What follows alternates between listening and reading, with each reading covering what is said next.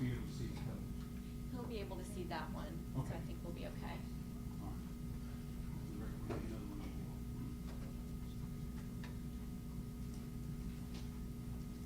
And Your Honor, one other matter. Yes, ma'am.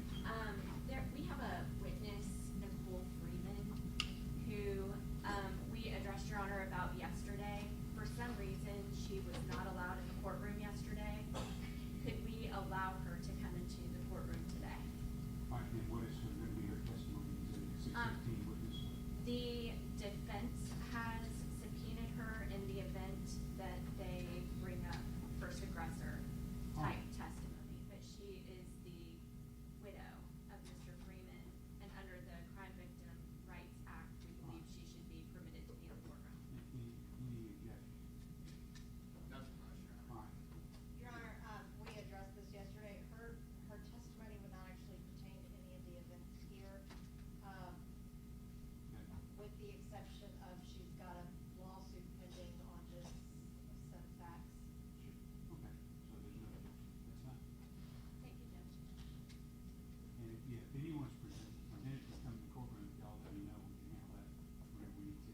I would ask the court to admonish everyone in the courtroom from making any noises or reactions to evidence or testimony. There was one or two little times yesterday. Okay. Yeah, just so everyone knows that's in the courtroom, you're welcome to stay, of course, but you can't interact, you can't influence the jury. In the past, I had four people that came in, we're wearing a T-shirt saying, "Found and not guilty." You know, we had to tell them to leave and not come back unless they had different clothes. But you can't impact the jury since y'all are under oath and you're not the witnesses. If you do something like that, I would have to stop the trial, have a contempt hearing, and you might be jailed. I've had to jail several people for emotional reaction. So if you feel like you can't react emotionally, I mean, you will react emotionally, you can't choice up. If you step outside, that'd be good. Otherwise, you might have to be locked up. I don't want to do that to people, but I just have to make sure that both sides get a fair trial. So you're not to make any emotional displays or shake your head no, or, praise God or anything like that. Just keep doing that. Anything else? All right, from the jury.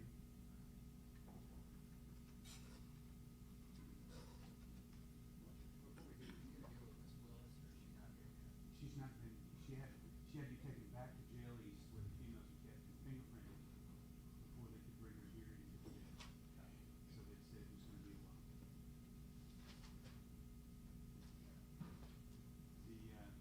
Where she was incarcerated, they didn't know that she was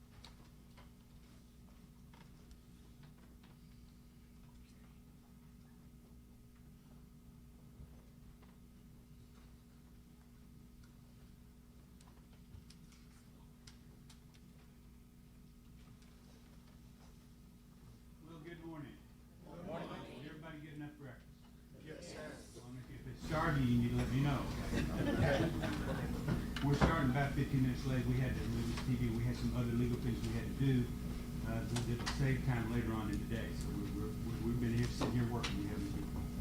All right, with that, state, let me call you. Your Honor, the state's next witness is Michael Green. Michael Green, please.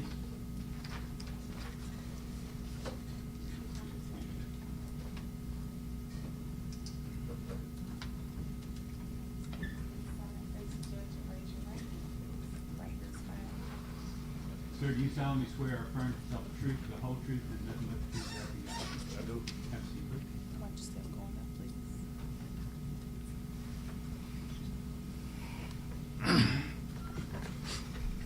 Good morning. Good morning. Good morning. Would you please state your name and spell your first name and your last name for the record? Michael Green, Michaelgreen. Where do you work? The Shelby County Jail. And what do you do for the Shelby County Jail? I'm a chief inspector of security. And can you tell the jury what that is? I'm responsible for the overall security of the jail.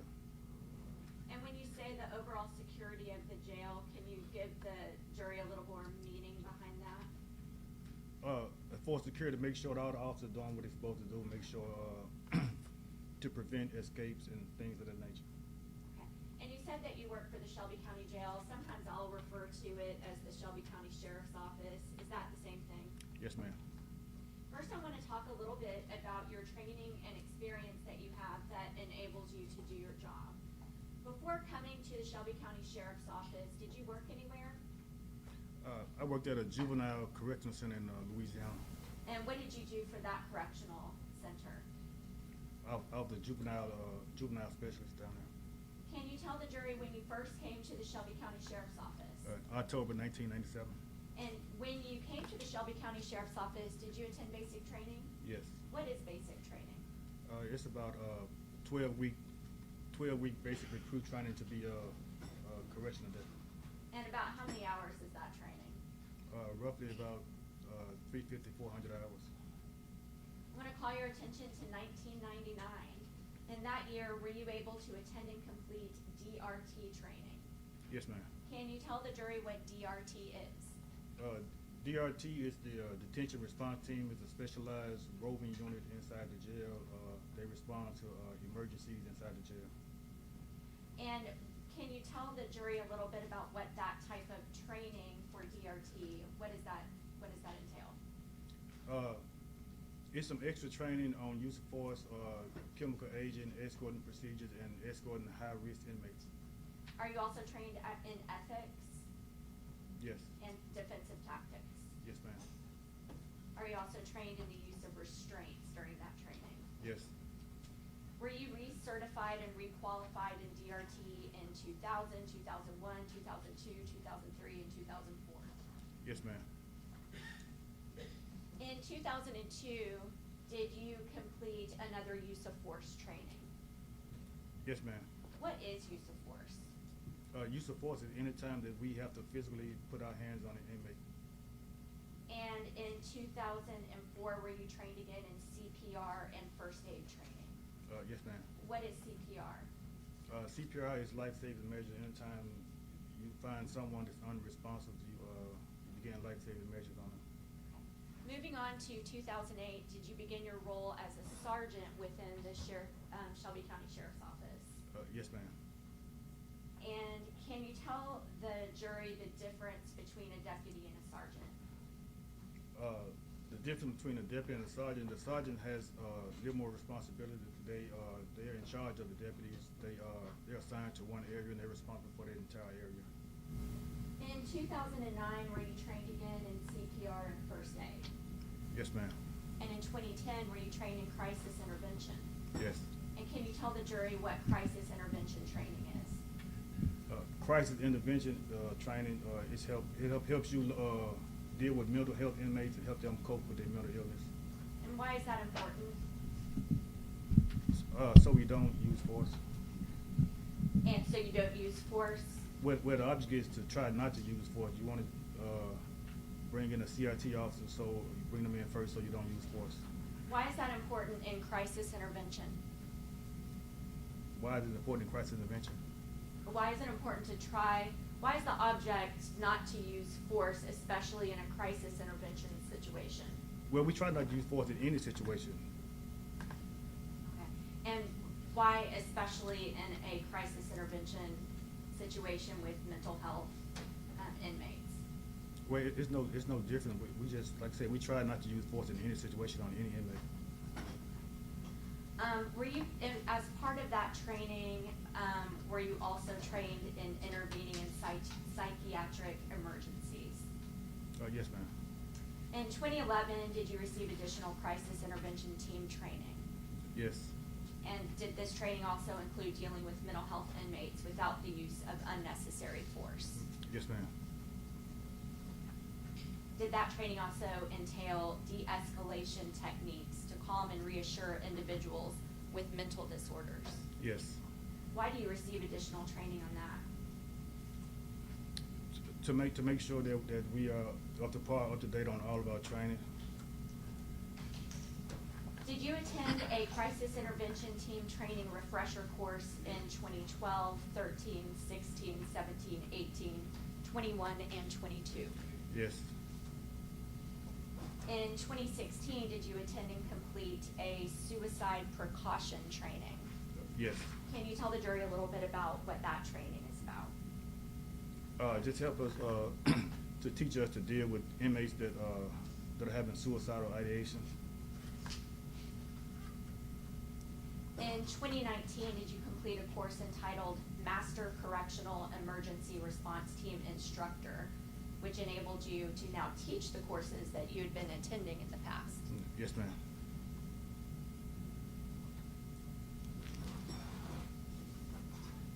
Your Honor, may I approach the witness?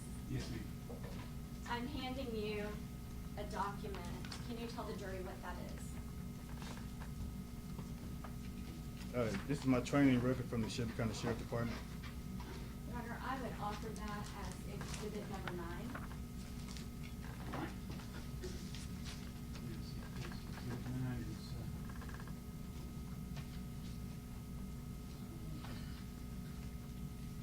multi-page document. And that Just a exhibit second, number, let's mark, let's have it marked. All right. that exhibit number 9 that we just offered into evidence, is that a packet that contains all the information that we just talked about? Yes. Okay. Now, we already talked at the beginning of your testimony that you are Chief Inspector Michael Green. Back in October of 2022, what was your role? I was the captain shift commander of 210 shift. Okay. And that's higher than your rank of sergeant that I had previously asked you about. Yes, ma'am.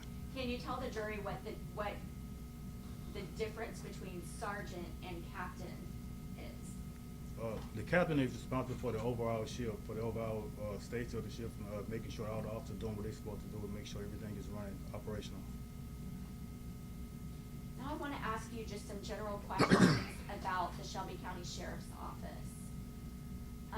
Are there different departments within the Shelby County Sheriff's Office? Yes, ma'am.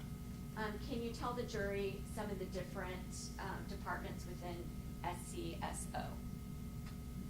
Yes, ma'am. You have the jail, you have fugitive, narcotics, you have SWAT, Homeland Security. Okay. Do y'all also serve civil process? Yes, ma'am. And do you have a law enforcement division? Yes. And looking around this courtroom, do y'all also have court security? Yes, ma'am. Okay.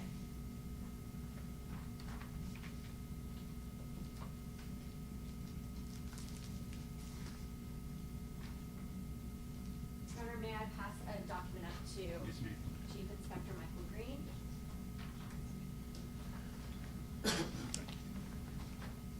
I'm handing you something. Can you tell the jury what that is? It's the Shelby County Sheriff's Office mission statement. Your Honor, I would offer that into evidence as exhibit number 10. All right. Document, this is who we are, exhibit number 10.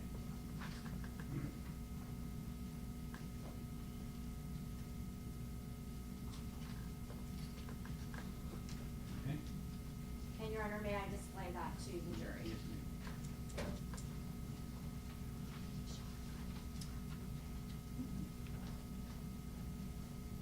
Can you read that to the jury? And like, Can you read that to the jury? And if you need me to pass up the actual piece of paper, I Yes. can do that.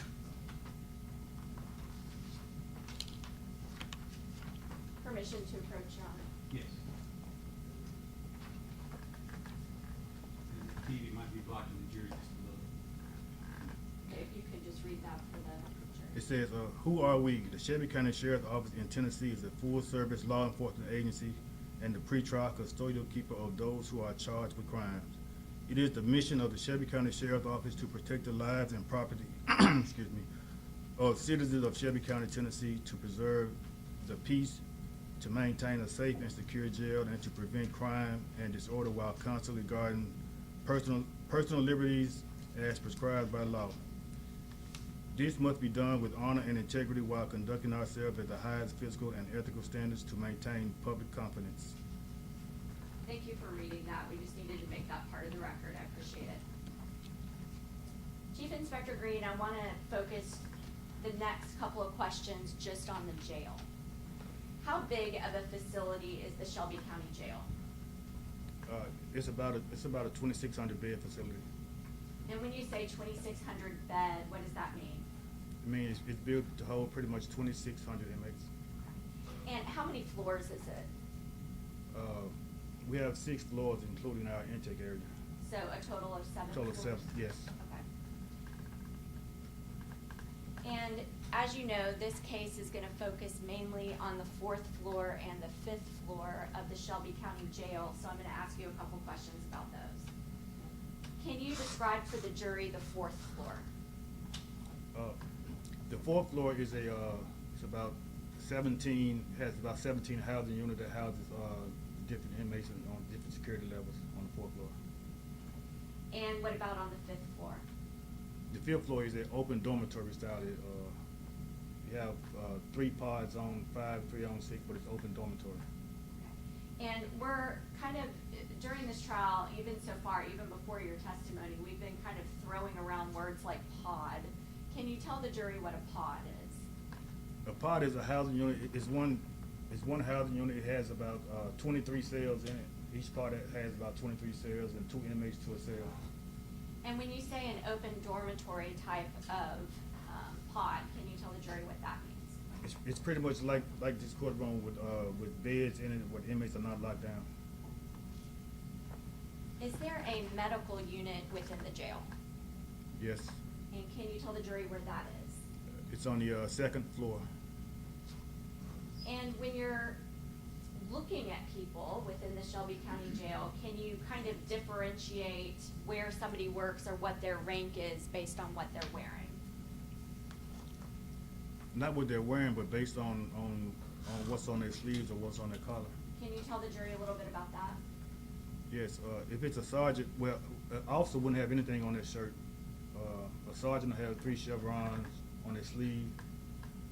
A lieutenant will have 1 bar on their collar, and a captain will have 2 bars on their collar. So if a person is arrested for something and they come into the Shelby County Jail, how do y'all decide where they're going to be placed within the jail? Well, each inmate sees classification, and they classify them based on their current charges, their previous charges, and their behavior history. And can you say a little bit more about that? Like, why are people classified before it's decided where they're going to be within the jail? Because you don't want to put violent inmates with non-violent inmates. Why is that? Because you don't want no inmates to be vulnerable to other inmates that's been shown to be severely violent. So if somebody is more violent, are they more likely to have their own cell? No. Okay, can you tell the jury why? I mean, like I said, each cell is a 2-man cell. I mean, if they are a threat to another inmate, then they will relocate them into another unit. But each housing unit holds 2 inmates. So, but if you have one that's severely violent or severely mental, then he'll be placed in a cell by himself. Somebody who is placed in their own cell, could they also be there to protect them? Yes. Can you tell the jury about that?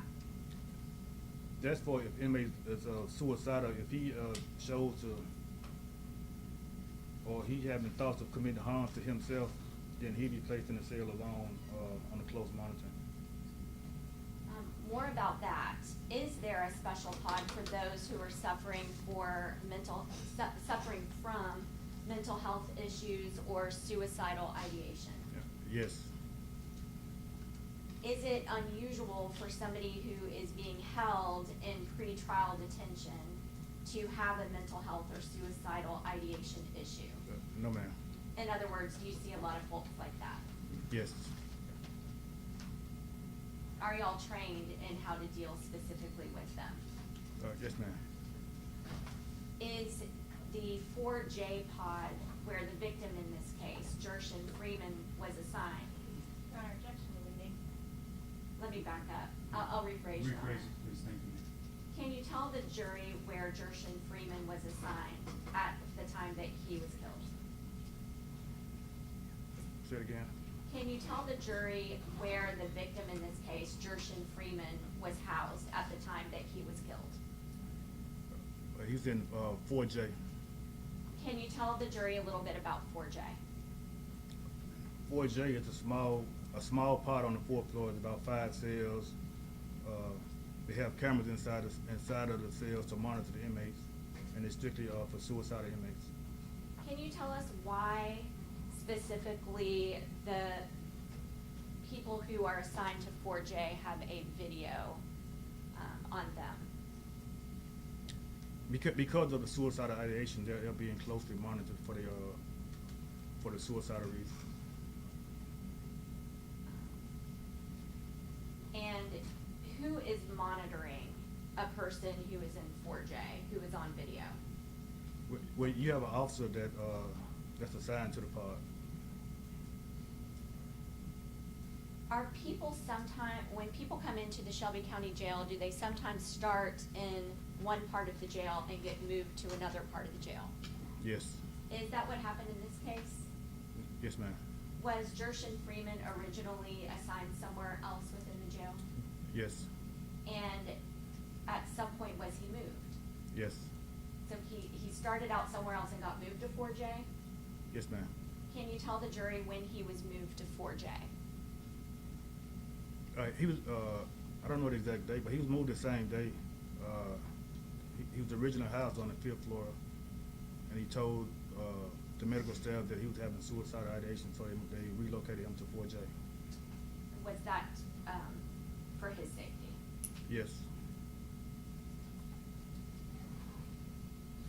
When he got moved from the 5th floor to 4J, did they have to use chemical agent on him?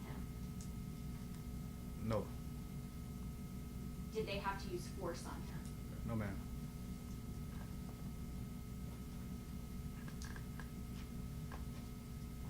We talked about video monitoring of people who are in 4J. Are there other precautions that are taken for those particular inmates? Yeah, they make, on those inmates, they make security rounds within every 15 minutes. And in addition to that, are they dressed like other inmates are? No, the inmates on suicidal, they don't have clothes. They have a smock they wear to prevent them from harming themselves. And can you describe what the smock looks like? Yes, ma'am. The smock is it's a cloth, kind of heavier garment that we have them so they're not just fully exposed, so they have to cover themselves with. And is it capable of being used to harm yourself with it? No, ma'am. When it is time to eat and you are an inmate who is housed in 4J, what does that look like? Well, each inmate cell is open one at a time. We open the cells one at a time and give them a tray because they comes out one at a time. We don't open more than one at a time. Can you tell the jury what a pie flap is? That's a cut into the cell door. It's kind of used for extra security, so you can open it and you can put the tray through there. Can you tell the jury how often that is supposed to be used in 4J? Well, it doesn't say that it's supposed to be used, but some officers like to use it, but it was nothing written that said that we have to use it. But a lot of officers prefer to use it. And what is the purpose of it? If you have an inmate that's, if you can look in the window, you can see him being kind of irate, then you wouldn't want to open the door. You use it in the pop flap or security flap. Okay. And when you use that security flap, when you look in and see that somebody might be having an issue, what is the reason why you would use the pie flap in that situation? Say it again. When you are watching somebody in 4J who seems to be having an issue, why would you want to use the pie flap? So you wouldn't have to open the cell door.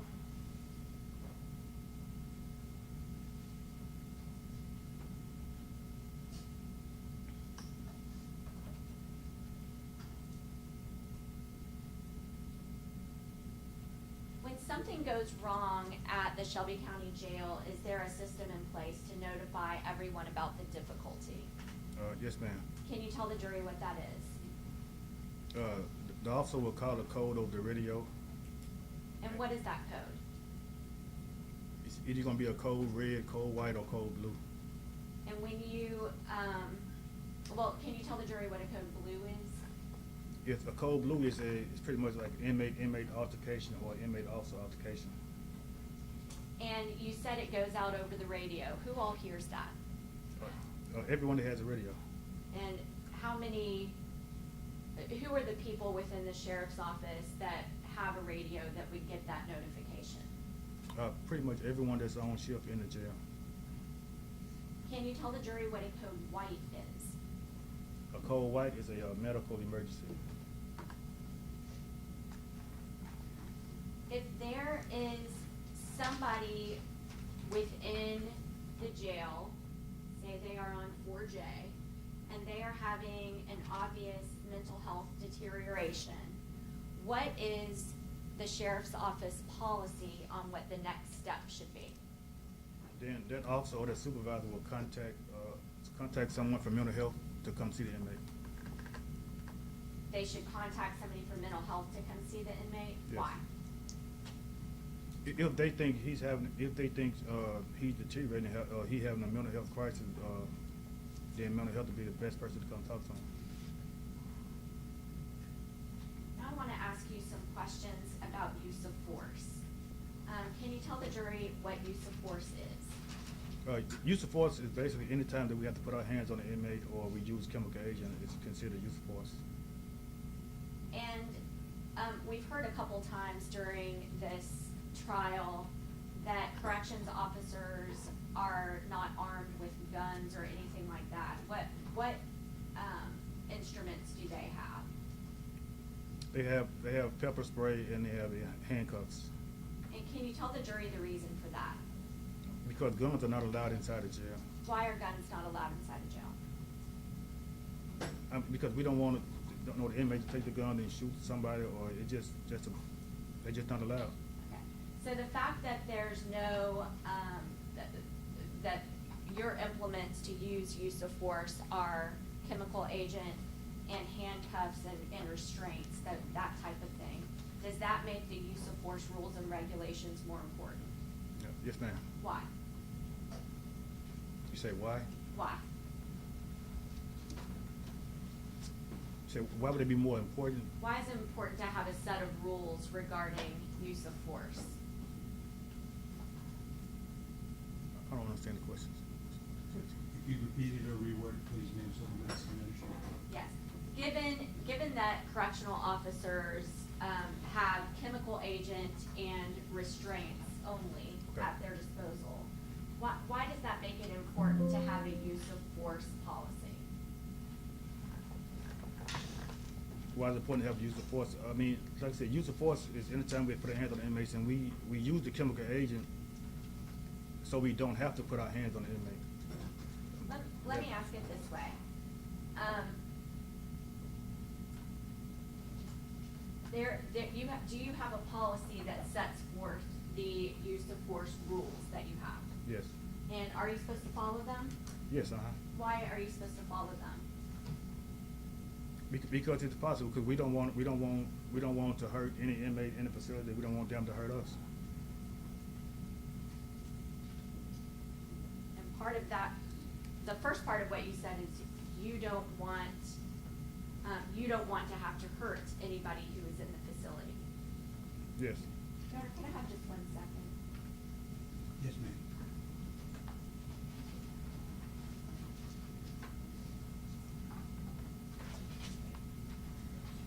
Your Honor, may I approach the witness? Yes, ma'am. You're being handed a document. Can you tell the jury what that is? Your Honor, I apologize. Is that, how many pages is that document? Well, show that to the people. We'll hand this to you. 16. That's a 16. That's I'm what good, it Your is. Honor. You are? Okay. Yes, sir.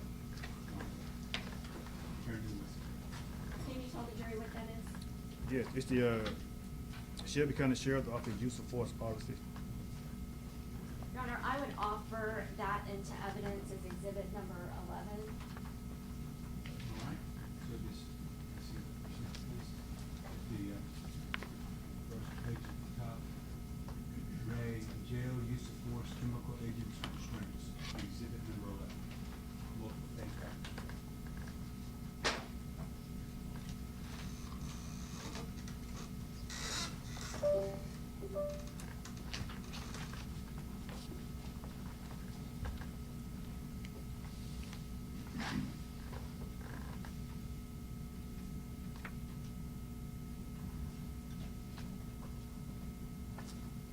Your Honor, I have a copy for all of the jurors. May we pass them out to the jury? That would be fine. Ladies and gentlemen, this witness is holding the exhibit. At some point, we're gonna pass this to you. We'll just pass this right now to you. Please don't make notes on it or write on it. I'm gonna collect them back up when they're through doing it. This will be the exhibit that we'll use back in the jury meeting.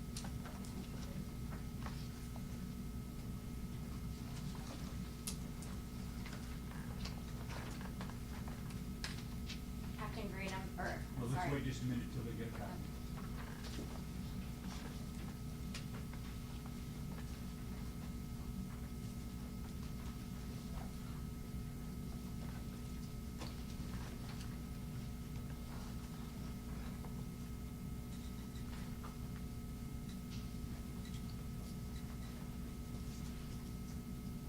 Your Honor. Any extras over there? All right, if we just hold on to those, we'll get, yeah, if you pass them to her, we'll get them from her. Just if you collect that extra.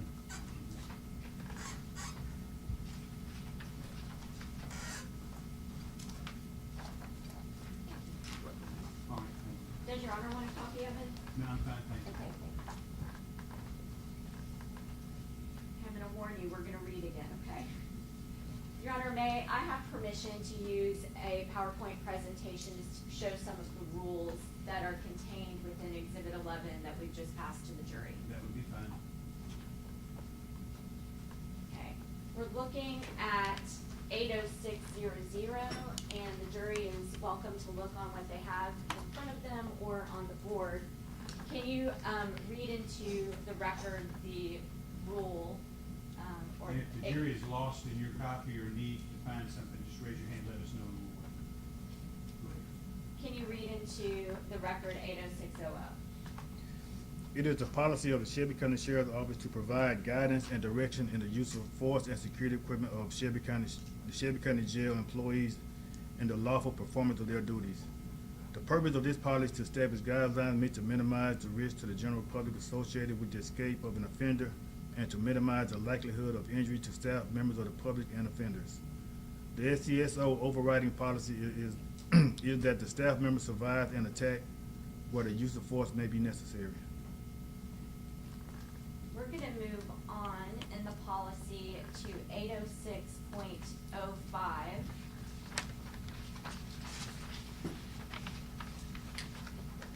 And I've got it highlighted on the board. If you could read for us section B. Corporal punishment. The use of force for the purpose of punishment. Corporal punishment is a constitutional violation in a detention setting and should never be used. And can you go on to definition F? Excessive force. A type or amount of force that is beyond which reasonably necessary to control the situation and achieve the correctional objectives, or the continued use of force after it is no longer reasonably necessary. And talking about excessive force, F2, the continued use of force after it is no longer necessary. Can you tell the jury why that is considered excessive force? You say number F? Yeah, F2. Why is continuing the use of force after it is no longer necessary? Why is that considered excessive force? Because once the inmate is no longer posing a threat, we know we stop the use of force to prevent injury. If you continue to use force after it is no longer reasonably necessary, can you tell the jury whether or not that is considered corporal punishment? I don't think it's corporal punishment. No, ma'am. Excessive force is not corporal punishment, in your opinion? If it's excessive force, then maybe yes. Yeah, that's what I'm asking. Okay. I think we miscommunicated. Okay. All right, so we're moving on to 806.05K. Can you tell the jury what a major incident package is?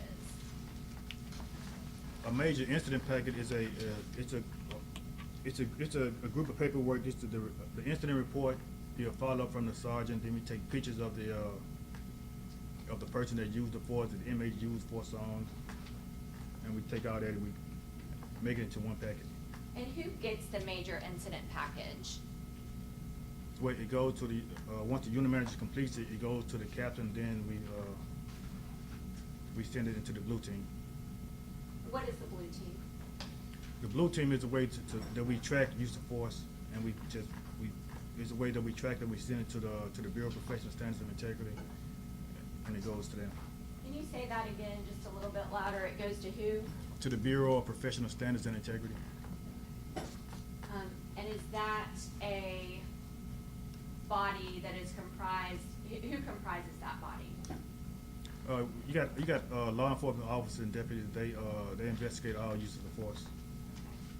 Going down to P, can you tell the jury what reasonable force is? Reading before the utensil used and or amount of force used to achieve a legitimate correctional objective. The type and amount of force must be consistent with the situation and the objective to be achieved. After the objective is achieved, what are you supposed to do? After the objective is achieved, then you stop with the force. You stop after the objective is achieved? Yes. Okay.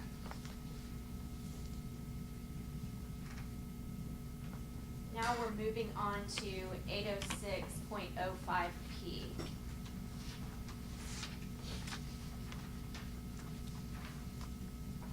Actually, I'm sorry, we already did 806.05P. Now we're moving on to 806.06A. Can you read for the jury A? Every employee must receive a paper copy of this policy and must acknowledge that they have received a copy and have read the policy. So it says every employee. What does that mean? That means every employee in the sheriff department should read this policy. Does it matter what rank you are within the Shelby County Sheriff's Office, whether or not you received this policy? No, ma'am. And it says that you have to acknowledge that you've received a copy of the policy. How do y'all keep track of that? Through our learning management system. Okay, are they supposed to sign for it? Yes. Okay, and if you have not received that policy, are you allowed to work at the sheriff's office? If you're not received it. Yeah, if you haven't received it and acknowledged it, are you allowed to stay working at the sheriff's office? Yes, ma'am. You are allowed to stay working there if you have not had the policy? I mean, everybody had the policy. I mean, Okay, That's really what I'm getting at, and I Okay. think I'm just asking my question in a bad way, and I apologize. Can you go on and let us know about section B? Every employee must receive training and the nurture, meaning the interpretation of this policy. At the end of such training, every employee must demonstrate adequate comprehension of the relevant provision of this policy. Does that mean that everybody has to be tested on it? That means everybody go through training on use of force. Yes. Does that include all deputies? Yes. And tell us about C. New employees must be given a copy of this policy and trained on the policy at the academy. And the academy, is that what you talked about at the beginning of your testimony, going through basic training? Yes, ma'am. And you said that's the 350 to 400 hours? Yes. Okay, and is that what they're talking about here in C? Yes, ma'am. And if you could skip down to E. Employees who attend non-SCSO training on any topic covered by this policy, chemical agent training, firearms training, etc., must resolve any conflict between that non-departmental training and this policy in favor of the provision of this policy. This policy supersedes any contradictory information received in any non-departmental training. So even if somebody has been trained on use of force somewhere else, they still have to go through your training? Yes. Okay. Now we're gonna move on to 806.07A. Can you tell us about that? All security and custody personnel will be trained in the techniques and use of physical force to control and or move inmates with minimal harm and discomfort to both inmate and staff. Staff will document any use of force in their logbook, input a report into the offender management system, and submit a major incident package to special operations. So it says all security and custody personnel. What does that mean? What is somebody who is a custody personnel? I mean, everybody that's assigned in the jail division. So this use of force policy is for everybody within SCSO, and this is saying definitely everybody who works at the jail has to be trained. Yes, ma'am. Okay. Now we're gonna move on to 806.07B. Oops, can you tell us about B? The use of physical force is restricted to instances of justifiable self-defense, protection of others, or property, and prevention of escapes. In no event is physical force used as punishment. If somebody is no longer a danger to you, are you allowed to keep using use of force? No.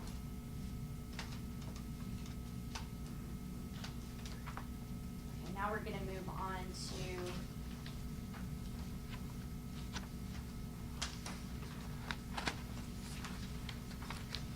806.07H. Can you tell us about that? The use of force must be terminated as soon as the justification for it is no longer present. For example, when an inmate has stopped resisting and is under staff control, however, force may be applied if resistance begins again and the conditions of the use of force are again present. And can you tell us about K? Corporal punishment is a constitutional violation and is never permissible. And 806.07M.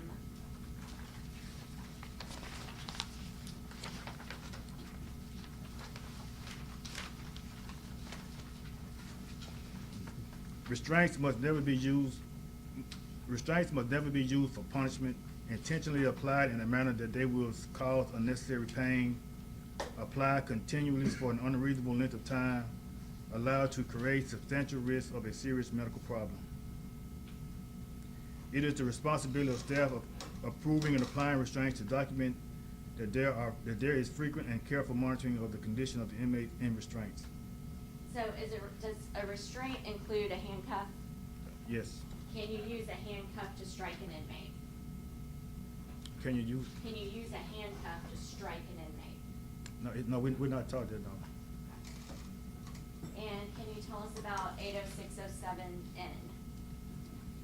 Inmates may not be placed face down in a prone position while in restraint because of the possibility that they may be unable to breathe properly and asphyxiate, deprive a person of oxygen, usually leading to unconsciousness or death. If an inmate must be placed face down in a prone position, she must be observed continuously by security staff. Employees must exercise great caution when placing their body weight on the inmate in the face down position and must ensure that the inmate is able to breathe effectively. Once staff has gained control of the inmate and compliant, this position must be changed as soon as possible. Why do y'all receive training on that? Ma'am, Why do you receive training on not putting pressure on somebody who is in a prone position putting pressure on their back? Why is that important? because you don't want to restrict their breathing, Okay, and why don't you want to restrict somebody's breathing? because it could cause injury or death. Because it could cause injury or death? When you say, when he's in. I apologize, yes, sir. That's okay. Just need to make sure everybody hears you. Yes. Can you tell us about 80607P? Medical attention must be provided to those injured and those possibly injured as soon as possible following any use of force. The captain or designee must document medical assessment of all inmates upon whom force was used and all of those using force. It says as soon as possible following any use of force. What does as soon as possible mean? As soon as possible, as soon as you can get them to medical, as soon as you get it secured and there's no threat, you get them to medical. Okay, so as soon as the inmate, you said as soon as the inmate is secure, then you're supposed to give them medical attention? Yes. Okay. Do you have to wait for any nurse or anybody to get there, or can you start giving them medical attention? No, most of the time, the inmates are escorted to medical after use of force. My question is, do you have to wait for medical to get there if somebody needs medical attention?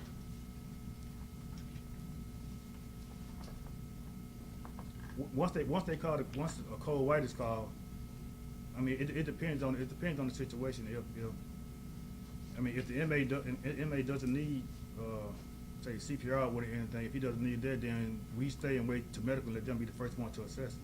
If a person does need CPR, do you have to wait for medical to get there? No.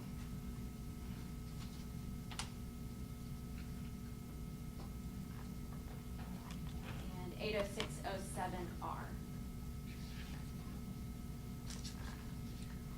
Nothing in the above subsection, subsections of section 806.1.7 is intended or should be interpreted as preventing a staff member from taking reasonable measures to protect his or herself, to protect the lives of others, and stop disturbances or prevent escapes.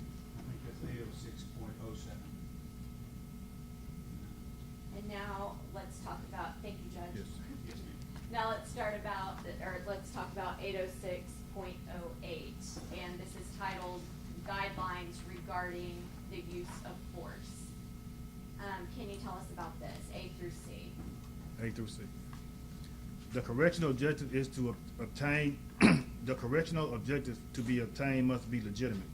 Examples of legitimate correctional objectives include, but are not limited to, defending oneself, defending others, preventing the commission of a crime such as escape or destruction of property, enforcing institutional regulation, preserving the order and sound governance of the facility, or secure compliance to a reasonable order. Reasonable alternatives other than the use of force were either unavailable or were tried and were unsuccessful. Resistance to the attainment of the objective must be evident. Resistance must be evident to justify the use of force. The type of resistance, whether verbal or physical, active or passive, is significant in deciding the type of amount of force that may be used to overcome the resistance. So I want to ask you a little bit about C down there. The resistance must be evident. If the amount of resistance that you give somebody, or the amount of resistance, let me start over with that question, that was terrible. The amount of resistance that a correctional officer is getting somebody they have to respond with, they can't overdo it, I guess is what I'm trying to say, is that right? Right. Okay. And what if it starts out being a lot of resistance, but it ends up being no resistance at all? Can they just keep going? No. Okay.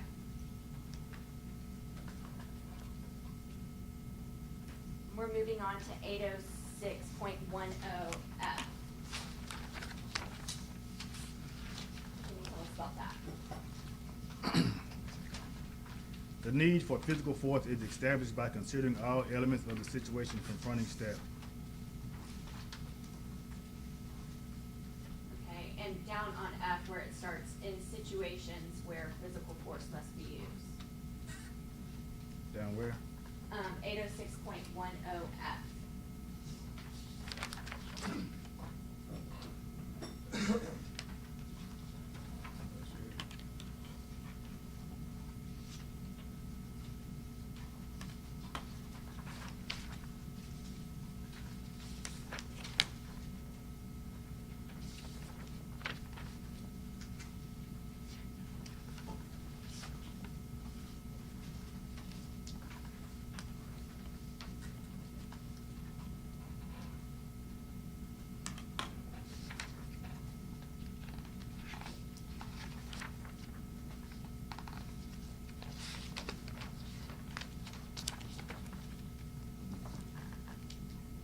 In situations where physical force must be used, employees are specifically prohibited from punching or kicking an inmate into submission unless there are no reasonable alternative.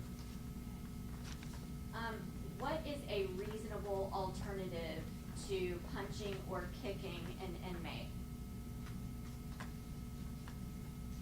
What is a reasonable alternative? Yes. I mean, say if you have no other alternative, you have no other choice. I mean, if you're trying to defend yourself and you have no other alternative, then yes. What is a reasonable alternative? Like if you said that the use of force policy says that you're trying not to have to use use of force, period. Right. And then later on, you just testified that you can only use the amount that is necessary in a situation, then you have to stop. Yes. Right? And then this right here is telling us that you can't punch or kick an inmate into submission unless if there is a reasonable alternative, you have to use it. Right. Okay. What is a reasonable alternative to kicking or punching somebody? I mean, if someone comes and punch you, then that's a natural reaction to defend yourself. You punching back until you gain control. Is it a reasonable alternative to put handcuffs on somebody rather than hitting them? Is it a reasonable? Is it an option instead of hitting somebody or kicking them or punching them or anything like that? Is it a reasonable alternative to put handcuffs on them? I mean, it'd be hard to put handcuffs on him if he's punching you. Sure, but you have to. But if that's an option, is that something that is a reasonable alternative? No, ma'am. It's not. Okay. If the person is not punching you or kicking you, is it a reasonable alternative to just put handcuffs on them? Yes, ma'am. Okay.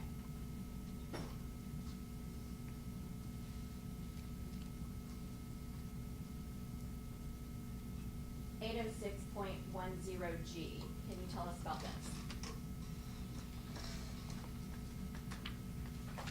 Employees are trained to use physical force such as control techniques, compliance hold, and or chemical agents to achieve inmate compliance. In situations where physical force must be used, employees are to exercise extreme caution when placing their body weight on an inmate, especially when holding them in a prone position lying face down. Officer must be aware of the possibility that the inmate may be unable to breathe properly, which may cause asphyxiation. So that's another time within this document that it's brought that up again. Is that right? Yes, ma'am. Okay. And now we're moving on to 806.14K. Can you tell us about this? You said K? Yeah. Chemical agents must not be used as follows.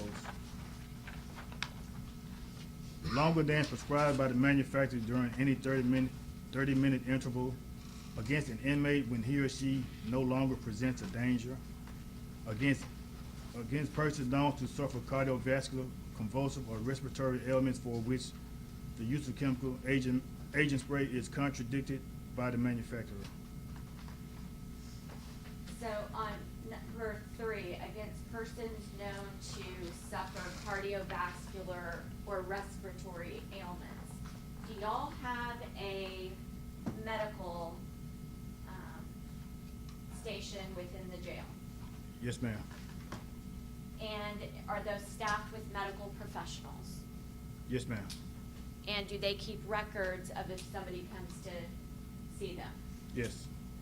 And if they had some type of cardiovascular type issue, could they note it there? Yes. Now I'm moving on to 806.20A.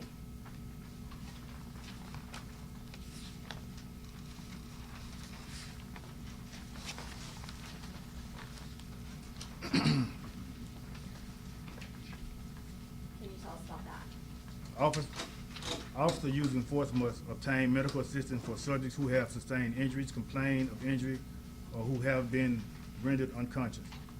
Promptly notify their supervisor unless extenuating circumstances delay the notification. Document the use of force in the arrest crime report and complete the blue team use of force report. Thank you, and that we're not gonna go over any more the use of force policy. But let me ask you this, how many pages is that use of force policy? 16. It's 16 pages, and how many times did it say within that use of force policy that everybody has to have, sign off on, and be trained on? How many times does it say that you are not permitted to sit on anybody or to put pressure on somebody's back? Or it could cause asphyxiation? At least twice. Okay. 3 times maybe? Yeah? Okay. All right, I'm gonna move on. Does SCSO utilize chemical agent? Yes. And can you tell the jury what type of chemical agent is used? Freeze plus P. Can you tell the jury about that? Yes, freeze plus P is the chemical agent. It's made with OC and CS, and it's used. We use it after use of force to prevent inmate altercations. Are there different types of agents for different situations? It's not different type. Where some has more in the can, but it's pretty much the same. It still uses OC and CS. And does DRT, people on the detention response team, do they carry a bigger chemical agent can than somebody else? Yes, ma'am.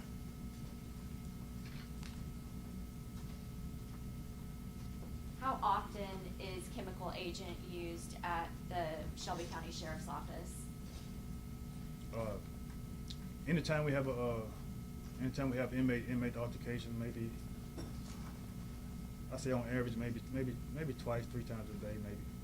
2 or 3 times a day? Yes, ma'am. Okay.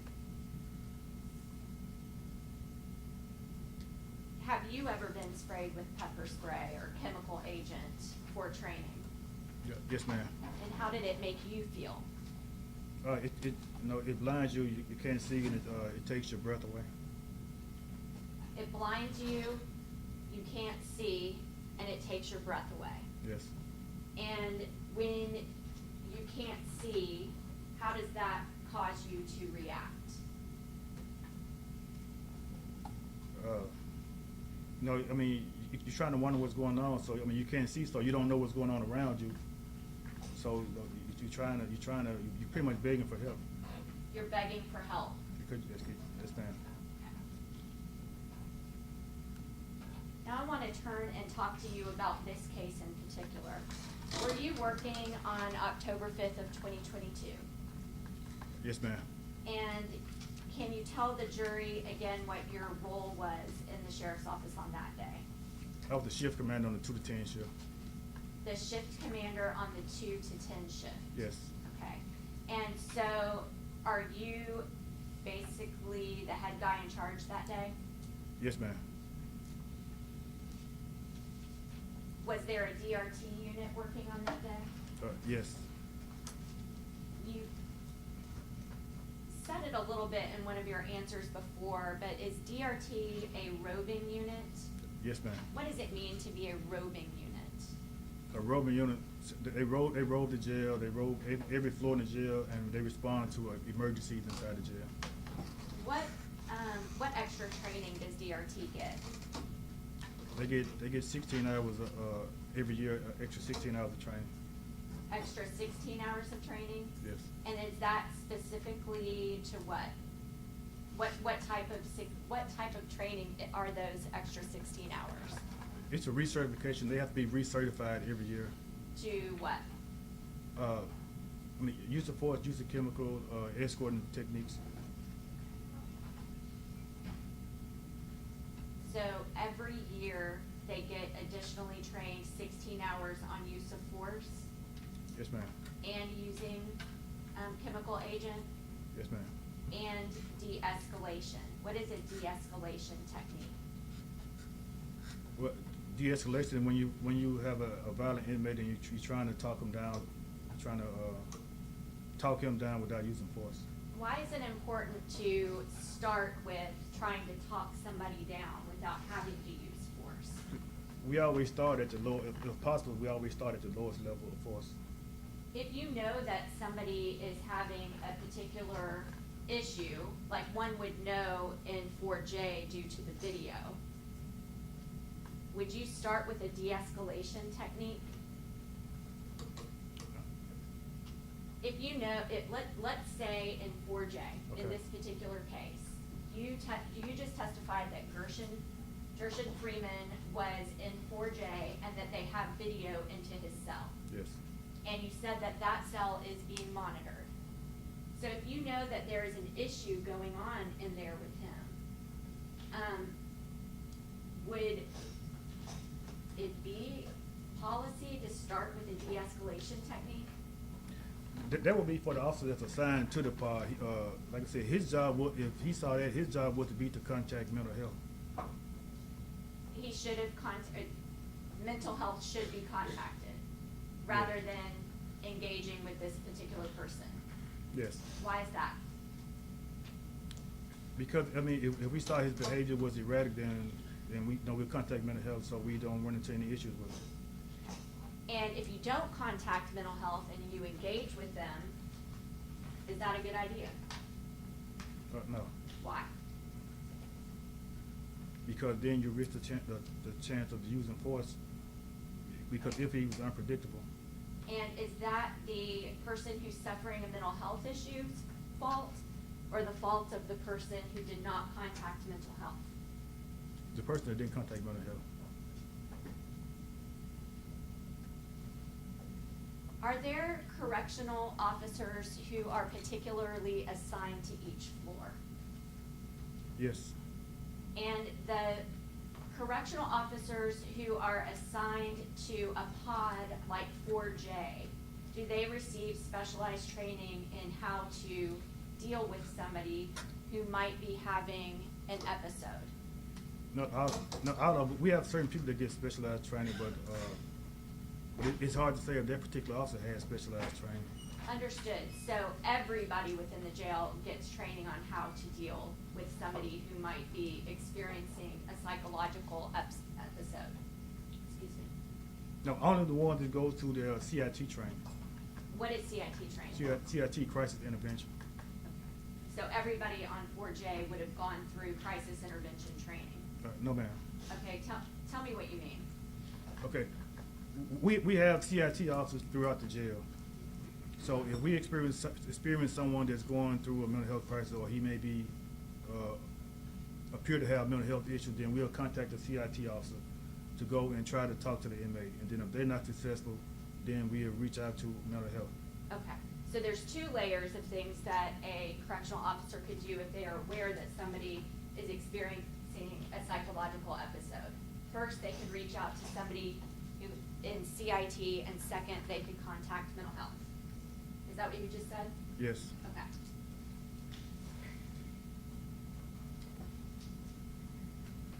So below, who was the DRT sergeant on shift that particular day? Sergeant Matthews, And what's his first name? Travis.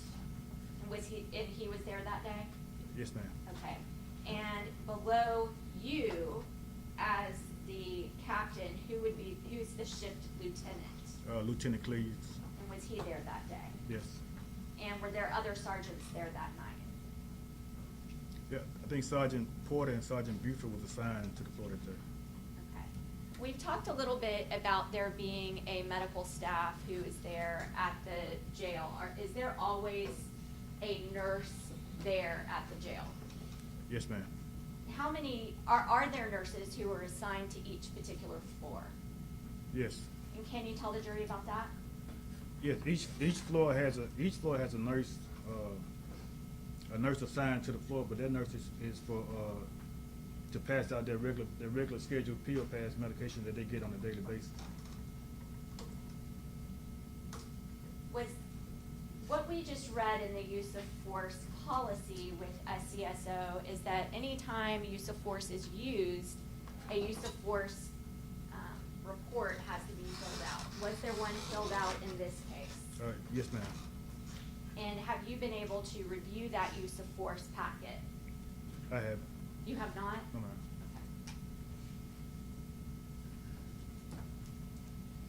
Okay. You know the victim in this case is named Gershun Freeman. Were you ever familiar with him, or did you ever recognize him in particular prior to this day? No, ma'am.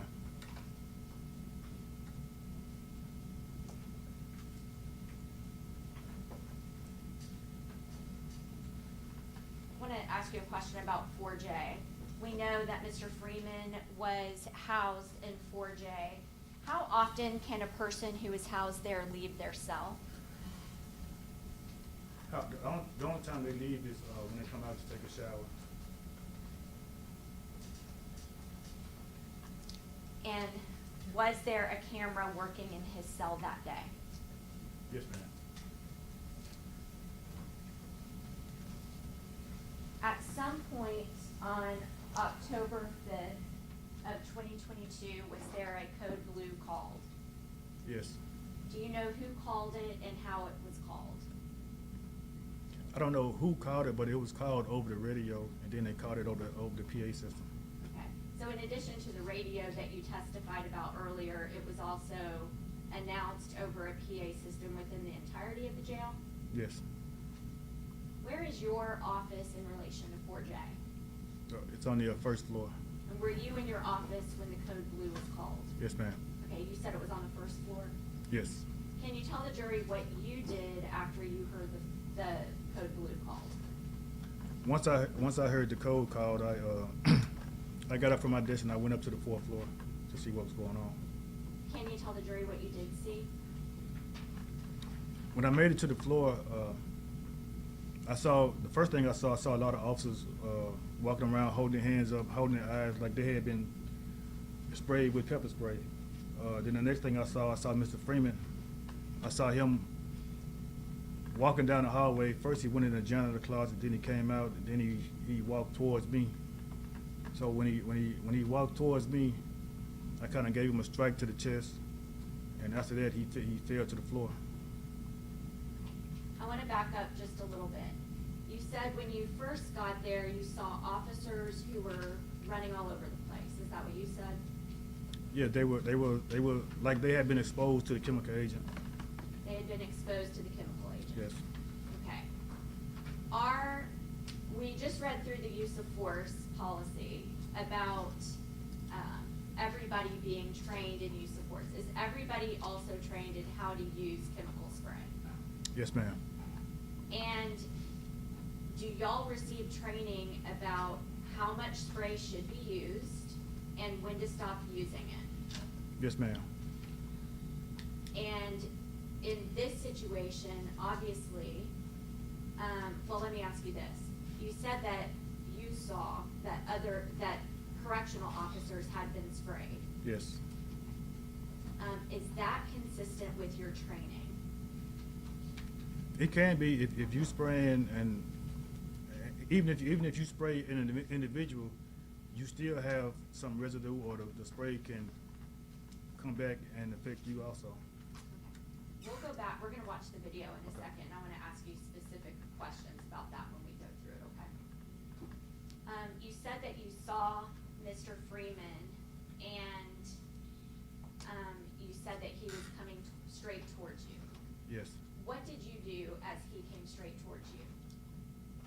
Like I said, when he came towards me, I gave him a strike to the chest, and he went down on his stomach. What? I'm sorry, I didn't hear that. When he came towards me, I gave him a strike to the chest. Strike. Yes, sir. And he fell down on his stomach. And that's consistent with your training? Yes. Okay. And once he got down to the ground, what was your intention to do? Well, after he was on the ground, my intention was to get down and handcuff him, but before I can handcuff him, I felt some spray hit me in the face. Some chemical agent hit me in the face. Okay. Who sprayed you in the face? I think it was. I want to say it was Officer Gibson. I was looking at 100%, but I think so. Okay. So another correctional officer sprayed you in the face Yes. and kept you from doing what your training told you to do. Yes. So you said that your training told you to strike him in the chest and get him on the ground, and then you were gonna try to put him in handcuffs. Yes. Okay. Why weren't you gonna stomp him? Why was I with what? Why weren't you gonna stomp on him? Because he was down on the ground. I was gonna put him in a handcuff. I wasn't gonna stomp him. Sure. Would that violate your use of force policy? Yes. Why weren't you gonna hit him with one of your handcuffs? Would that have violated your use of force policy? Yes. Why didn't you kick him? Would that have violated your use of force policy? Yes. Why didn't you punch him? Why weren't you gonna punch him? Because he was down on the ground. And you wouldn't need to do that anymore. No. And you said that you got him there and you were about to handcuff him, but somebody else,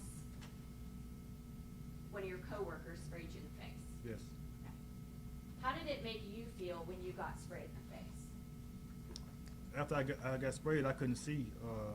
So I went down. I made my way to the third floor control center, and I washed my eyes out. Tried to wash my eyes out as fast as I could. Let me back up. I forgot to ask you a question. When Mr. Freeman was coming towards you, was he saying anything to you? No. Did you hear him the entire time you were down on the fourth floor say anything to anybody? No. When I saw him, he was walking towards me, and his eyes was wide open, like the chemical agent didn't affect him at all. So it's like he was just walking towards me with his eyes wide open.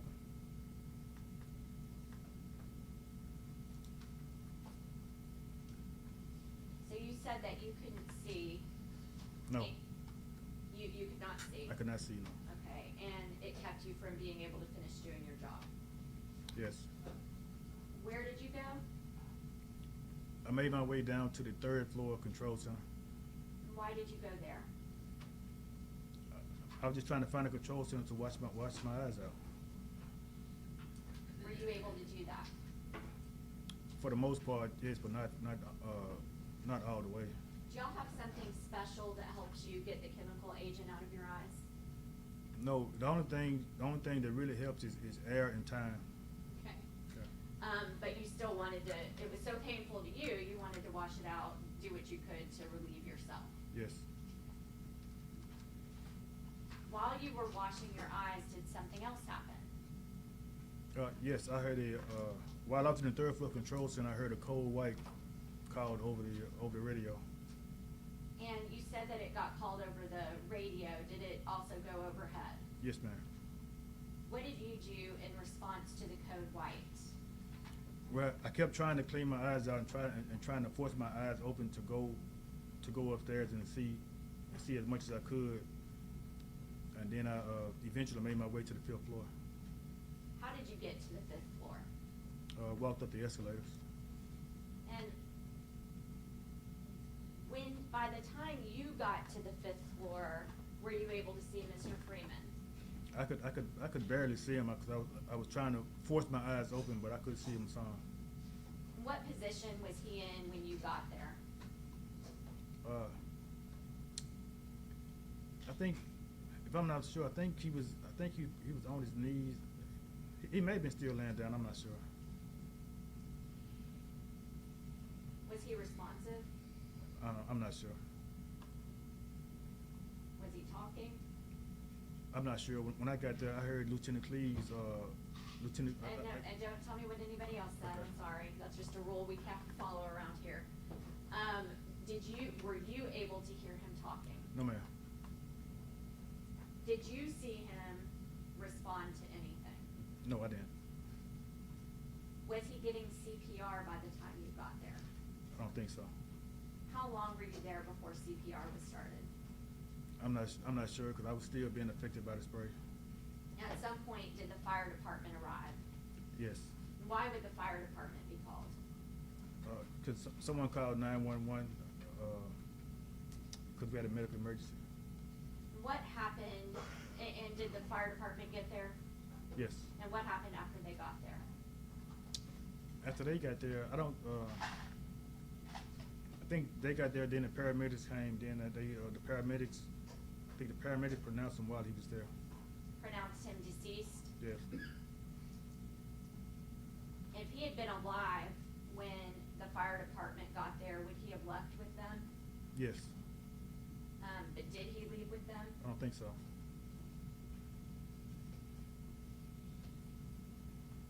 Once, at some point, did somebody come and take Mr. Freeman's body out of the jail?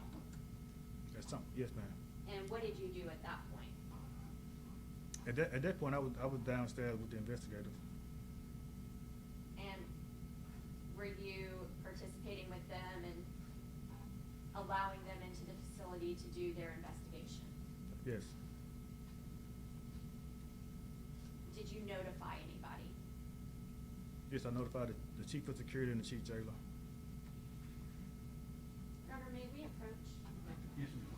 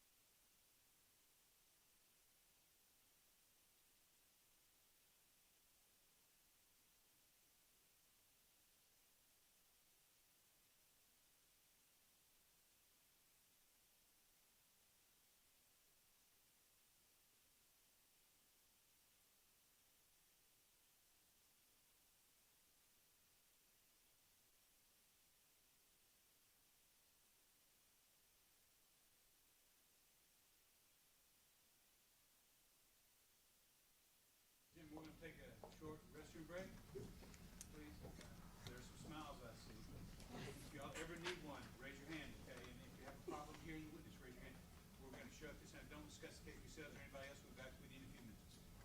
Leave the clipboard in the chair face down, please. Yes. The hard working jury. Yes.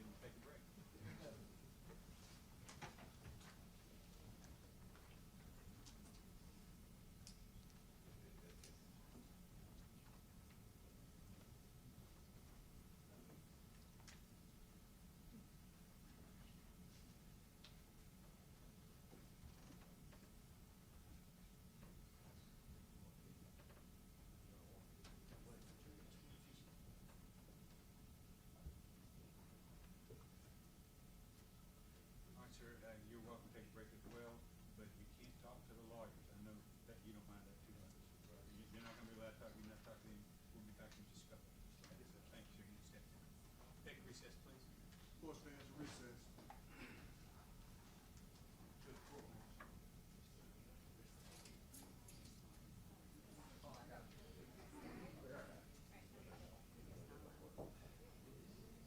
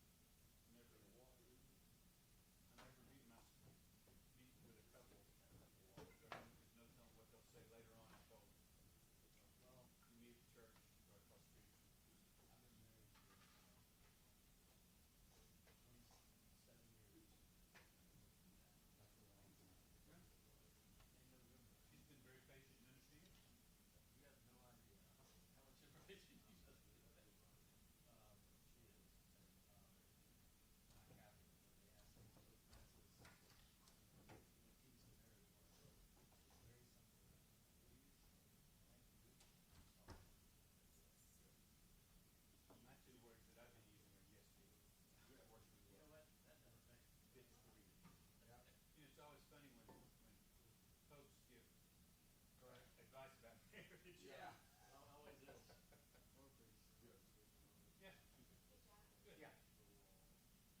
Our witness is Ms. Hunter. Ms. Hunter, Yes, sir. our witness is here. You need to talk to her. How do we do that? You can go back there and talk to her, or if you need a deputy present, they can go back there too. Is it? Or I can talk to her first, whatever y'all wanna do. Thank you, Judge. I figured you'd wanna talk to her. I Maybe do, I think general responsibilities of mine to Okay. speak with her. I'll let him y'all know. can do that now if you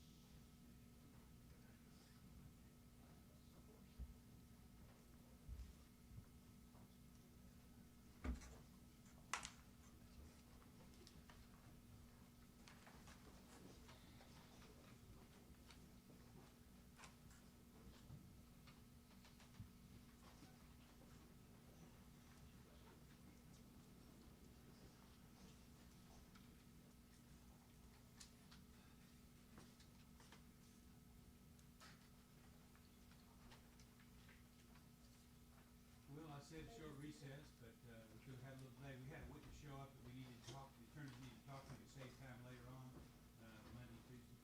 So, we actually are trying to save a little time. Your lunch is gonna be here about 1 o'clock, and we're gonna go until, all right. Thank y'all very much. If you may continue, if you represent, the witness, please take a seat. Oh, We need to go get him. Chief Inspector Go Green. get the chief inspector, please. Ask Chief Inspector to come back in, please. I'll tell you sitting there. How much out of you want to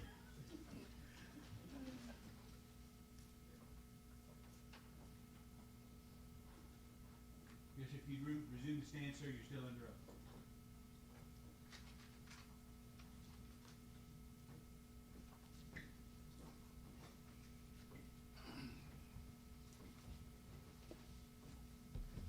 All right, ma'am?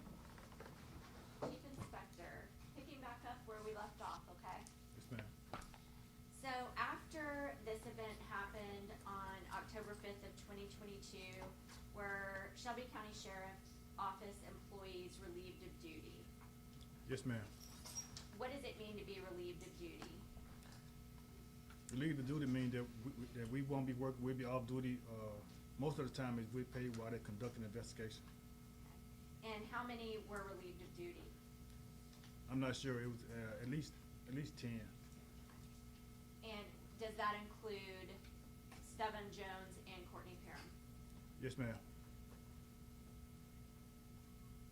Now I have some questions about the defendants in this case. Do you know Stevon Jones? Yes, ma'am. And is he here in the courtroom? Yes, ma'am. Could you point at where he is and tell us what he's wearing? He's right here in the blue suit. Your Honor, may the record reflect he has identified the defendant, Stevon Jones. Let the record so reflect. How do you know Mr. Jones? He's a correctional officer in the Shelby County Jail. And in October of 2022, what was his position at Shelby County Sheriff's Office? Correctional deputy. And can you tell the jury whether or not in October of 2022 he was trained in the use of force policy? Yes, ma'am. And was he trained in CPR? Yes, ma'am. Do you know Courtney Parham? Yes, ma'am. Is he here in the courtroom? Yes. And could you point at him and tell us where he is and what he's wearing? Right here in the gray suit. For the record, she's identified the defendant. Thank you, Your Honor. In October of 2022, what was his position at Shelby County Sheriff's Office? He's a correctional deputy. And was he on the DRT team? Yes. And does that mean that you actually did his training? Yes, ma'am. And did you train him in the use of force policy that we just went over? Yes. And did that include the part about the asphyxiation and the dangers of it? No, ma'am. It did not include that? I apologize. Yes, the use of force, yes. Okay. And can you tell the jury whether or not he was also trained in CPR? Yes, ma'am. Is there a video system within the Shelby County Sheriff's Office? Yes. Can you tell the jury whether or not it recorded the death of Mr. Gershun Freeman? Yes, ma'am. Have you had an opportunity to review the video? Yes. And the video that you reviewed, did it have people labeled in the video? Yes. Who were the people that were labeled in the video? Mr. Jones and Ms. Parham. Okay, and there's another person, Basti Willis, was that person labeled? The nurse, yes, ma'am. And Michaela Armstrong, was she labeled? Yes. Okay, and can you tell the jury whether or not they were correctly labeled in that video? Yes, ma'am, they were. Your Honor, at this time, I would offer into evidence the video that we just described, which labels Mr. Jones, Mr. Parham, Ms. Willis, and Ms. Armstrong. All right. That would be fine. That would be exhibit 12. Is that E2? Let me see for a second, please. All right, this is labeled E2.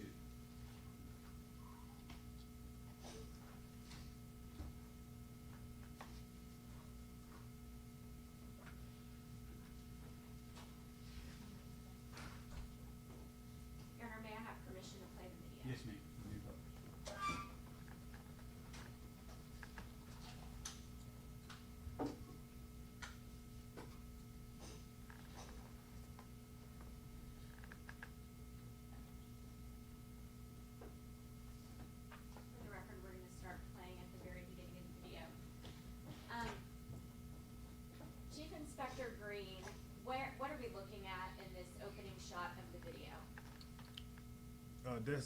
That's 4J. That's one of the pods on the fourth floor.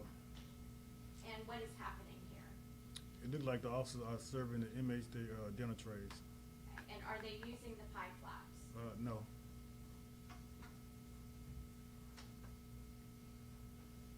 I'm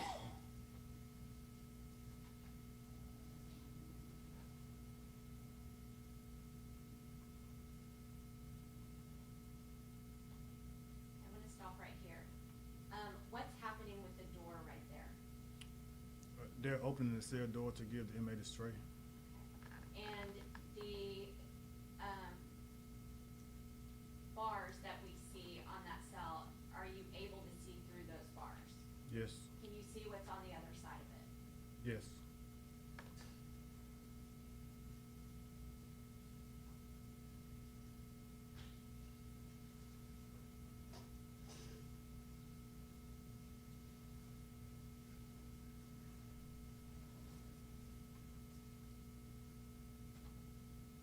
I wanna pause right there.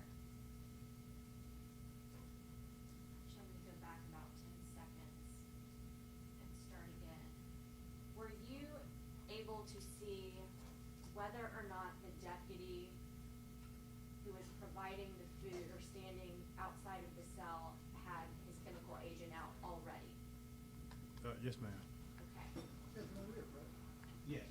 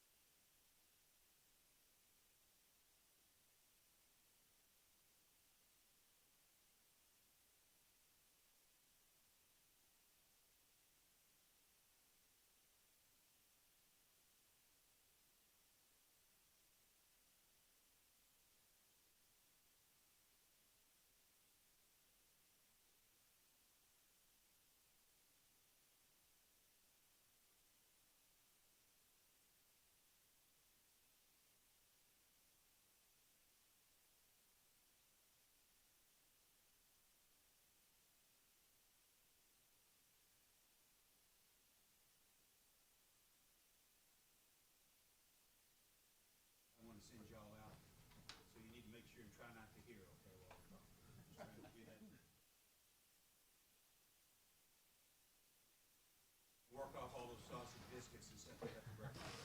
All right, you may ask another question. Chief Inspector Green, you just testified that as the doors were rolled, the correction officer already had the chemical agent out. If somebody if there is going to be a plan of use of force, what has to happen first? If it's a plan use of force, we contact the shift commander and we, just what it said, we come up with a plan, we get a team together, and we go and we use force. So, I'm sorry, you need to keep your voice up so they can all hear, okay? yes, I'm sorry. Thank you, sir. If it's a plan use of force, we get with the shift commander, and we come up with a plan. We get a team together, and we execute the operation like that. If there had been a planned use of force today, would you have been aware of it? Or not today, on the day that this happened, would you have been made aware of it? Yes, but here is no need for a plan use of force because he came out, so they didn't have time to create a plan use of force. I know what you're wanting to say, but my question is, you've already answered the question that as the doors were being rolled, the Right. chemical agent was already out. Okay. Is that fair? Right. Okay. Go ahead and play it.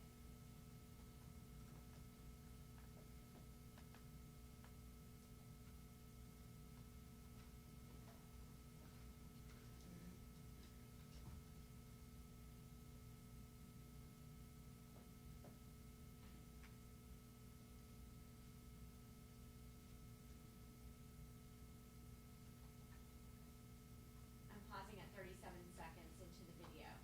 So when Mr. Freeman first came out, he did hit at the correctional officers. Is that fair? Yes, ma'am. Objection to leading. Please don't leave us, honey. After he got on the ground, how many times did you see Mr. Freeman strike the officers? On the ground, I didn't see him strike him. I saw him grabbing at them. I didn't see him strike. And does he have any weapons or anything like that on him? Not that I can see. And we're starting at 27 seconds in.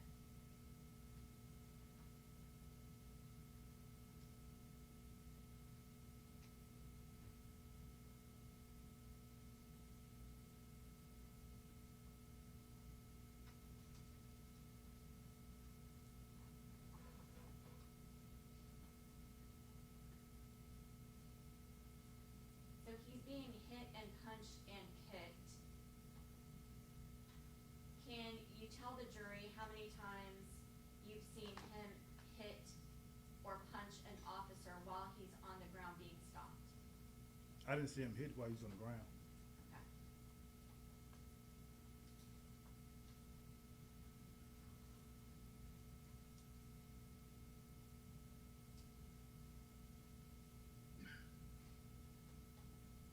As he's being hit and punched and kicked, how many times did you see a correction officer, instead of hitting him, try to put his hand behind his back to be cuffed? I didn't see that. And is that in line with the use of force policy at the Shelby County Sheriff's Office? I mean, it is. I mean, they couldn't put it behind his back because he was grabbing them. I saw he had somebody's legs, so they couldn't put his arms behind his back. How many people are there? I saw at least 8. 8 people, and how many of Mr. Freeman are there? 1. Respectfully, are you telling me that 8 people are unable to put one Objection man? to leading, Yes. John. You just ask her a direct question, please, Ms. Hunt.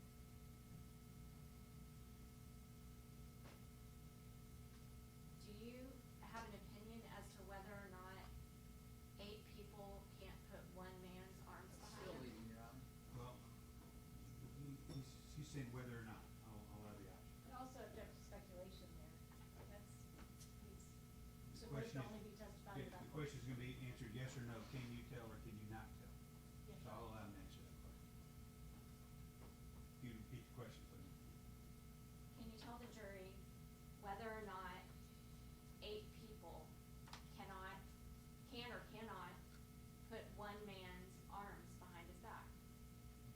this situation, I'd say no, because of the chemical agent. Who sprayed the chemical agent? I'm not sure who sprayed it. Did Mr. Freeman spray the chemical agent? No.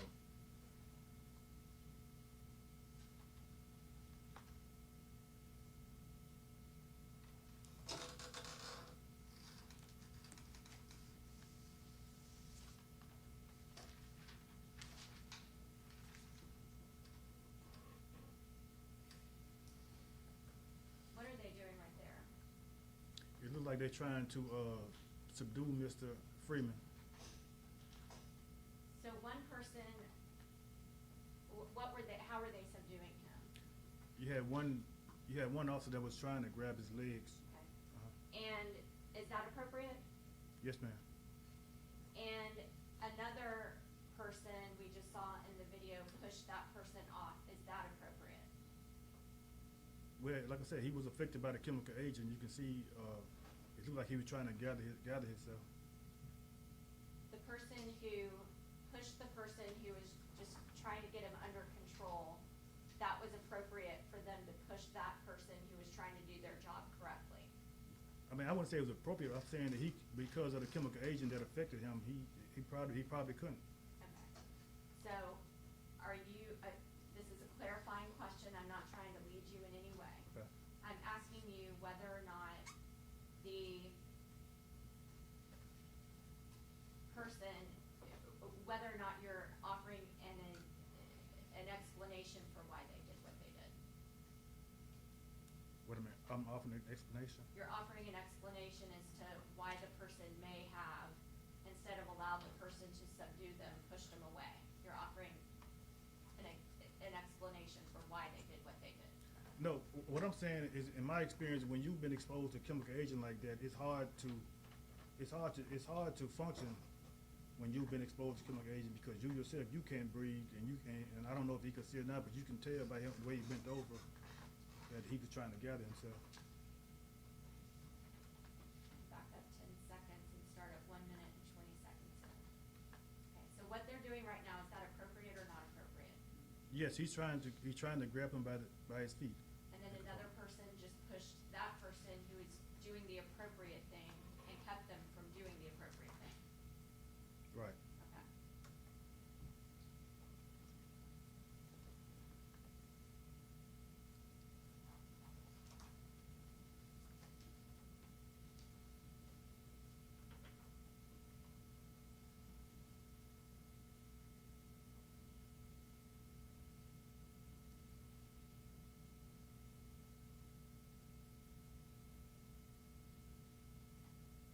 Pausing there, we just saw somebody with a green circle around their head running down the hallway. Who is that person? I didn't see it. Can you play it again?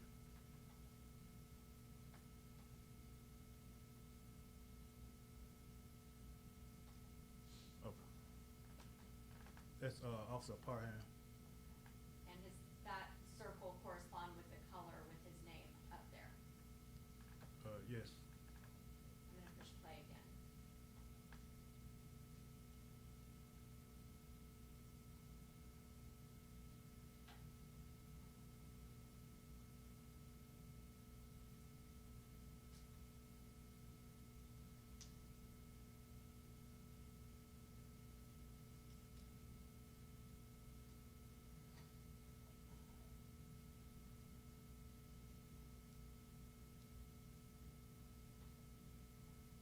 I'm gonna pause here at 2 minutes and 25 seconds in.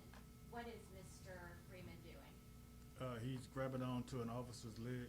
Okay, and did it appear from the video whether or not he had been sprayed with chemical agent at this point? Yes. And, okay, so, and he's holding on to somebody. Yes. Is he hitting that person? No, he's not hitting. No. Is he kicking them? No. Is he punching them? No.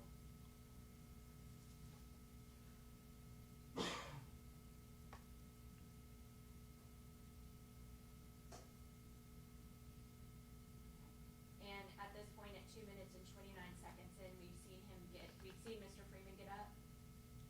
Yes.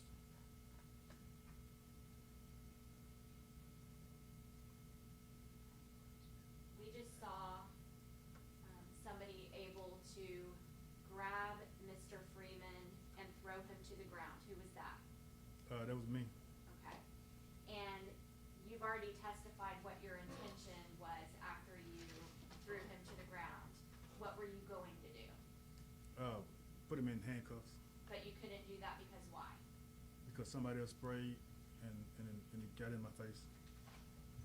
And I'm gonna go ahead and play, I'll withdraw that question and keep playing.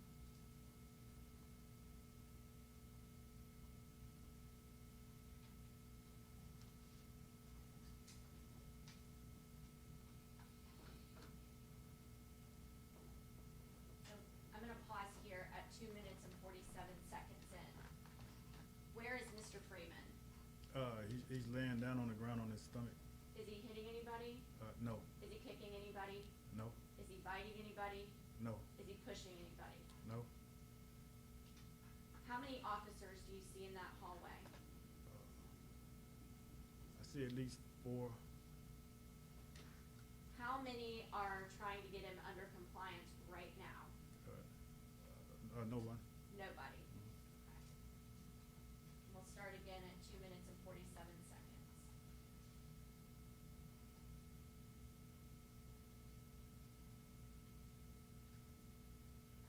What did we just see Mr.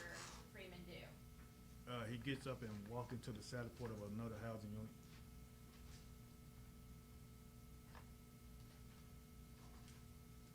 And what is he doing there? He grabbing somebody's leg. When you're sprayed with chemical agent, how long does it take you to be able to gather yourself and get back to normal? It takes a while, at least 20-25 minutes at the most. Okay.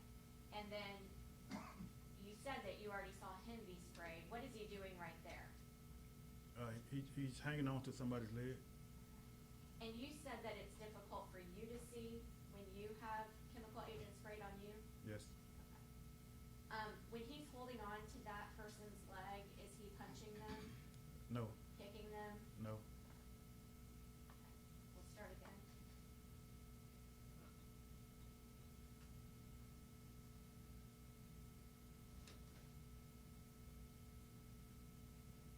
And what did we just see somebody do there? It looked like somebody kicked his arm. Somebody kicked him. Is he standing, what position is he in right now? He's still on the ground on his stomach. And how many officers do you see? 4. What should, the use of, according to the use of force policy, what should people be doing right now with him since he's on the ground? They should be trying to handcuff him. Okay. Do you see anybody on the ground with him trying to handcuff him? No. Okay, we'll start again at 3 of 5.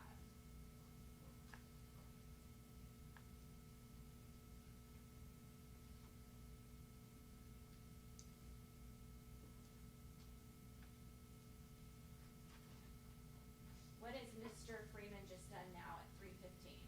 He got up and stood on his feet. Where are the correction officers?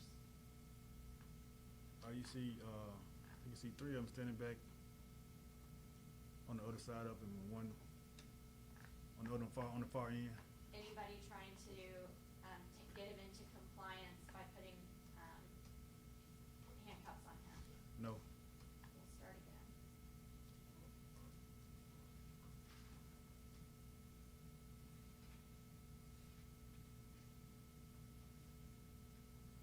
Now we're seeing a different view. At 3 minutes and 28 seconds in, for the record.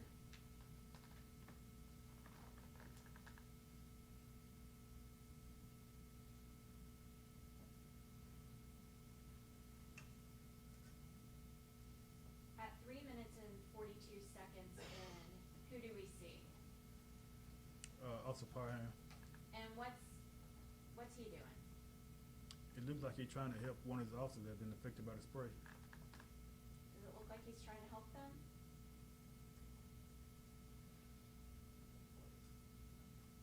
Yes, ma'am.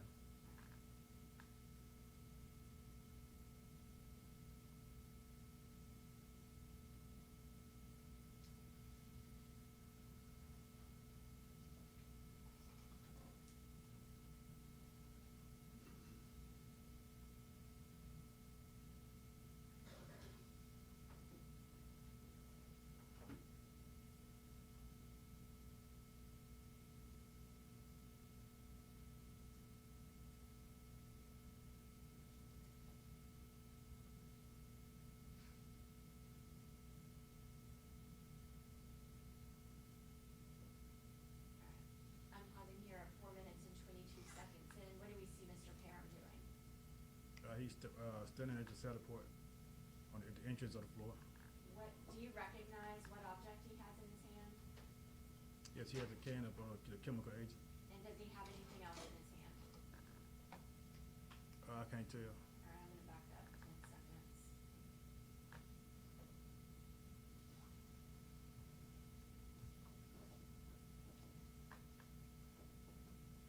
What's in his left hand?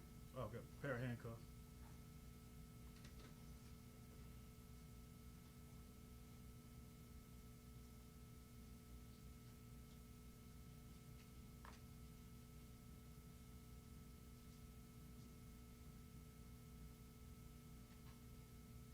What's happening here 4 minutes and 38 seconds in? What's Mr. Freeman doing? He got up and looked like he's getting ready to exit the floor.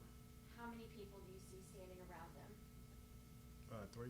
How many people are putting him in handcuffs? No one.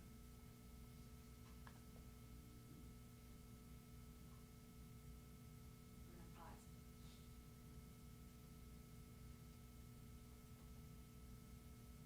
How many people did you see him go towards and try to hit? No one. How many people did you see him go towards and try to kick or injure in any way? No one. What did you see him do? I saw him get up and walk off the floor. Okay. Starting at 4 minutes and 45 seconds.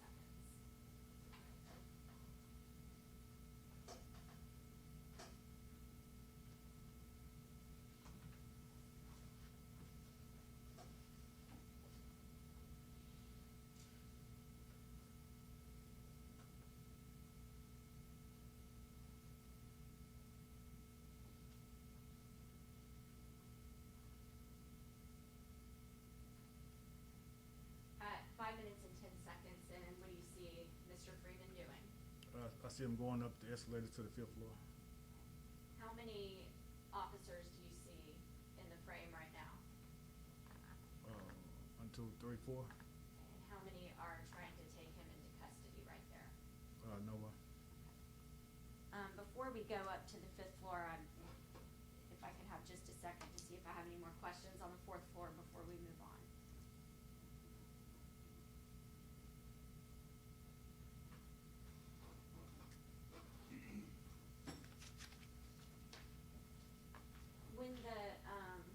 When Mr. Freeman's cell was rolled, does he do that or does somebody else do that? The officer rolled the cell door.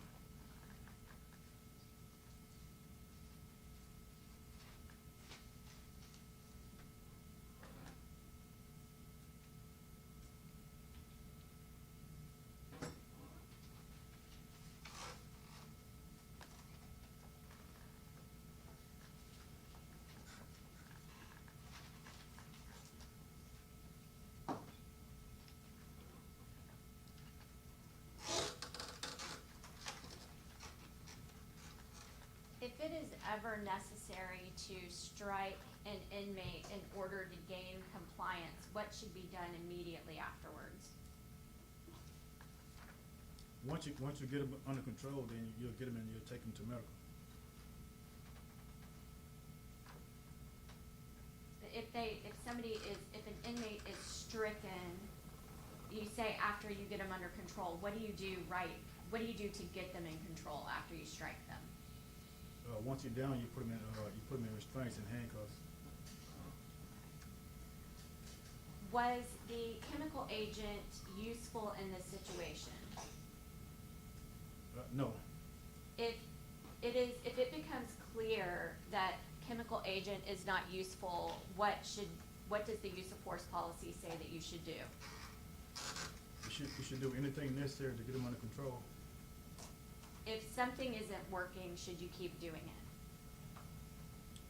No, not if you see that it's not working.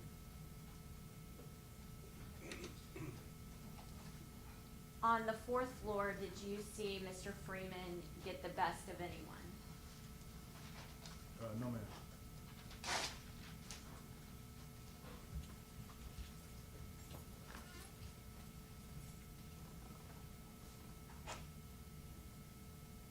Did you ever hear Mr. Freeman say anything the entire time you were on the 4th floor with him? No, ma'am.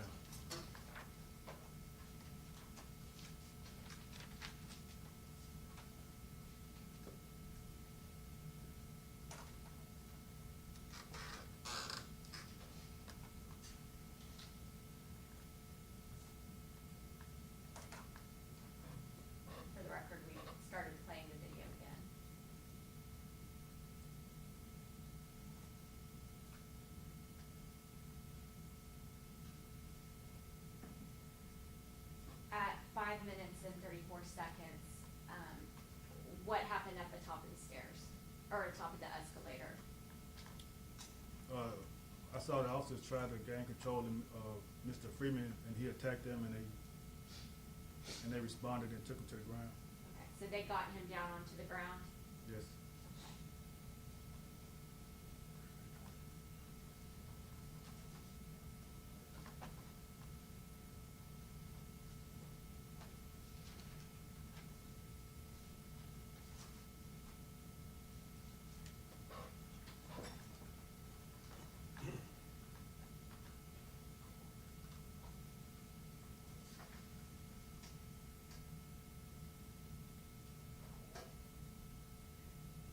Were you able to see what just happened there?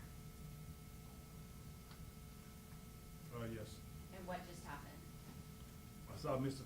Freeman. He's on the ground, and the officer's trying to pry his arm away so they can put him in handcuffs. Okay, and did you actually see the handcuff?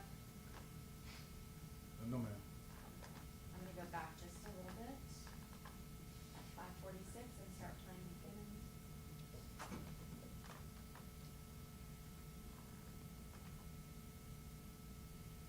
Okay. Were you able to see whether or not they got the handcuff on? Yeah, they got one handcuff on. Yes, ma'am. Okay. And we're gonna play again from there.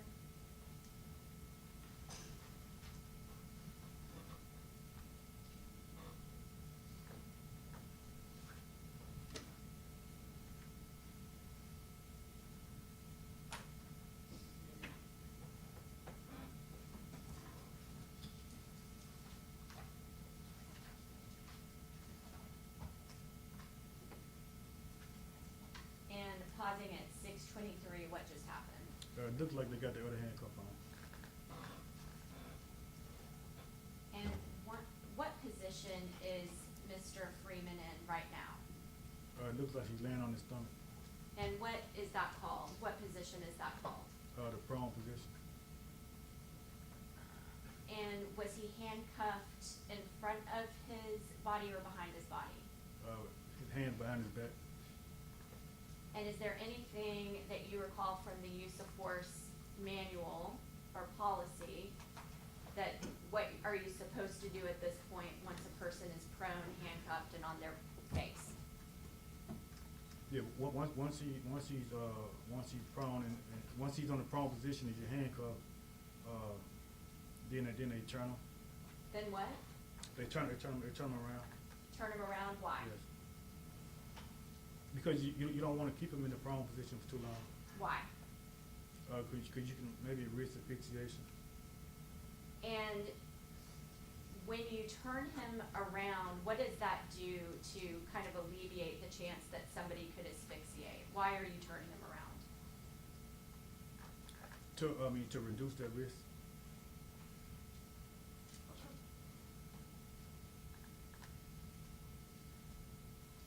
For the record, we're playing again at 6:24.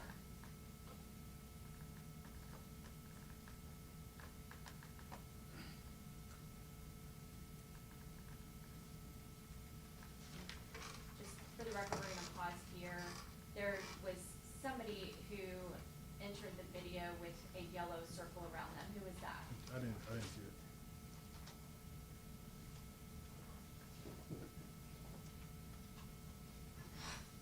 Okay. It's Officer Jones. And the person who you identified earlier as Courtney Parham, is that the same person that you identified in the courtroom today? Yes, ma'am. And the person that you just said was Stevon Jones, is that the same person that you identified in the courtroom? Yes, ma'am. We're gonna play again at 6:42.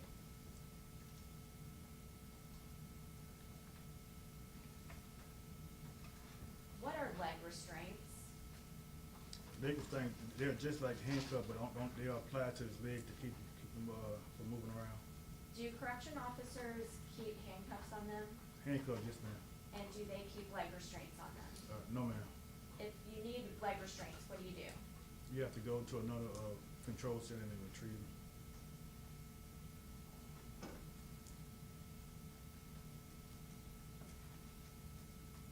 I'm gonna pause here at 7 minutes and 18 seconds. How long does it take to get the leg restraints from the closest command center to here, or control center to here? Probably maybe a minute, minute and a half.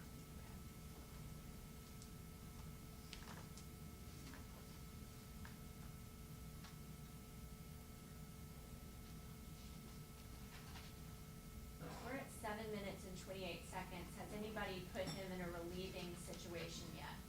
No, ma'am.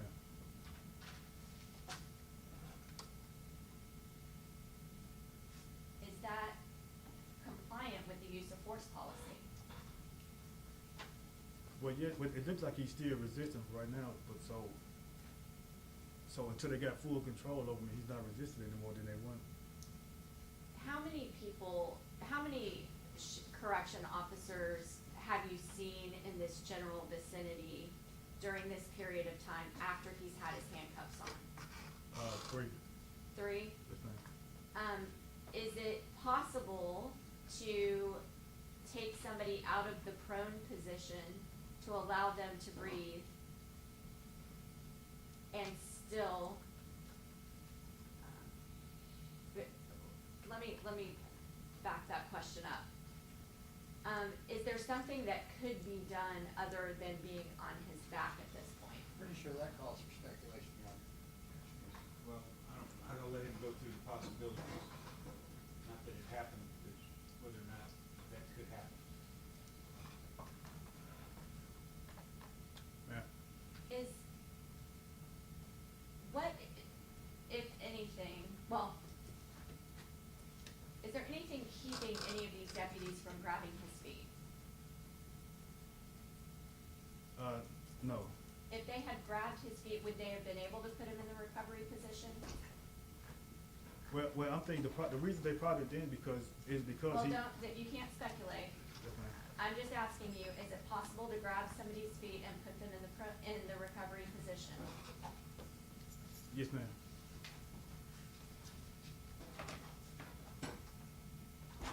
For the record, we're playing again at 7:53.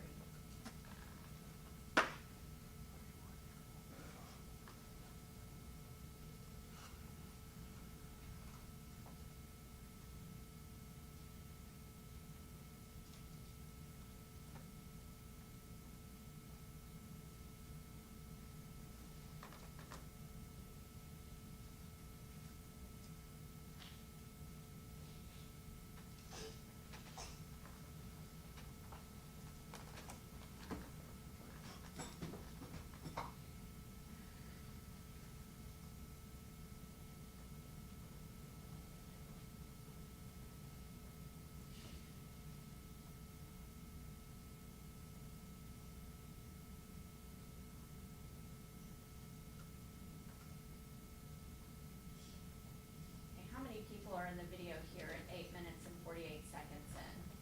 4. Is there anybody keeping anybody from putting him in the recovery position and holding his feet? No. Start again.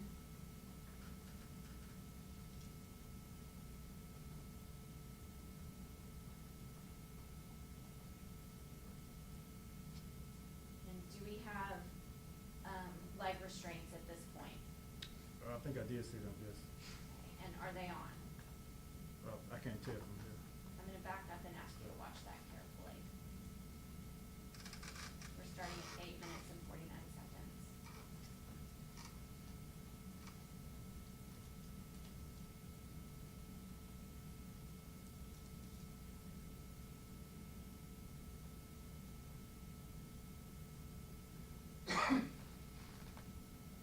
Are the leg restraints on? Yes, ma'am.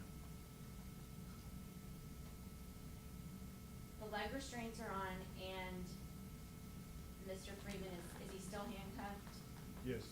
Is there any reason now that they could not have put him in the recovery position? Yes. Can you reform the question, who is they, Your Honor? You know, if you just fill in the they pronoun, please. Has Mr. Freeman been placed into the recovery position? No. We're starting again at 9 minutes and 12 seconds.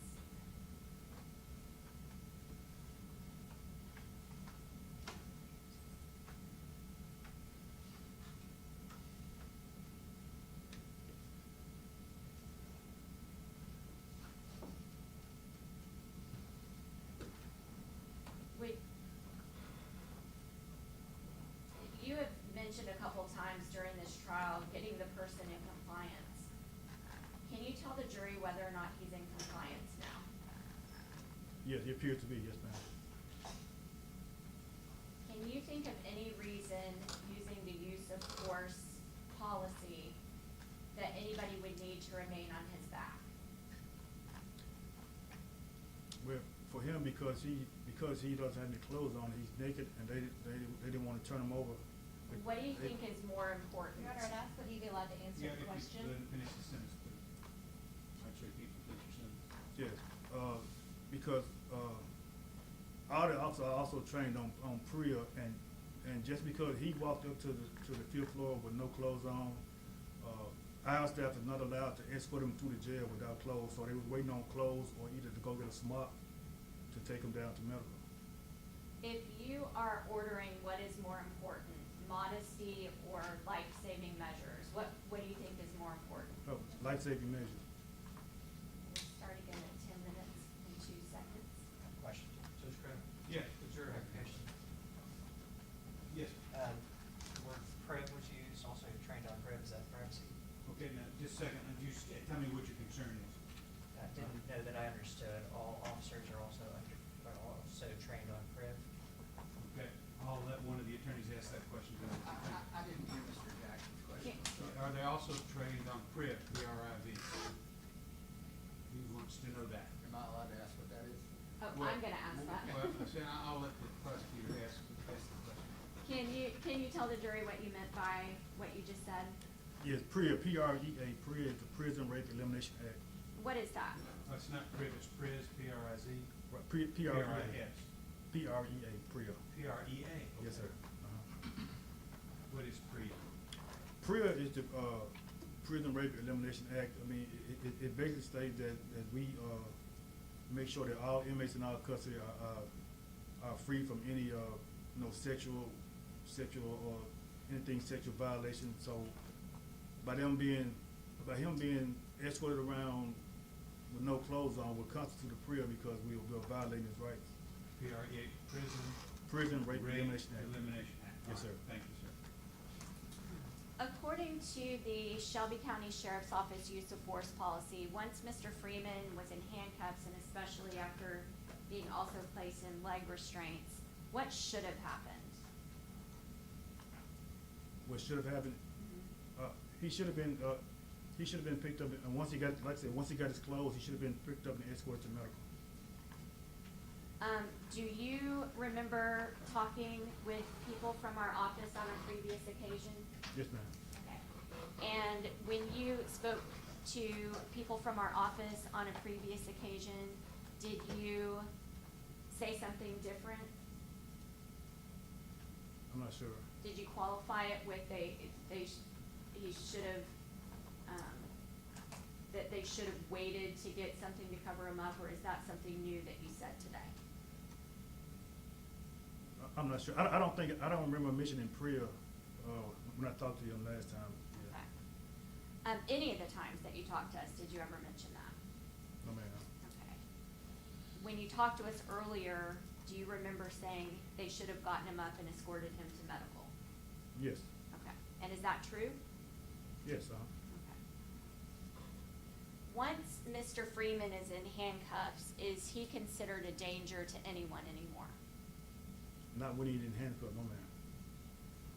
And why should he go to medical? Anytime force is used on anybody, they have to get medical treatment.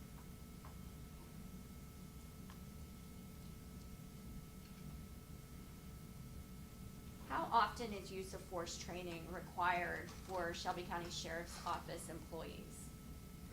We have in-service once a year.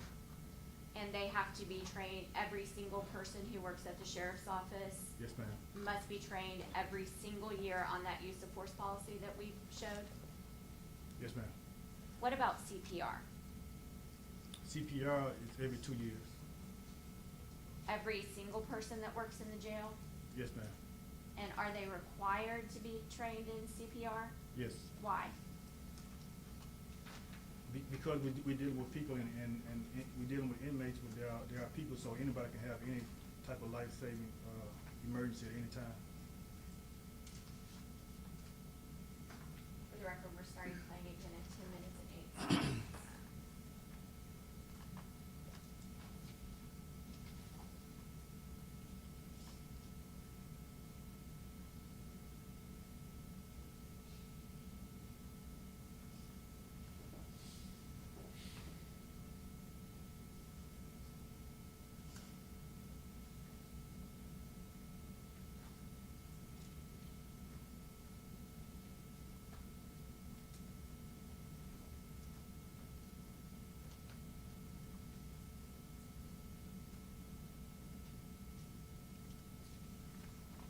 What just happened?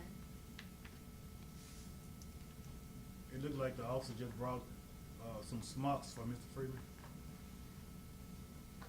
What is the proper way to, and for the record, we're pausing at 10 minutes and 54 seconds. What is the proper way to get Mr. Freeman up and in a recovery position? The proper way is, by him being handcuffed behind his back, you have two officers grab him under the arm and lift him up. We paused here. How are they lifting him up? I can't see. Where do you see Mr. Freeman's arms? It looks like he's still kneeled over. Did you say it looks like he's kneeled over? Yes, ma'am. I'm gonna back it up a little just so you can see for context. We're backing it up 10 seconds and starting at 10:44. Okay, is he kneeling? I can't see. Okay.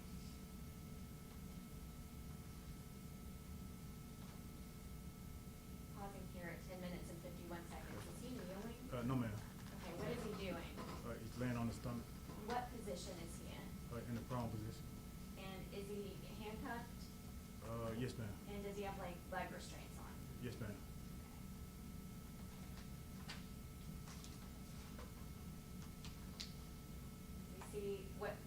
We see somebody reaching down and lifting him up. Is that right? Yes, ma'am. How should they be doing that? That's the correct way. You got an officer on each side that's lifting him up. Okay. What I'm asking is, it appears that they're lifting him up, look at me, if you don't mind, like this. Is there anything wrong with lifting him up under his arms? No, ma'am. And can you tell the jury whether or not you're trained in how to lift somebody up who is limp and in the prone position? Yes, ma'am. Okay, and how should that be done? Like I said, you have two officers, one on each side, and they pick them up by one arm. Each one has an arm to lift them up. And is there any rule about trying to do it in a less painful way by lifting up under the armpit? No, ma'am. Okay.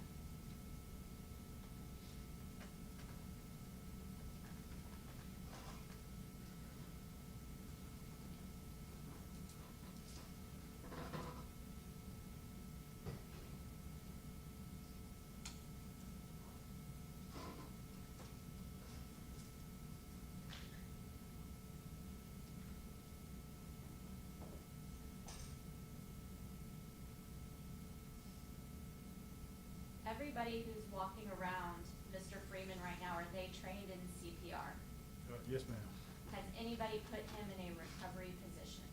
No, ma'am.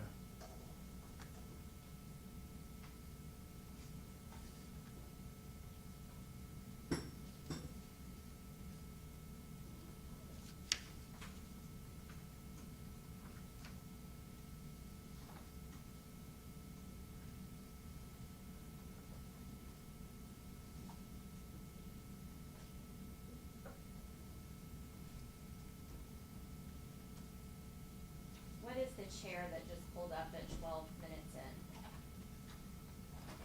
That's the chair that we use for cold whites to transport inmates to medical. Is anybody putting him in that chair? Not right now, no. Did you say for cold white? For cold whites. Code white? Yes, sir. Okay, thank you. Does he appear to be resisting them? No, ma'am.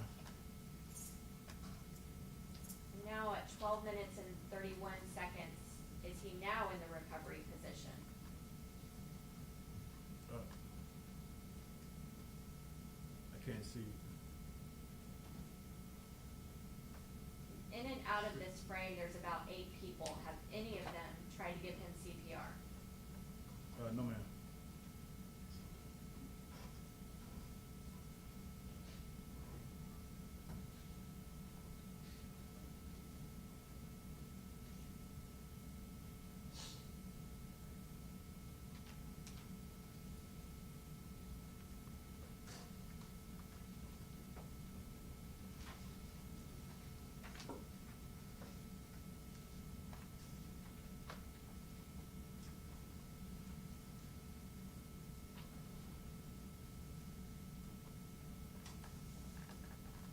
When you first spoke with our office, the Office of the District Attorney in Nashville, from Nashville, did you sign an immunity agreement? Yes, ma'am. What is an immunity agreement? I was told to watch the video and identify people in the video and answer some questions. But is the use immunity agreement, was that so you couldn't be prosecuted for whatever you told us? Ma'am? Was the use immunity agreement signed so that whatever you told us, we couldn't prosecute you for? Yes, ma'am. Okay. And did you do that with the assistance of a lawyer? Yes, ma'am. And was that a sheriff office lawyer or a separate lawyer? Separate lawyer. And before you would talk with us, did you also require a use immunity agreement from the federal government? Yes, ma'am. We see somebody in pink. Was that Ms. Willis? I didn't see, can you back it up?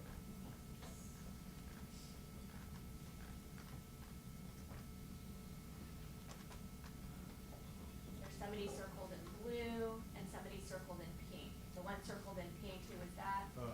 Nurse Willis, And the one circled in blue, who is that? Nurse Armstrong.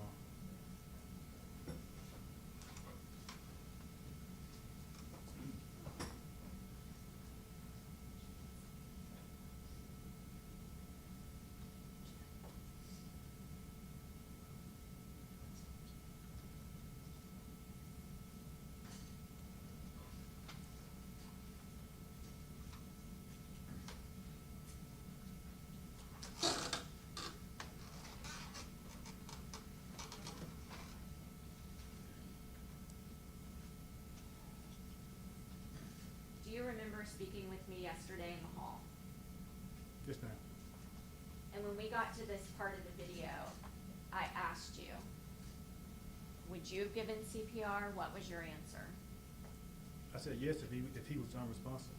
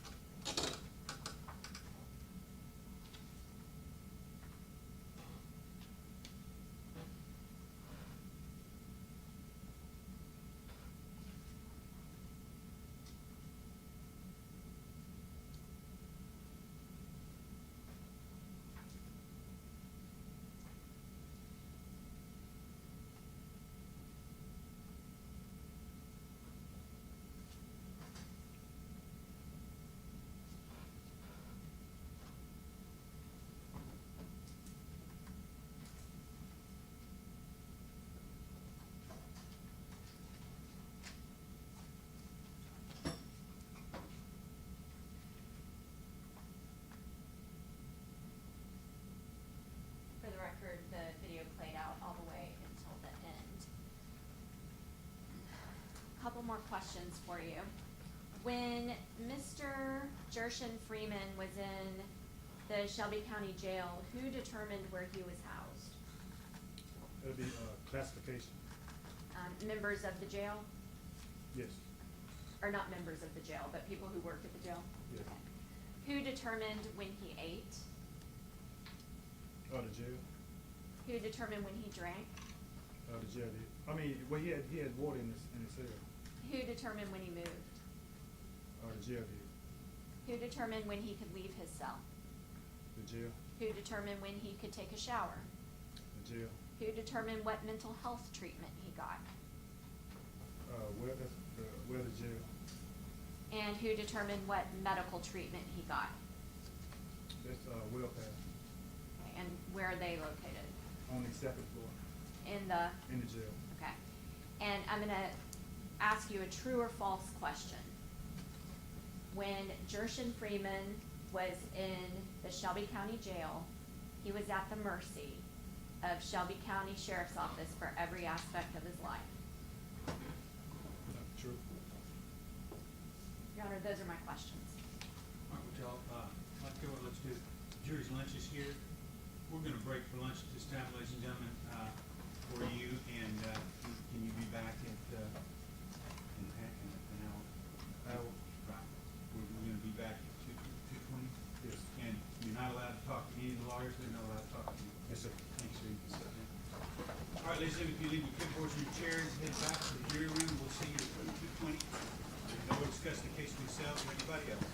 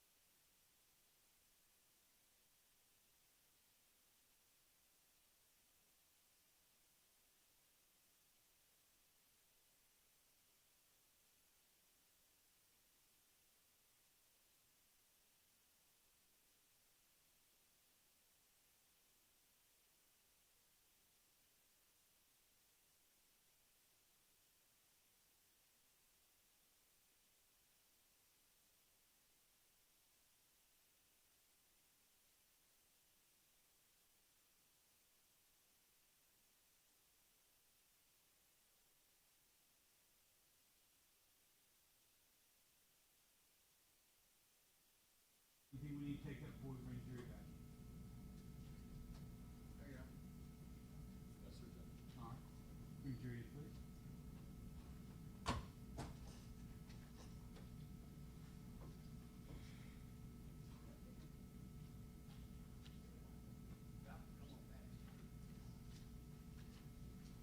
Come on back.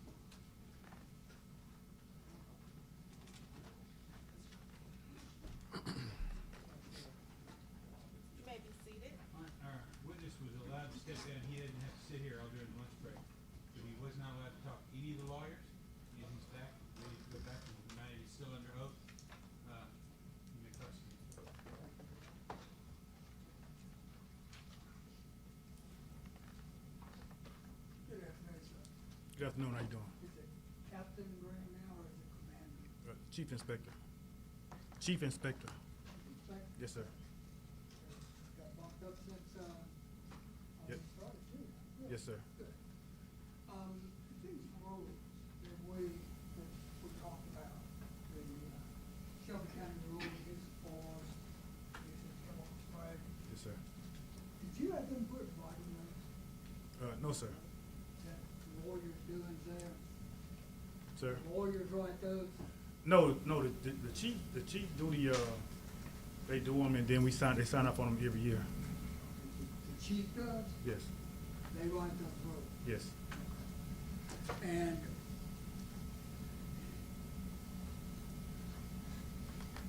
when people are brought into the jail,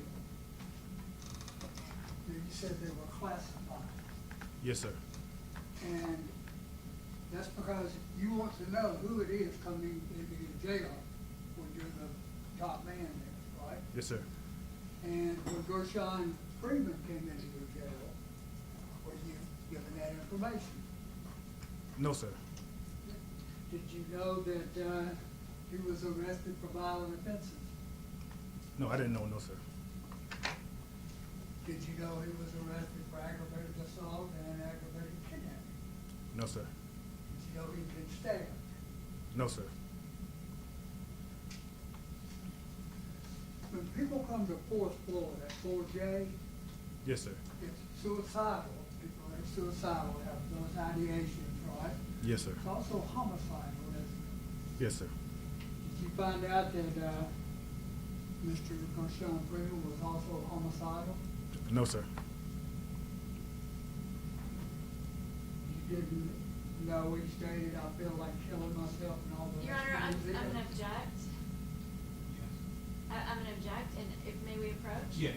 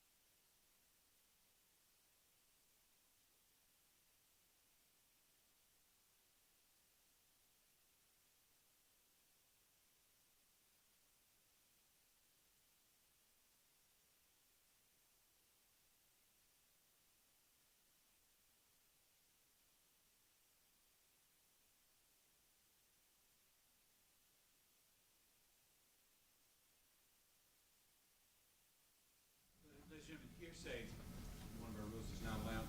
Please do not consider that question as proof. As I told you to start with, statements of lawyers are not proof in the case, only answers of witnesses. So you must disregard that question. Thank you. Inmates that are homicidal or suicidal, generally they're put in cells by themselves, is that right? Yes, sir. And why is that? To prevent them from doing harm to themselves or others. Do you have incidents where people are there that are homicidal and suicidal and violent? Yes, sir. That presents a very dangerous situation, doesn't it? Yes.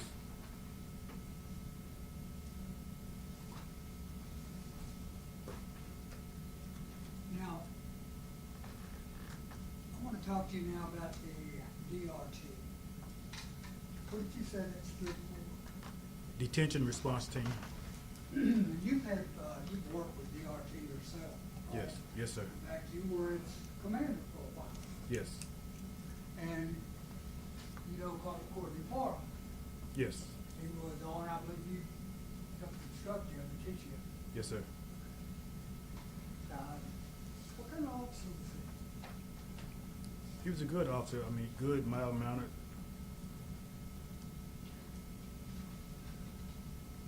You said that, I believe in direct pay, that he had been released or relieved of duty, but on pay, Yes, sir. and he's still on pay now. Yes, sir.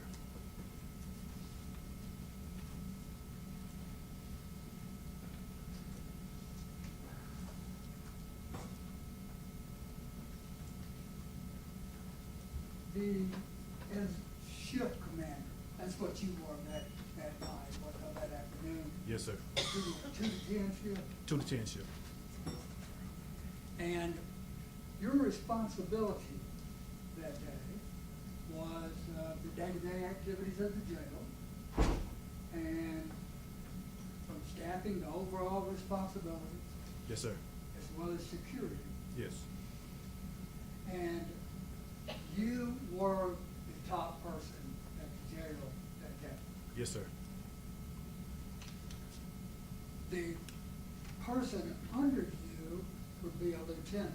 Is Yes. that right? And would that be Lieutenant Cleves? Yes, sir. That we saw him at various times in that video, didn't we? Yes.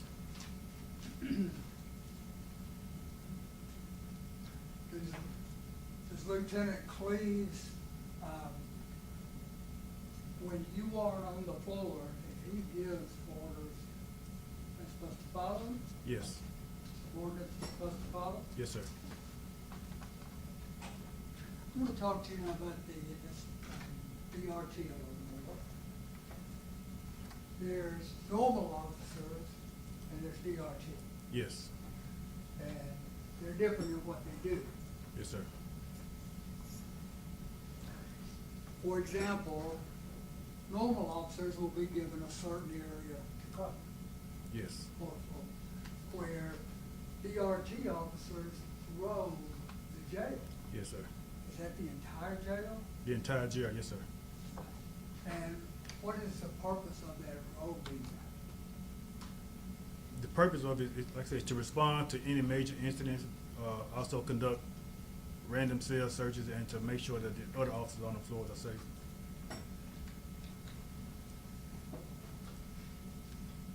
And I believe there are like 26 total for all 3 shifts.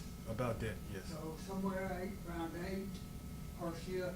About that, yes, sir. It's probably around 8 that night that this happened, or this afternoon, that afternoon. Yes, sir. And these DRT officers, they regularly have to deal with your hostile inmates. Yes. And that's not an easy thing, is it? No, sir. In fact, it's fair to say it's a very difficult thing. Yes.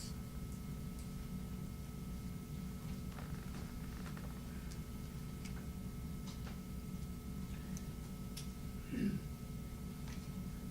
want to call your attention to October 5th, dangerous incident happened. You were in your office, Yes, sir. was that on first floor? On the first floor. And you heard code blue. Yes. And code blue means there's an inmate on officer or inmate on inmate altercation. Yes, sir. Who does that notify?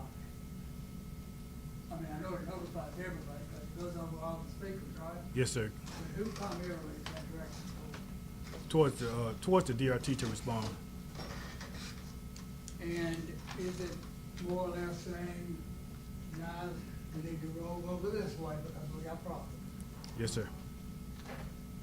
So these are the people that sit in when you've got problems arise. Yes, sir. Is that, I don't know, is it kind of like special forces, where you've got a special group of people been trained and drop them into an area that's a danger zone? Yes, sir. Anytime we have any type of disturbance, yes. Now, I know Memphis has been touted as one of the most dangerous cities in the country. Yes. What about the jail? Is it dangerous? Yes, sir. Very dangerous? Yes, because the same people that's in the jail are on the streets, so. When you heard code blue, what did you do?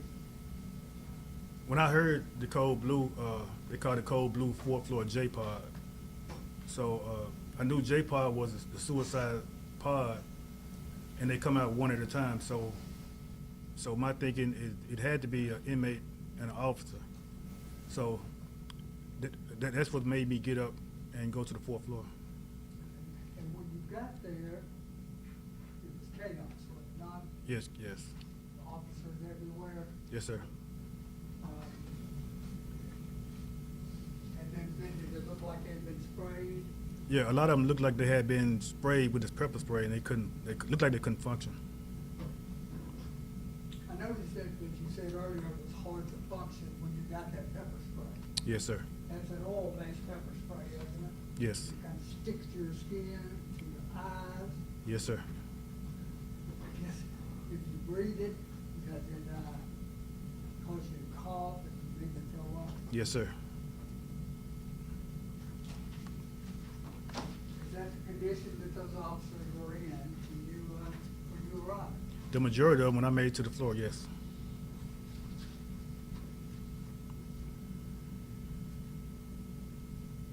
When you're sprayed, have that spray attached to your face or eyes, let me ask you this before I ask that question. Does it irritate your skin as well? Does the compound, does the spray irritate your skin as well? Yes, sir. Does it burn or is it? It's a burning feeling that's also irritating. Yes. And as far as that burning your skin, what about when it gets in your eyes? Yeah, it burns your eyes too, and you're not able to see.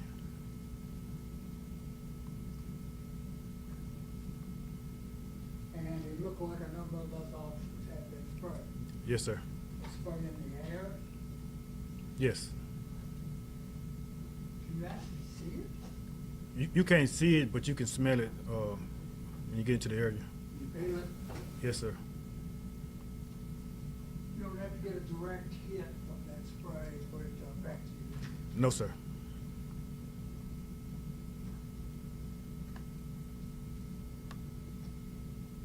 And along with the officers, you saw an inmate. Yes. The inmate was naked, Yes, sir. scuffling with officers. When I saw him, when I initially saw him, he was walking down the hallway towards me. Actually, I believe he was moving faster than a walker. Well, he's moving pretty fast. Yes. They're saying he was almost running down towards you, Yeah, he was moving fast. Yes. and he was agitated. Right? Yes, sir. Excited? Yes. Enraged? Angry? Mad? Well, I can tell, but he was, yes, sir.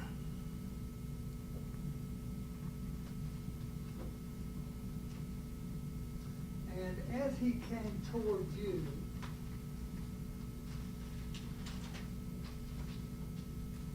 looked like he'd been sprayed too.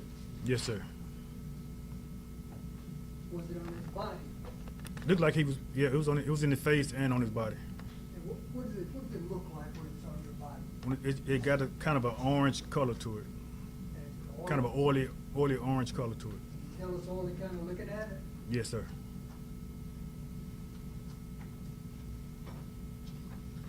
It looked like he'd been sprayed as well. Yes. You said when you got to the fourth floor, the officers, many of them were trying to recover the spray. Yes, sir. Did found out it was Gershun prison, right? Yes. Did Mr. Freeman seem affected by the spray? No, like I said, his eyes was wide open, like the spray had no effect on him.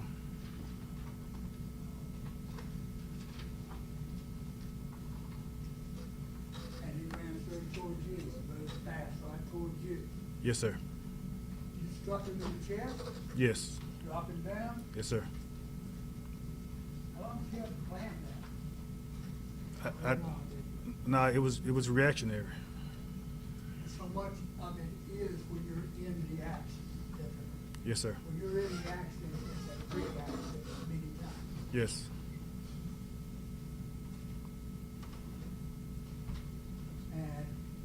told you Gershun Freeman went down, Yes, sir. trying to get cuffs on him. Yes. And there were, gosh, how many, you could count 8 photos, officers? How many officers were there trying to get him down? I think it was about 8. Were they able to do it? No, sir. Was he strong? Yes, sir. Yes, sir. I imagine so. Most time when we encounter inmates that are going through mental health issues, most time they tend to be strong like that. If they're having a psychotic episode, that could just pump adrenaline into them. Yes, sir. And he was slippery. Yes, from the pepper spray. And so when he went by you, for example, there weren't any clothes for you to grab onto. You No, couldn't sir. hold him. No, sir.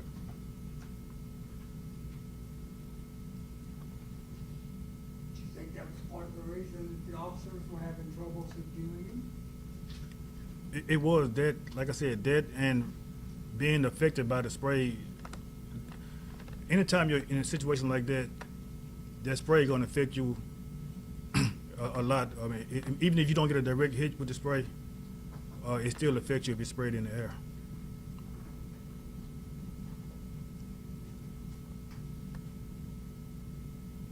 So, you saw Mr. Freeman go down on his stomach. Yes, sir.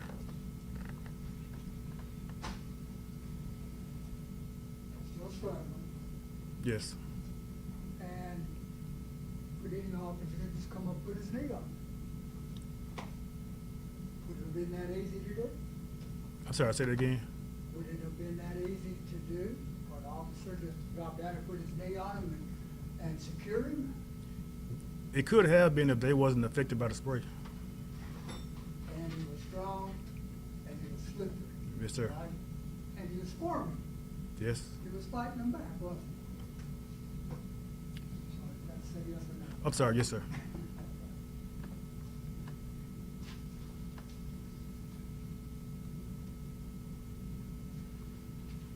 And what was trying to be done is to put handcuffs on him. Yes. Why? To secure him. We had already used force and sprayed him, so that the next step is to secure him with handcuffs and get him to medical. And, I mean, if someone's compliant, it wouldn't be hard to cuff them, would it? No, it wasn't. But when someone's fighting you, it's harder. Yes. When someone's fighting you in psychotic, it's even harder. Yes, sir. When someone's fighting you in psychotic and it's slippery, it's really hard. Yes, sir.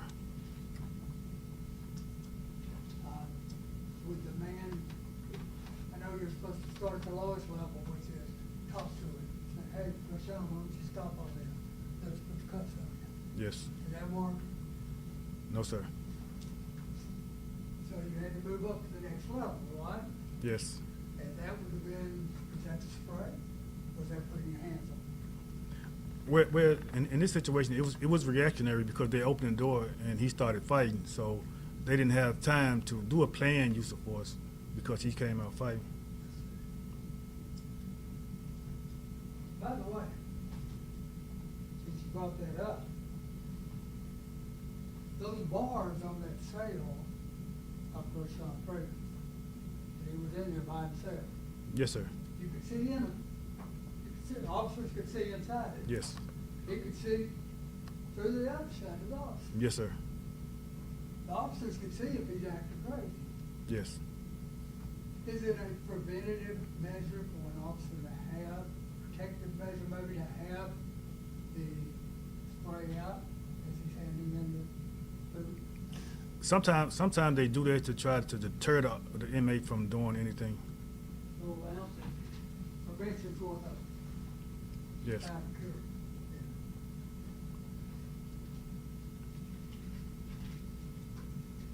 And during all this scuffle, you ended up getting a face full of mace as well. Yes, sir. Not just from that hair, but actually hit. No, I got a direct hit. Yes, sir. You got direct hit. Yes, sir. And because of that chemical agent, you had to literally feel your way down to fourth floor. Down to third floor, yes, sir. And then on down to third floor. Yes. And you had to clean off your face and your eyes. Yes.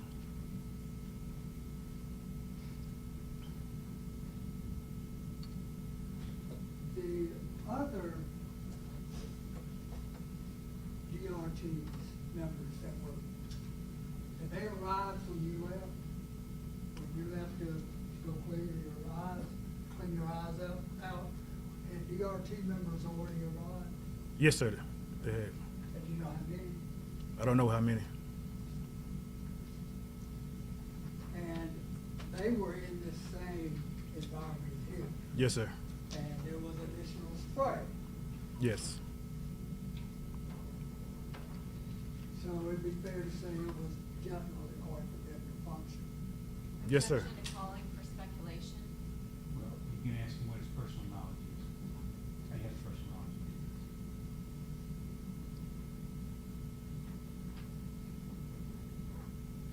While cleaning out your eyes on third floor, Uh-huh.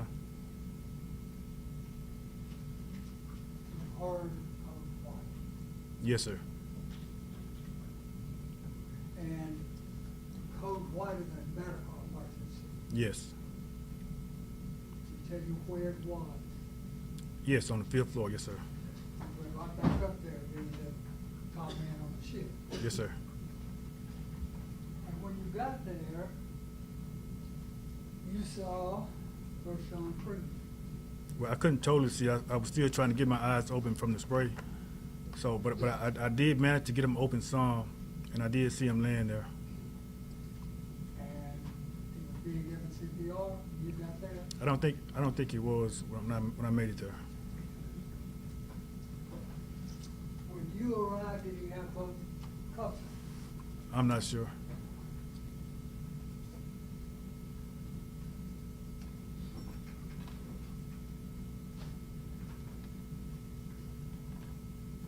If you're supposed to stop using any force when someone's down, then what are you gonna do to help back up and run? That's really not a rule, is it, where you've got to stop using restraint or force just because someone is down. Yeah, we stopped using force, but we still keep our hands on him. We still keep our hands on the inmate, because anytime he's in restraints, he's our responsibility, because he can hurt himself. And one of the restraints that's used, you gotta be careful with it, is the knee. Right? Yes. The knee in the back. And it's an effective way to keep someone down. Yes, sir. When you see this leg down here beside this knee, what does that tell you? It tell me that he's not applying a lot of pressure on it. Because he got the other knee up. Got his weight balanced, doesn't it? Yes, sir. He's not putting it all on this Your leg. Honor, I'm objecting again to calling for speculation. Well, you can ask him if he has personal knowledge of it, Mr. Massey, otherwise he's not allowed to guess. Okay. You saw the video of Mr. Freeman. You saw the video of Mr. Parham on top of Mr. Freeman, Yes, sir. right? You have his leg out the side and the knee in the back. Yeah, we train when we train on DRT, we train them like that. So if they are down, to make sure they don't put a lot of pressure on them, so they can stand back on their back foot.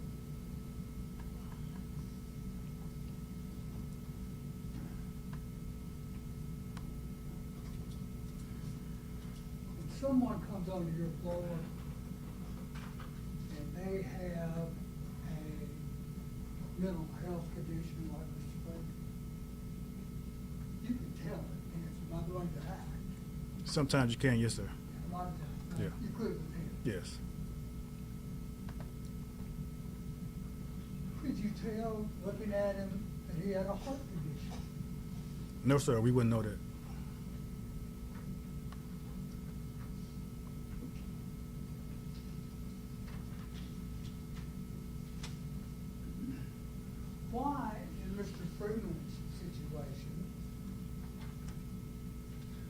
once his hands were cut, why would it be necessary to put leg cuffs on him as well?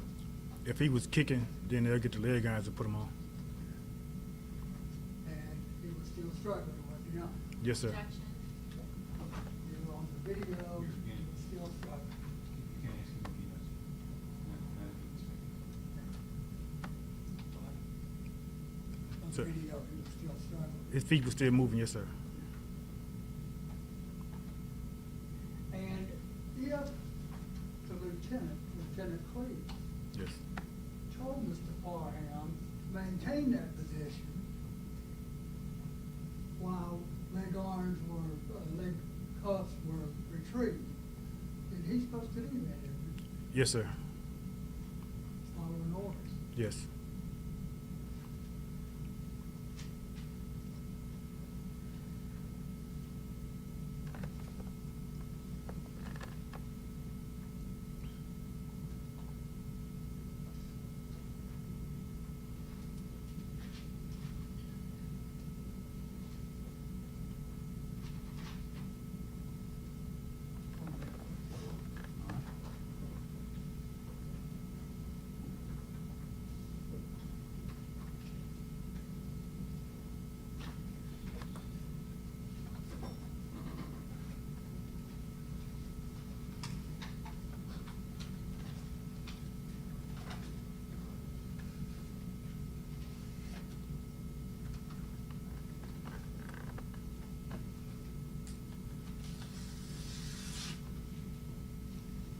You spoke a minute ago on Priya. I think the question was asked, and you were asked about Priya, P-R-E-A, Yes, sir. and that was that, is that a federal act or state act? Federal. And it basically says you gotta wait on clothes before moving someone out of jail area. Yes, sir. We can't escort him through the jail with no clothes on. If you have to, Gershun Freeman have clothes on? No, sir.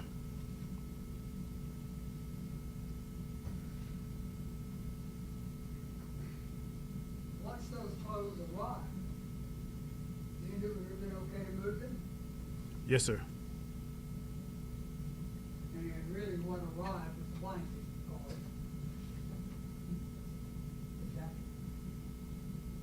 the jacket arrived eventually. Yes. Would you approach the bench for a second?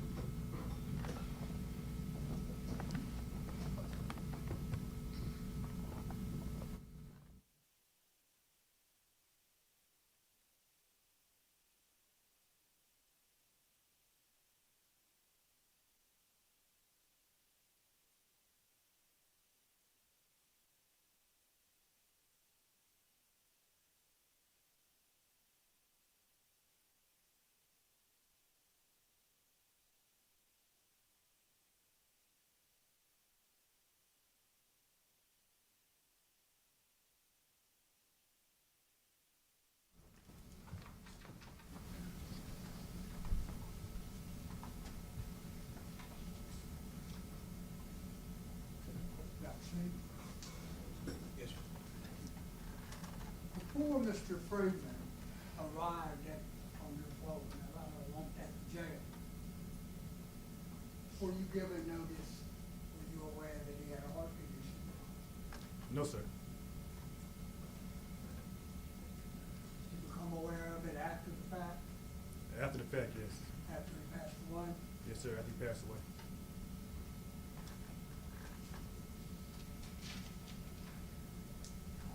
One minute, please, Judge. Yes, sir.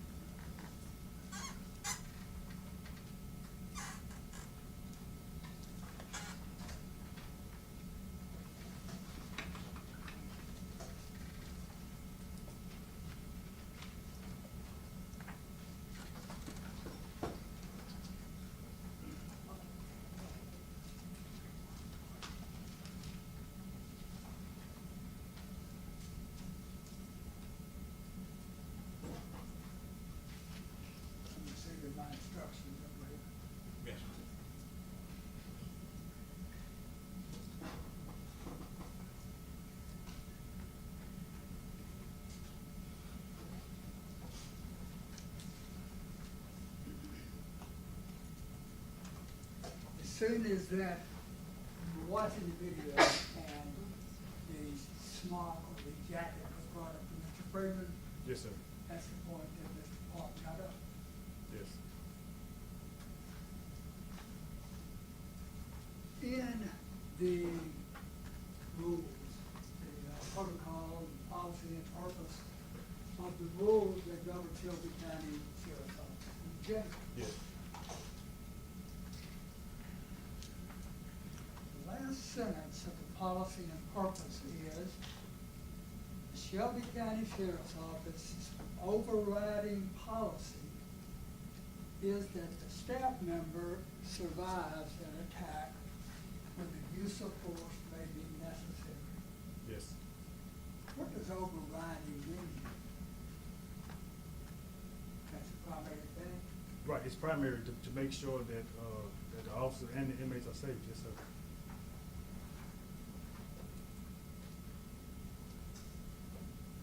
Quite frankly, now,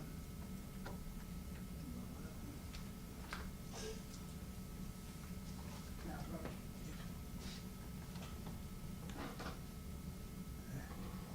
Last sentence. All right, now you need to, if you're talking to him, you need to speak up so it's recorded. Thank you. Last sentence of the policy and purpose. The excuse me, the SCSO overriding policy is that the sheriff's staff member survives an attack where the use of force may be necessary. Thank you, sir. It says that the staff member Yes, sir. survived an attack. Yes, sir.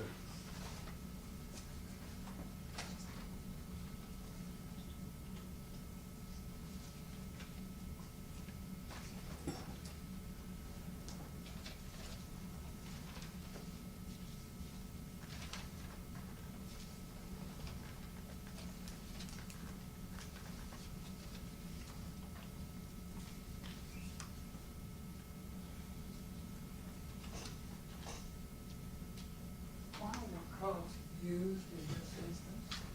How were you trying to get cuffs on Mr. Freeman? Because he was irate, he came out of his cell, so, and he was out of his cell naked, so we had to go make sure that we secure him. Anytime an inmate does anything outside of the ordinary like that, our first goal is to get him secured and find out what's going on. Okay. And that wasn't to punish no one. No, no, sir. And when his legs, when cuffs were placed on his legs, Yes. what was the purpose of that? Objection, calling for speculation. He did not place anything on him. Well, I just said it's what would normally be the purpose of that. Oh, okay. We'll allow that question to be asked, since he was not present. You saw the video. Yes, sir. And you made assumptions and opinions from the video. Yes. Usually, when leg cuffs are put on someone, why is that? That's because the inmate, he's still struggling or still kicking. So, run, they'll go run. Yeah, he could, but he couldn't get too far with the handcuffs on, but to prevent him from kicking or hurting the officer, then they'll put the leg irons on. And Mr. Freeman run and got away from officers a number of times. Yes, he left the 4th floor and went to the 5th floor. Were legs shot or leg cuffs put on to punish him? No, sir. Objection, Your Honor, calling for speculation. Yeah, here again, well, let me just say, you understand. You can ask the witness questions, but if somebody's in Arizona, you can't ask what happened in Memphis. And so if he was not present, he could talk about what's on the video that he saw, he can talk about things he was present for, but he can't talk about what somebody else told him happened or something like that, because those people need to be on the witness stand. We only have, like, evidence the jury gets from people that saw or heard or smelled or tasted what went on, so that they can tell them that's direct evidence. Yes. After watching the video Yes. along with the jury, why was your legs cuffed? You know, Because he was still kicking, and it's routine to put restraints on inmates that are kicking. as a person who has taught DRG members, Yes, sir. was that for punishment? Putting leg cuffs on him for punishment? No, sir.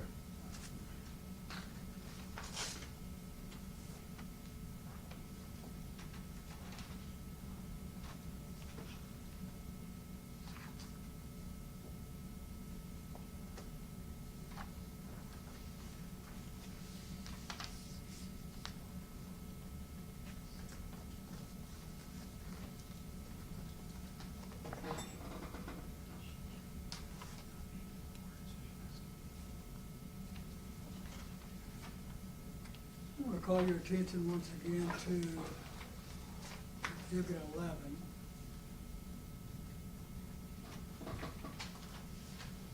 Particularly,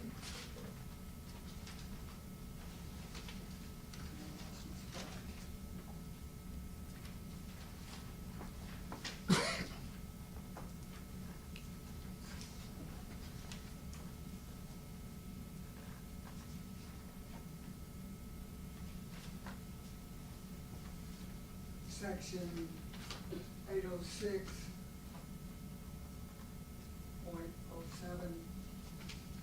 E. Yes, sir. It should be on page 7. The jury also has their copies as well. Good, page 7.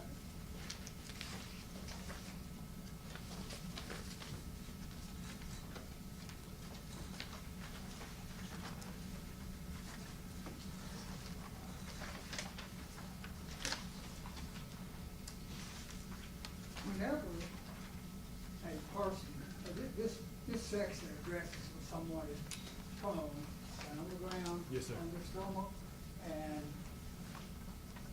they want to be sure they can breathe. Yes. So one of the things an officer is supposed to do is to use caution and watch the man. Yes, sir. That fair? Yes, sir. And you watch the video of all of that happening over there, right? Yes. When Mr. Parham was on this journey, could you see his attention pointed down toward the man's face? Your Honor, I'm gonna object. He cannot testify what Mr. Parham was doing. Well, he said, the question was, could you see? And that's a yes or no question.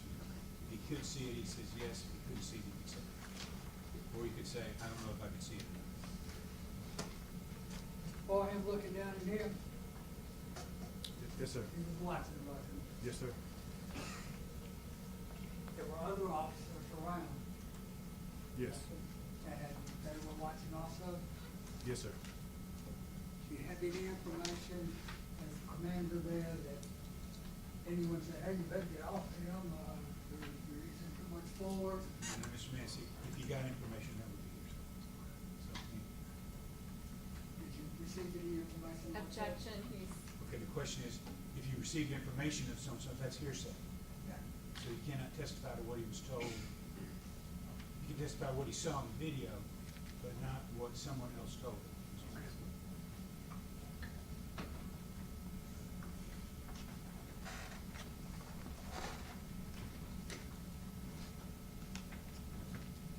It says also in page 7,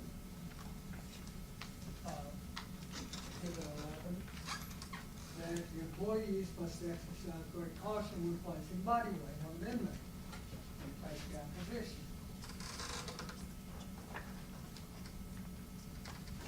You said a moment ago that you could see his leg as he was bearing weight, could you not? Yes, sir. So full weight didn't appear to be going down on Mr. Freeman's back. Right, exactly. All a man can do is try to be cautious in that situation. Maybe Yes, sir. all a man can do is try to do the best he can. Yes.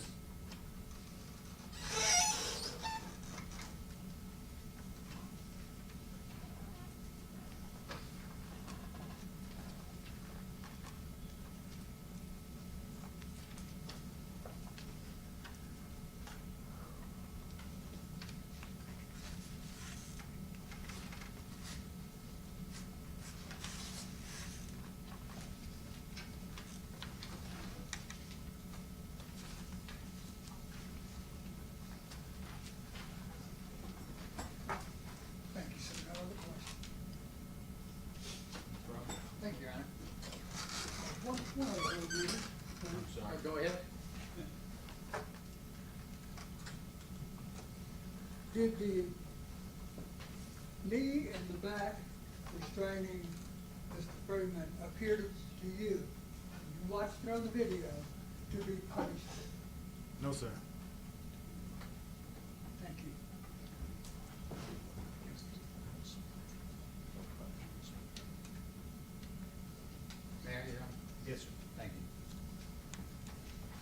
Inspector Green, good afternoon. Good afternoon. I'm Jack Irvin, and Greg Bartlett and I represent Stevon Jones. Sir. I'm gonna try to not plow the same ground we've already done today, but I sir. do have some follow-up questions for you. And then I'll have some specific questions about Mr. Jones. Fair? Yes. The first thing, and we're gonna cover two general topics. One is your experience that day, and then we'll move into you watching the video and giving some opinions, and also meeting with Mr. Funk's office back in June of 2023, okay? Yes. Let's start with your experience that day. And Mr. Massey covered some of it, but you've been with the sheriff's office since 1997, correct? Yes, sir. And so, at the time of the interview, you've been there 25 years, now almost 30. Yes. And you started in the detention response team back in 1999? 99, yes, sir. Okay. And how long were you on the detention response team? About 7 to 8 years. Okay. And then you commanded it from 2018 to 2020? Yes, sir. Right. And as the commander of the detention response team, that involved training these officers on what to do, what not to do? Yes, sir. Okay. And I imagine that you were in some pretty rough situations during those years. Yes, In all that time, how many incidents do you think you responded to? But since me being the commander of the team, Well, just in your years, In- all of those years, working in the jail and then being on DTR and then commanding the team, how many major incidents have you had to respond to? probably hundreds. Hundreds of them. Yes, sir. And mental health issues, it's a rampant part of the jail, correct? Yes. October 5th, you were the highest ranking officer in the jail. Yes. Lieutenant Cleaves was the second highest ranking officer in the jail. Yes, sir. Okay. And, when you met with them, and I'll just ask you today, you have said that you have never seen anything like this incident in your life. Yes. Okay. Had never, I mean, the hundreds of incidents you've had to respond to, you have never seen anything like this. No, not like this. No. Okay. And as far as how many officers he was able to avoid, how far he got away from his cell, the fact that he covered 2 floors, you've never seen that in your entire 30-year career. No, I have. Every now and then we'll see inmates that have no reaction to the pepper spray, but it's very rare. But he was one of them that when we sprayed him had no reaction to it. And you've already told us, but I really wanted to sink in with the jury. I mean, what did this man look like with all of this pepper spray all over him? Just describe how he acted. Describe how he looked. I mean, it was actually kind of scary. He wasn't saying anything when he was coming towards me. Like I said, his eye was wide open, and you can see the oil and the pepper spray all on his body. Like it had no effect on him at all. And it was scary. Yes, and also the fact what you see all the officers, how they've been affected with the pepper spray. They were out of the fight. The majority of them were, yes, sir. And Ms. Hunter kind of walked you through a series of questions. How many officers do you see? And you'd say 8. And then she'd ask you, how many officers are trying to restrain him? And you answered truthfully, you said none. But they weren't able to, were they? No, it'll be difficult trying to restrain them if you were affected by the pepper spray. Okay, because the pepper spray was everywhere in this hallway. Yes. And they were all out of the fight. And they're trying to gather themselves. And I'm sorry, I keep asking questions, but I do want you to answer for the record. Yes, sir. So, let me back up. They've all got spray on them. Yes, sir. They're all blinded by it. Yes. Their skin's burning. Yes, sir. The spray's hanging in the air. Yes. And so when you see this man walking around and you see officers staying away from him, they're not neglecting their job, are they? No, sir. Objection, Your Honor. He trains them. He's the head of Good job, DRT. Chris, 50%.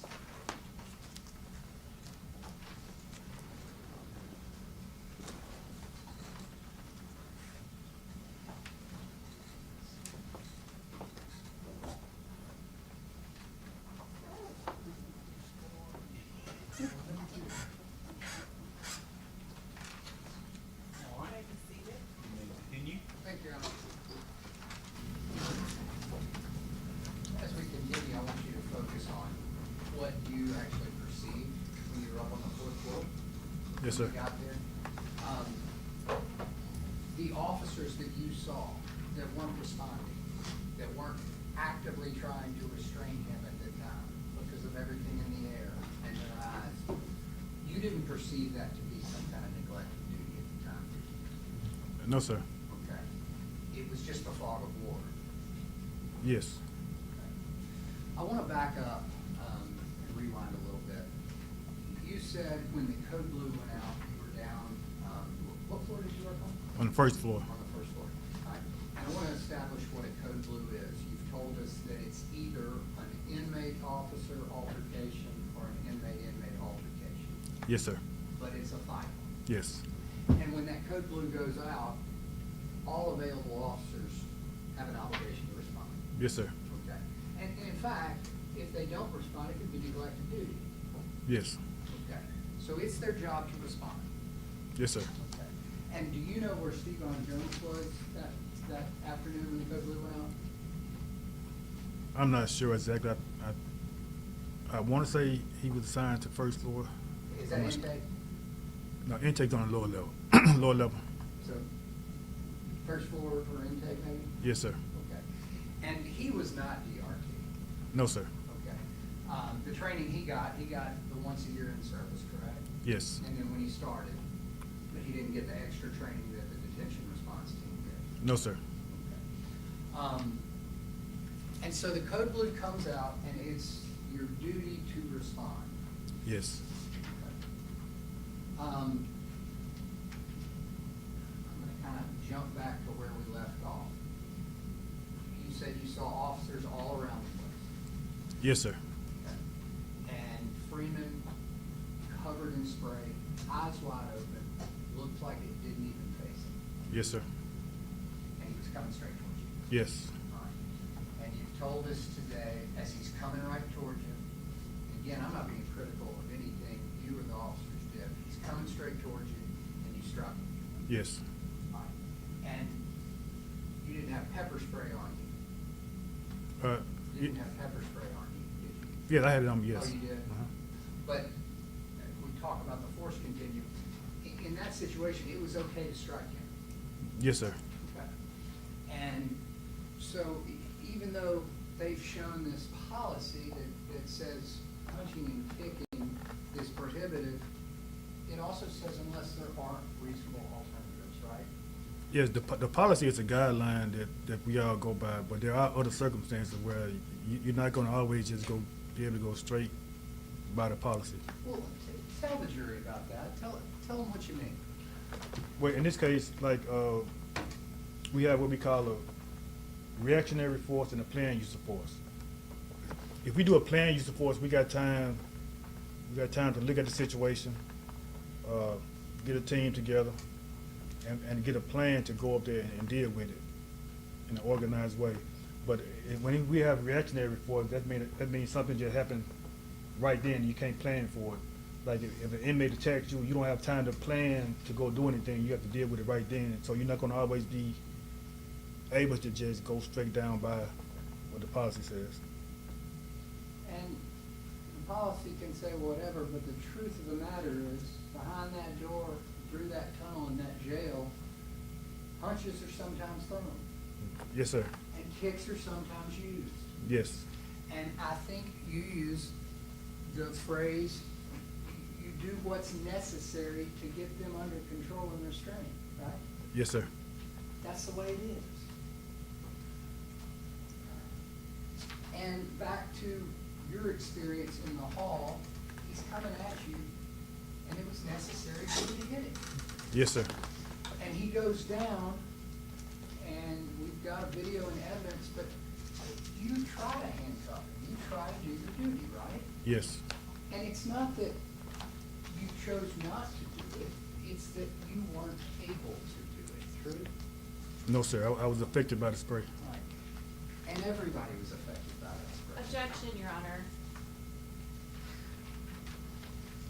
We just approached about it. He's asking a question which calls for speculation. Everybody got affected by the spray. Obviously, I wasn't affected by the spray. So if you could narrow the question. Did it appear to you that everyone that was involved in that incident was affected by the spray? Yes, sir. And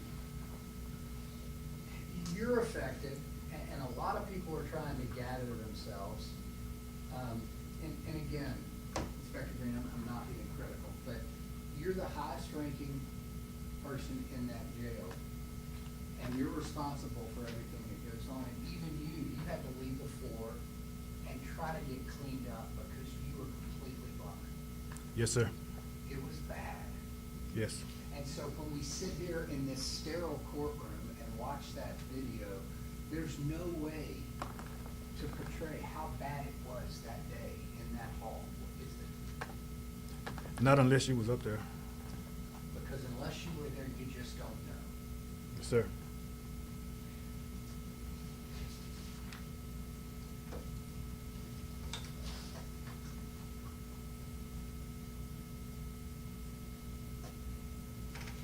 And sticking with your personal experience in the ship,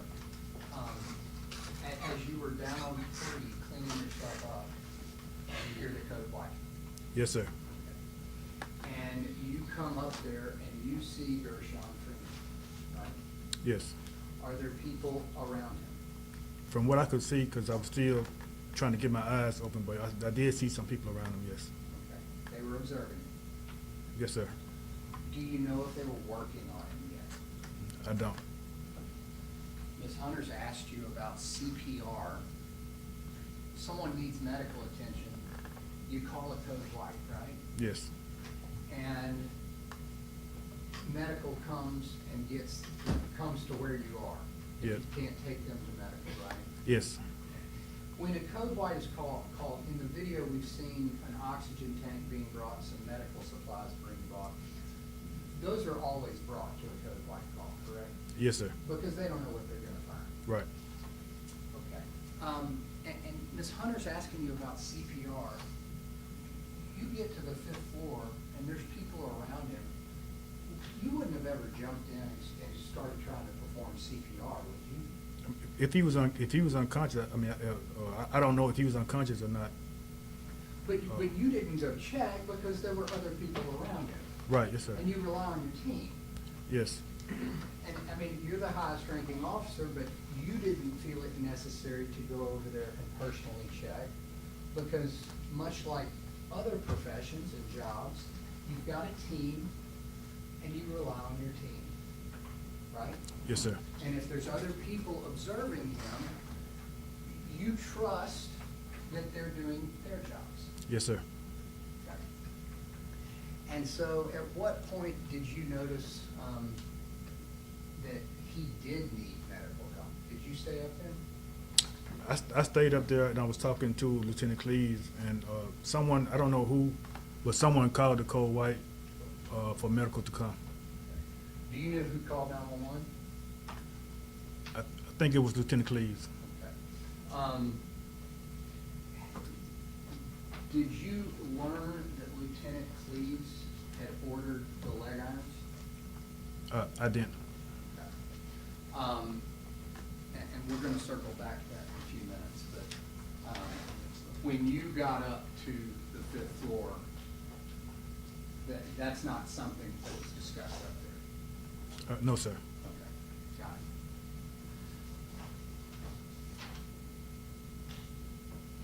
Now, a couple of things, I wanna make this point. When you were on the 4th floor, you never saw Stevon Jones down there. I didn't know. Okay, so you can't tell this jury anything about what Stevon Jones is doing on the 4th floor? No. Other than video, of course. Right. And when you got up to the 5th floor, you didn't see Stevon Jones with Gershun Freeman? I didn't see him, no. Okay. And so you can't testify personally regarding anything Stevon Jones did on the 5th floor? No, sir. Well, now let's talk about the video. And I want to first talk to you about your opinions and how this came up back in June of 2003, okay? Okay. So this happened in October, I guess October 5th, 2022. How did you come to meet with them in June of 2023? Through my attorney. Okay, and that's Mr. Leslie Dallin? Yes, sir. Okay. How did you learn that they wanted to talk to you? Through my attorney. Okay. When did you go higher, less than that?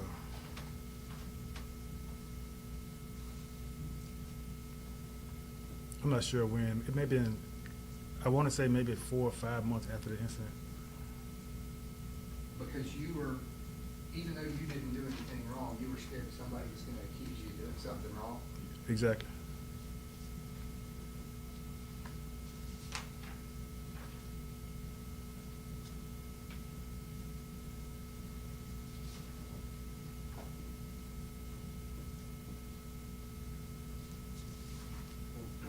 Let's move on to your review of the fifth floor incident, okay? The first thing we see on that video is side view, he's come up the elevator and his back goes against the wall. And I think that was at about the 5:30, 5:34 mark they showed you. And that's when Gershun Freeman punches, I believe, Officer Perry, is that correct? Yes, sir. Okay, and Perry and Lawson go after his upper body and they get him to the ground, right? Yes, sir.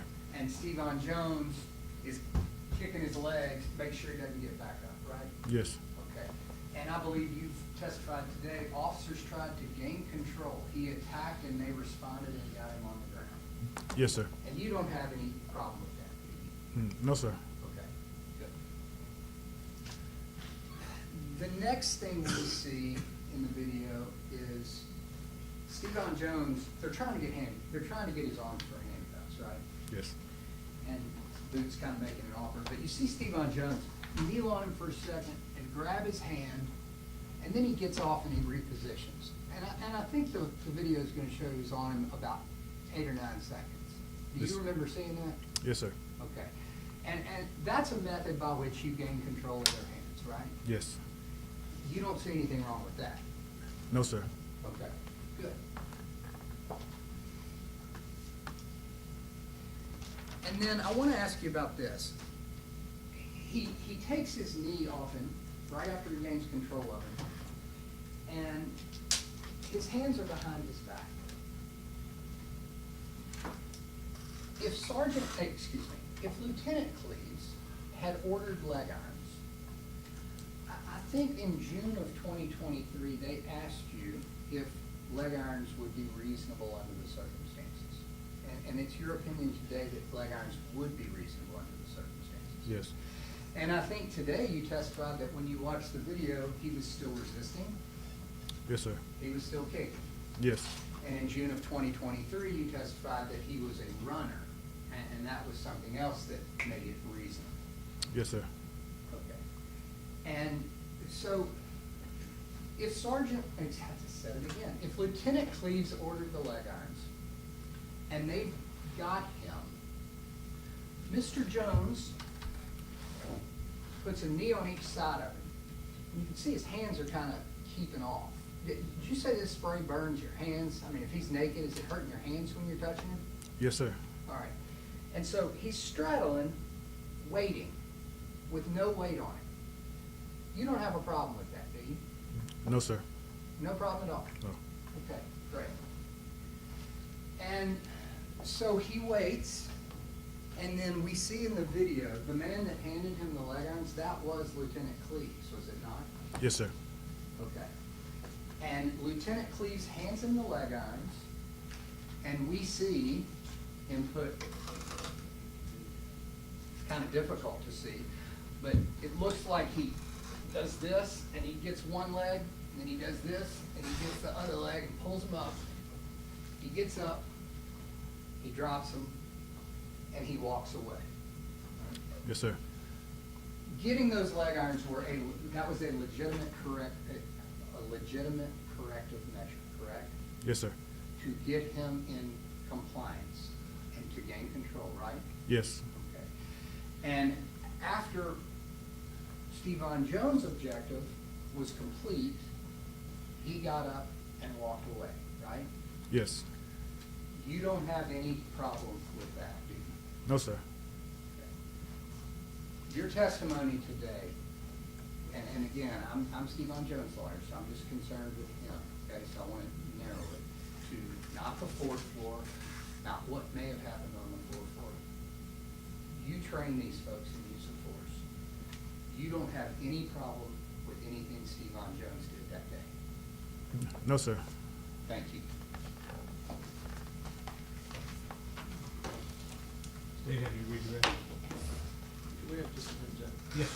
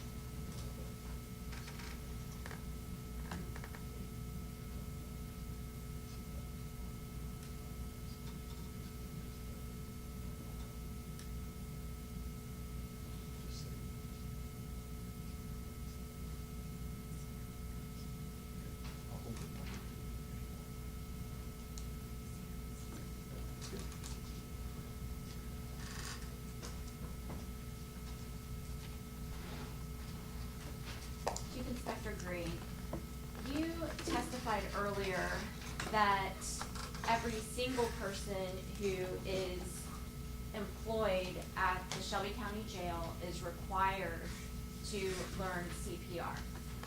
Yes, ma'am. Okay. Why are people required, why is every single person required to use and know how to do CPR if they're not expected to do CPR? Say that again. Why is everybody trained on CPR if they're not expected to use CPR in situations where it's called for? They are expected to use it. Okay, I was just confused because when Mr. Urban was asking you questions, you said that people don't need to start CPR or start trying to help somebody if there's somebody else there who can do it. That's what you said. So I just wanted to ask you to make that make sense. No, he asked if medical was already on the scene. Okay. What if medical's not on the scene yet? What if you are waiting for medical to get there? Then anybody that's trained in CPR can do it if someone needs CPR. And that is literally everybody? Yes. Okay. And a question about the use of force policy. If there is somebody who is in hand restraints and leg restraints, do you need to continue to use force against that person? You don't continue to use force, but you have to keep your hands on them because they're vulnerable. You know, they're still under your custody. Keep hands on them? Yes. Okay. If somebody is in handcuffs and in leg restraints, is there anything that prevents a person from putting them in a recovery position? In this situation, because he was naked, because Mr. Freeman was naked, he wouldn't be able to go in that position. And I'll ask you the question again, just because I think it bears repeating. What is more important, saving somebody's life or having their privates exposed? Check the argument, Your Honor. Well, I'll let her answer the question.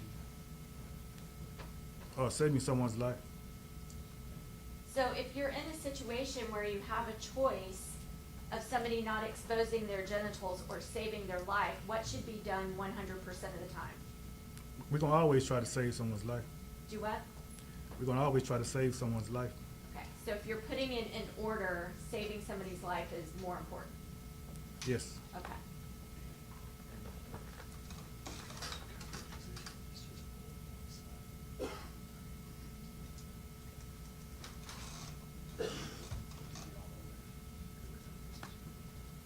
And a recovery position is just rolling a person over on their side. Yes. So you could roll somebody over on their side and still try to protect. Objection to leading. Please don't leave. Is it possible to roll somebody over on their side and still protect their modesty? It's possible, yes, ma'am. Do you know, or do you have any personal knowledge about how much pressure Courtney Parham was placing on Gershun Freeman's back? No, ma'am. Do you know or have any personal knowledge about how much pressure Stevon Jones was putting on Gershun Freeman? No, ma'am.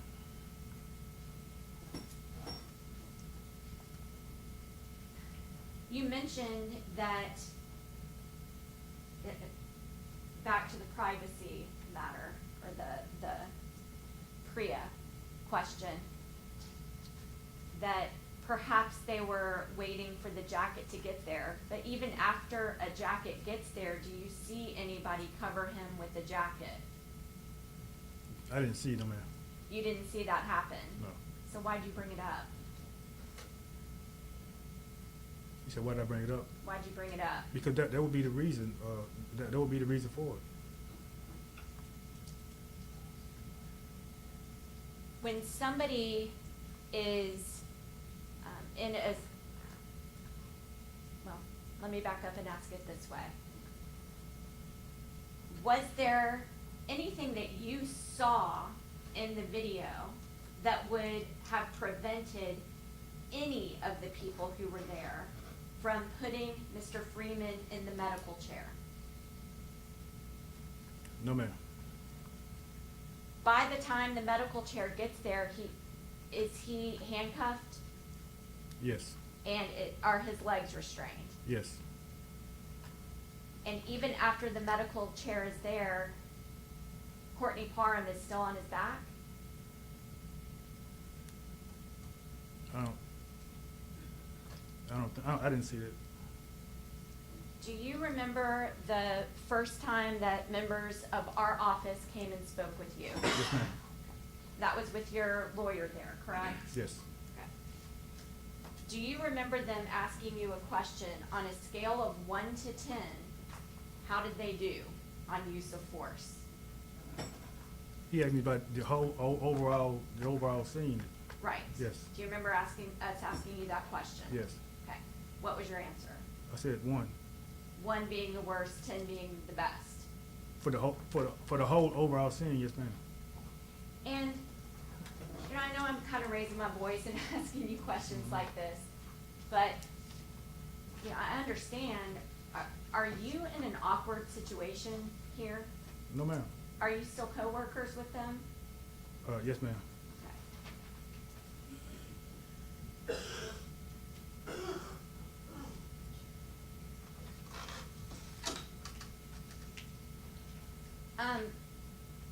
Mr. Urban asked you about the fact that Mr. Jones is not on DRT, right? Yes, ma'am.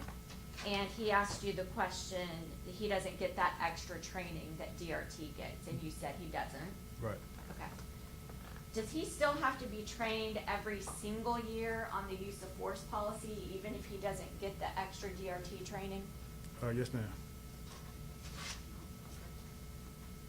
Once a person is restrained, and in this situation, do you believe that Mr. Freeman was restrained after he had handcuffs on and leg irons on? Do I believe what? Do you have an opinion about whether or not Mr. Freeman was restrained after he was handcuffed and had leg irons? Yes. Okay. After somebody is restrained, should use of force continue? No, use of force shouldn't continue, no. And is it considered use of force to put your knee into somebody's back? To put your knee in the back? A Yes. knee in somebody's back, is Yes. that considered a use of force? Yes, ma'am. If your policy that we just read said that if you continue a use of force, after it's not needed anymore, that's the definition of excessive force. Do you remember that? Yes. And if you're using excessive force, that is a form of corporal punishment. Do you remember that? Yes. Did you see on that video, Courtney Parham continue to put his knee on Gershun Freeman's back after he was restrained? I didn't see anything excessive, no ma'am. That is not my question. Okay. Did you see Courtney Parham continue to keep his knee on Gershun Freeman's back after he was restrained? Yes, ma'am. Those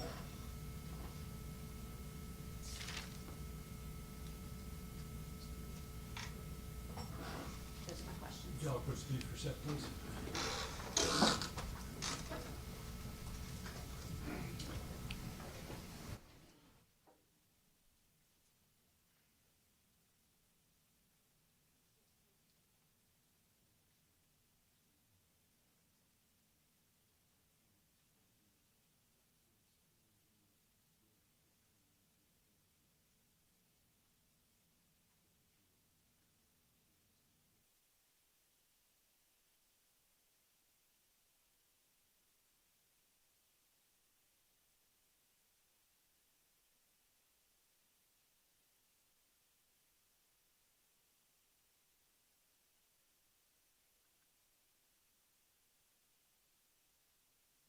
All right, Ms. Fuchs, do you have any redirect? Or Mr. Massey, any redirect? Yes, ma'am. Recross, I'm sorry.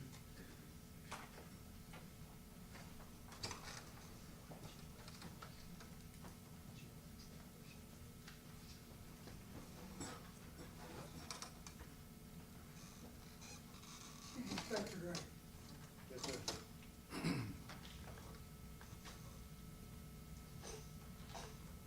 There are rules and there's guidelines, right? Yes, sir.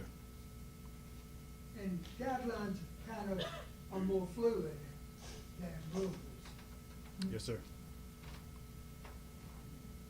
And when action is going down, when something's happening like this on the forward,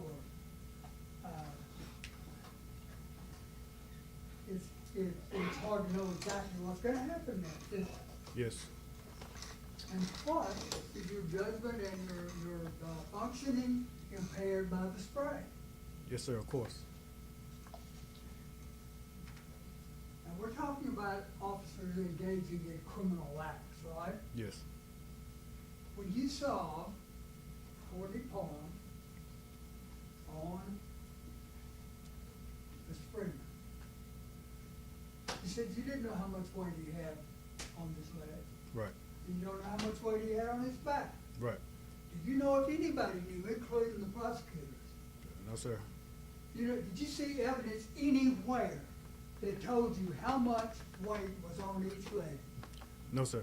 But you can clearly see him putting weight on the leg that you bounce out, can't you? Yes, sir. Is that exercising caution? Yes, sir. When he's watching the man, is that exercising caution to be sure he's breathing? Yes. in your opinion, was Courtney Parham exercising caution? Objection, Your Honor. He can't, he has no expertise. Do you have any problem with him, with his knee being back? Say again. Do you have any problem in your training with the man's knee in his back, the way it was done in this case? No, sir. Like I say, we train officers like that. When you got inmates down in a position, you have your hands on their shoulder pretty much, and you have your knee on them, but not using a lot of force to keep them controlled. Thank you, sir. All right. Secretary, just a couple more and then we're almost done. First of all, you've told us that Stevon Jones was not a member of the detention response unit, right? Yes, sir. The DRT. Yes. And so, did Stevon Jones have DRT training? No, sir. He didn't have the extra training that DRT members have? No, sir. Okay. With regard to CPR, I haven't taken it. I was supposed to this spring for a scout trip, but I haven't. You don't perform CPR on somebody who has a pulse and is breathing. Is that right? That's correct. Okay. And at the end of this video, after Stevon Jones has walked off, you'll see like 4 people around him that are not Stevon Jones. Do you recall that? Yes, sir. Any of these 4 people that are around him, if they had thought that Gershun Freeman wasn't breathing, had become unresponsive at that Your point. Honor. This is based on the training and, I'm sorry. I'll let him ask the question and then you can object. Okay. Let's let him ask his question. Based on your CPR training and your training of individuals in the jail, at what point would the people that were actually observing him perform CPR? Once he became unresponsive and he wasn't breathing, then they would start CPR.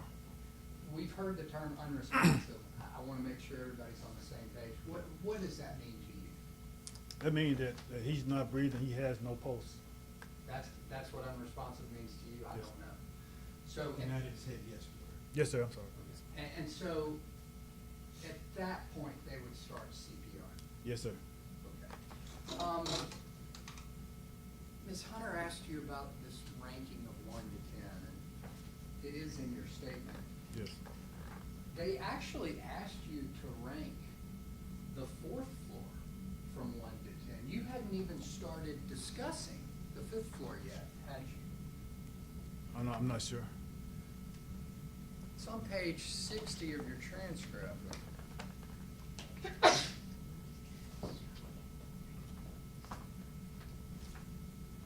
What And is it, number would that be, sir? This is just a prior statement, it's not an All right, exhibit. it hadn't been, okay, That's right. If you had to rate this section right here on a 1 to 10, we'll call 10 completely by the book, we'll call 1 a 0, not by the book. And that's when you said, well, I'm giving them a 1 because they responded. Be- That was the 4th floor, right? Right. But you weren't even talking about the 5th floor. No, sir. Because they hadn't even started talking about the 5th floor yet. Right? Yes, sir. Okay. Just wanted to make sure. That's all I have. Thank you. Anything else from the state?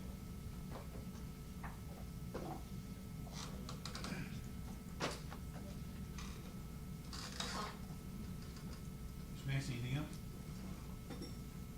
Okay. All right. Thank you, sir. Appreciate you coming. Please don't talk to anybody else about what you asked or what you answered until we call them, okay? Yes, sir. And they call other people you think. Okay.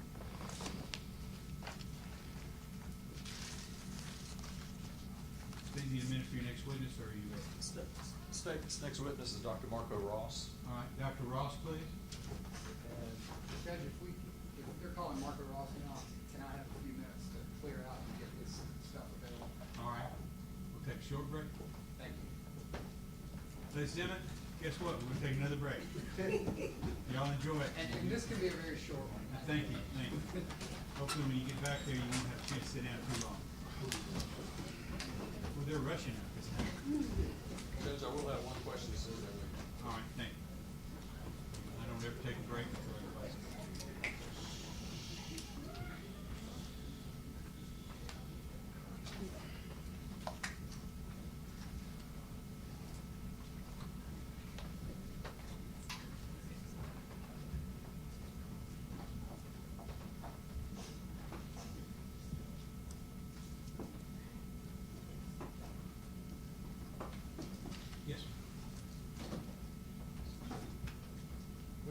two medical examiners that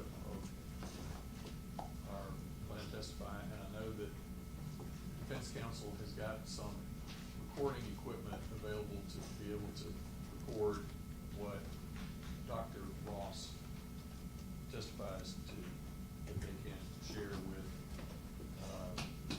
their medical expert who's coming in from Knoxville but could not be here this afternoon. My question is,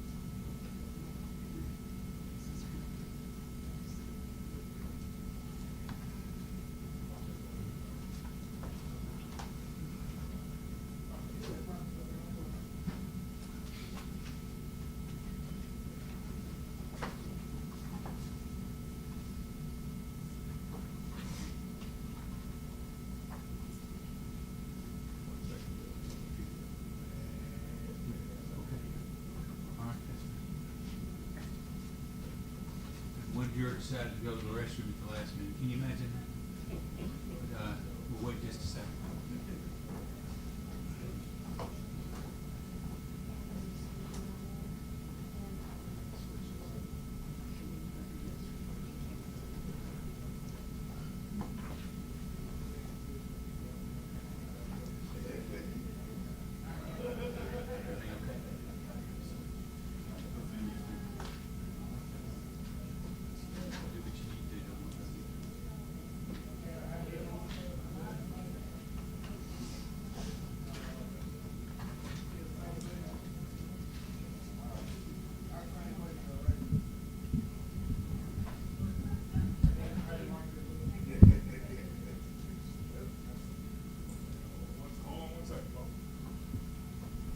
Wait for the jury, Your Honor. Yes, sir. Jury's entering the courtroom.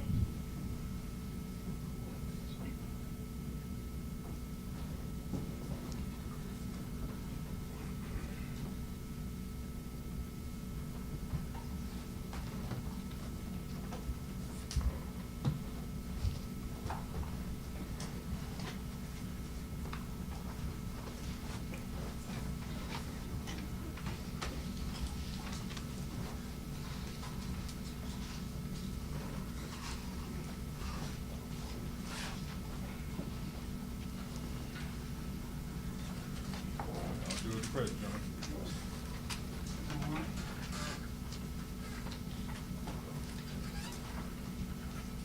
State you may call your next witness. Call Dr. Marco Ross, Judge. Dr. Ross, please.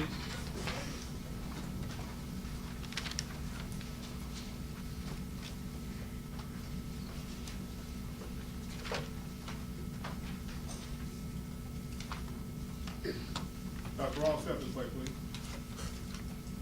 Step inside, sir. Face the judge and raise your right hand. Sir, do you solemnly swear or affirm to tell the truth, whole truth, nothing but the truth, so help you God? I do.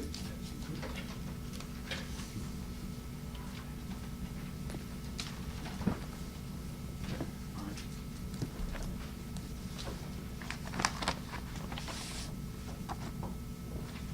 Good afternoon. Good afternoon. Will you state your name and spell your first and last name for the court report? Marco, M-A-R-C-O, Ross, R-O-S-S. And what do you do for a living? I retired in November as the Chief Medical Examiner at the West Tennessee Regional Forensic Center. How long did you work as the chief medical examiner at the West Tennessee Forensic Sciences Center? I was the Chief Medical Examiner for about 5 years. Prior to that, I was an interim Chief Medical Examiner for about 3 years. And prior to that, I worked as a Deputy Chief from 2007 until 2018 or so. Before that, what did you do? Before that, I was a medical examiner in Phoenix, Arizona, and in Spokane, Washington. And before that? I received my medical degree at Tulane University in 1985 and completed a residency in general surgery at the University of South Carolina in 91, served as a surgeon in the U.S. Navy from 91 to 95, then completed a residency in anatomic and clinical pathology at the University of Vermont in 1999, and a forensic pathology fellowship at the University of North Carolina in 2000 was when I finished that. Go back to what was more current, the West Tennessee Regional Forensic Center. Where is that located? It's here in Memphis, just a few blocks east of here. What counties in Tennessee does the West Tennessee Regional Forensic Center serve? It's primarily Shelby County, the Shelby County Medical Examiner's Office, but we also perform autopsies for a number of counties in West Tennessee. And what were your duties and responsibilities both as a forensic pathologist and as the director? To evaluate and examine those deaths that occurred either unexpectedly or unnaturally. Approach the witness. Yes. Can you identify this document?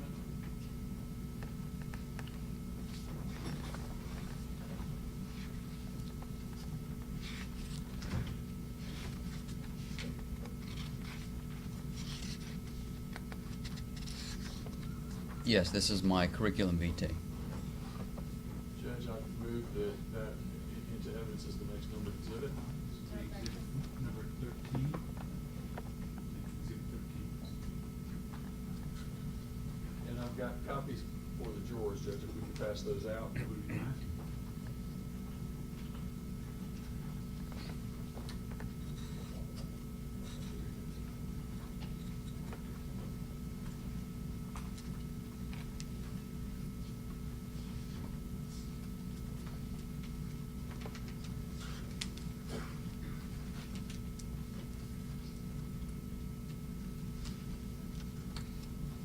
Here again, please don't write on those or make notes on those. You can take notes, but not on those.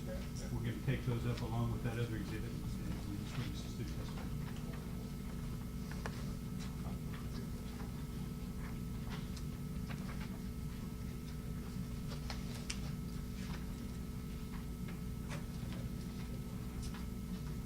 So good.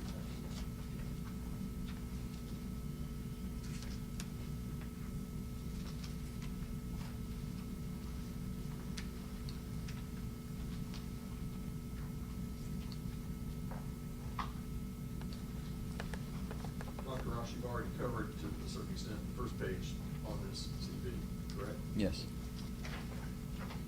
Probably have this committed memory, but let me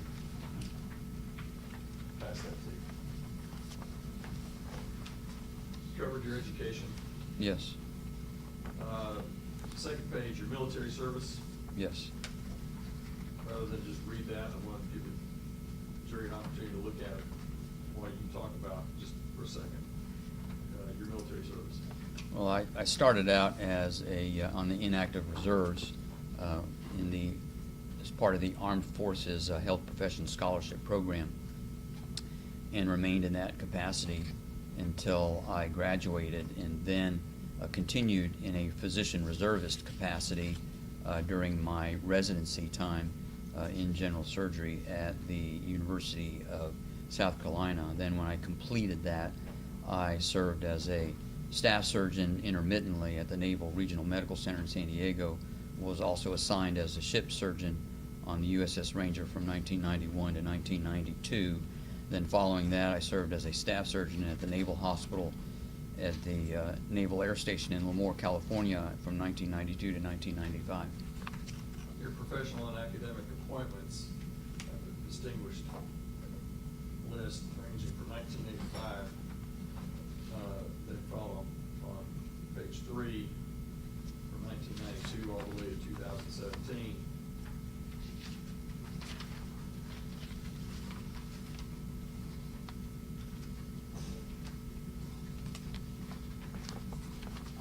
And then on the top of page 4, from 2017 all the way up to present, prior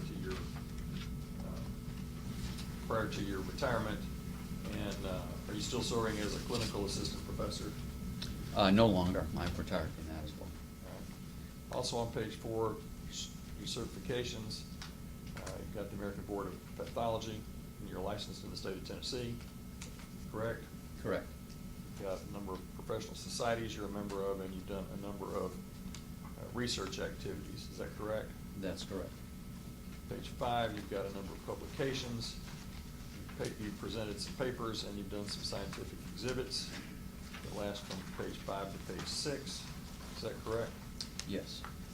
And then, bottom of page 6 into page 7 is a list that may not be an exhaustive list, but you are a frequent speaker with regards to forensic pathology. Is that correct? Yes. And the definition of forensic pathology, Dr. Ross? The evaluation and examination and study of those deaths that occur due to unnatural means or the injuries that result from them.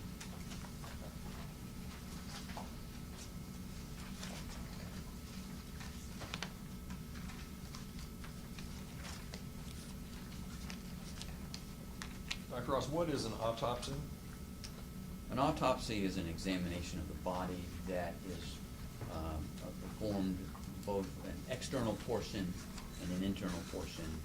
The external portion of the autopsy is an examination of the outer surface of the body, looking for evidence and findings of disease and injury. and then examining the inner structures of the body by making incisions in the head, neck, chest, and abdomen to evaluate the internal organs and tissues, also examining them for evidence of disease and injury. Prior to today, how many autopsies have you performed? Roughly in the neighborhood of 5,000, a little over that, I believe. Have you testified as to cause of death in Tennessee courts before? Yes, I have. In those Tennessee courts in which you have testified the cause of death, how many times have you testified in the Shelby County courts? I have honestly not kept track of the number of times, but it's been numerous times. Hundreds. Now, Well, over 100. Over 100, I believe. Have you been declared an expert in courts of this state, including Shelby County courts, in the field of forensic pathology? Yes, I have. And when you have testified as to cause of death, did you also testify after being qualified as an expert in forensic pathology? Yes, I did. Judge, at this time, the state would like to offer Dr. Marco Ross as an expert in the field of forensic pathology. Any questions? No objection. No objection. No objection from either defense. Ladies and gentlemen, I told you before, ordinarily witnesses can't give you opinions. What do you think might have happened? Things like that, but only what they saw or heard. I'm going to give you a special instruction at the end of the trial. And it's going to say the rules of evidence provide that if scientific, technical, or other specialized knowledge might assist the jury in understanding the evidence or in determining a fact and issue, a witness qualified as an expert by reason of special knowledge, skill, or experience may testify and state his or her opinions concerning such matters and give reasons for his or her testimony. Merely because an expert witness has expressed an opinion doesn't mean, however, that you're bound to accept this opinion. The same as with any other witness, it's up to you to decide whether you believe this testimony or choose to rely upon it. Part of that decision will depend on your judgment about whether the witness's background or training and experience is sufficient for the witness to give the expert opinion that you heard. You must also decide whether the witness's opinions were based on sound reasons, judgment, and information. So you're to give the testimony of an expert witness such weighted value as you think it deserves, along with all the other evidence in the case. Then I'm going to designate him as an expert so that he'll be allowed to give his opinions in the field of forensic pathology. Thanks. Thank you, Judge. When you do an autopsy, what records and reports do you keep? We take photographs of the autopsy and the findings, and then we complete an autopsy report that documents those findings. Is there a standard format to that report? Yes, there is. And just 15-second version, how does that get formatted? We generally have a title page that includes a list of the pathologic diagnoses, followed by a page where we describe clothing, personal effects. We'll describe the external examination that I described before, and then we go through the internal examination, and sometimes either as part of either one of those sections or separately. There's going to be a section that describes traumatic injuries that are found in the body. Then following that, there's a microscopic description where we describe what we see on microscopic slides that we look at of the tissues, and then following that, a summary and interpretation section. Are autopsies reviewed and then you actually sign the autopsy that you perform? Yes, Are those records public record? they are. Where are they actually kept? At the West Tennessee Regional Forensic Center, both in paper form and electronic form. Did you receive a subpoena to appear in this court regarding the state of Tennessee versus Mr. Jones and Mr. Parham? Yes, I did.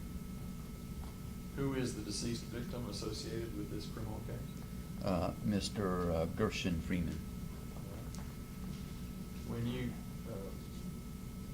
got possession of the body in order to perform the autopsy, what was Mr.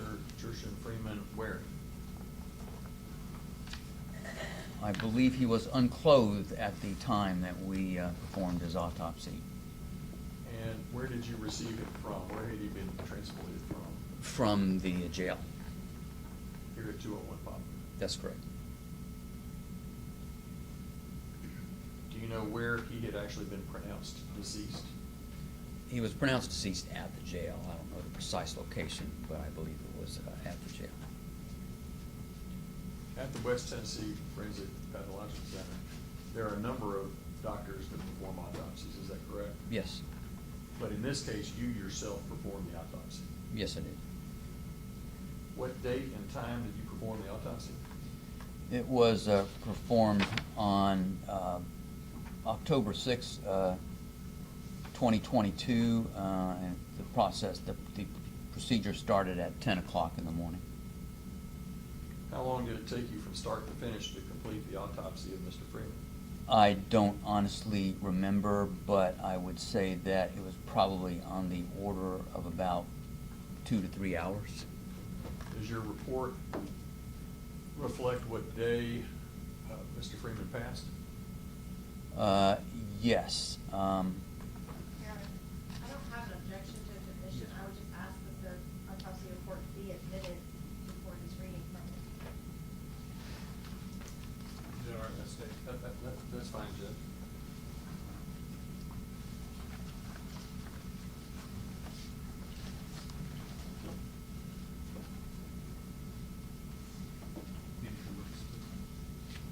Dr. Ross, do you recognize this document?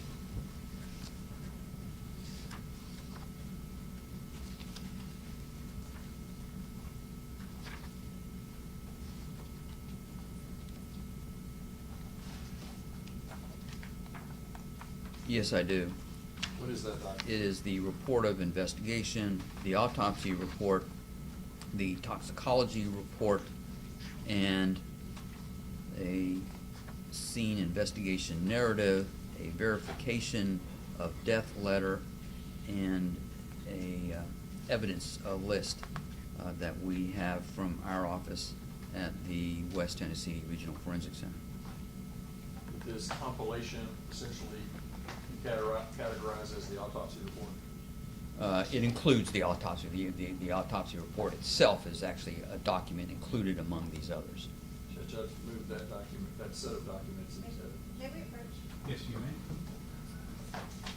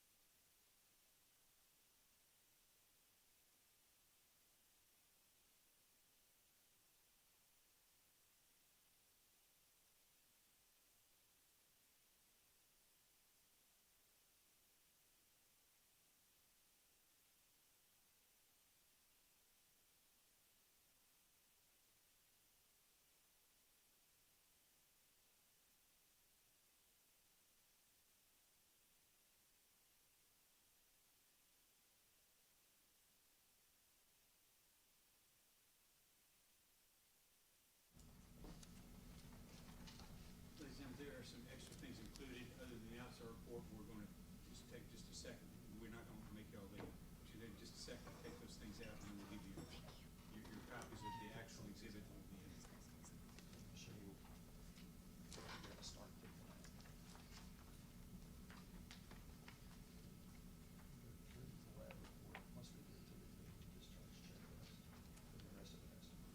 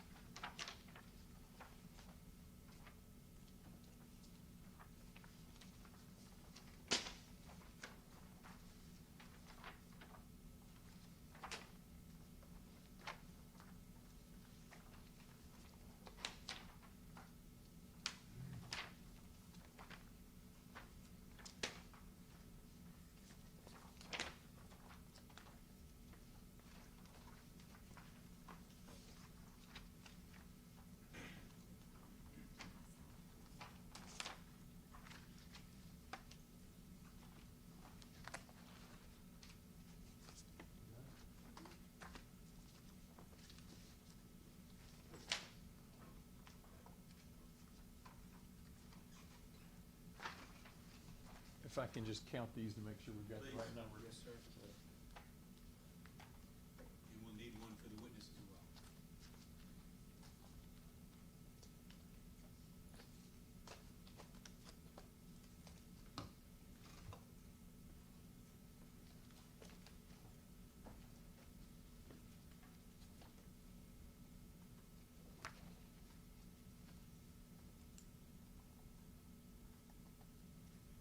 If I can pass this to the witness.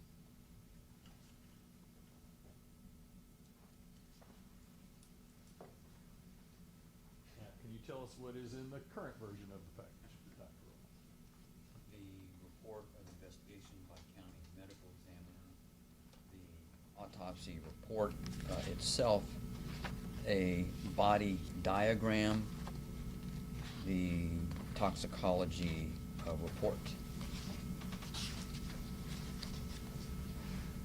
Judge, at this point, I would move that to be the next. All right. exhibit. This is going to And be, introducing those. it's gonna be exhibit 13 again. Well, 14, I'm sorry. That's right, the sequence 13. I thought we were reiterating the first one.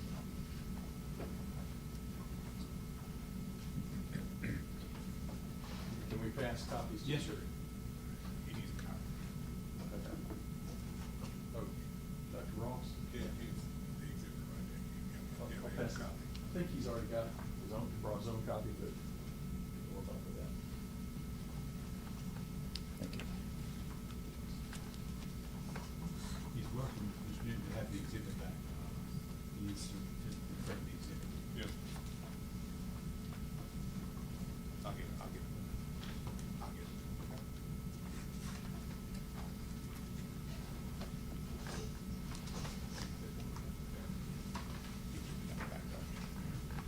Thanks, sir. All right, Dr. Ross is being handed the exhibit 14.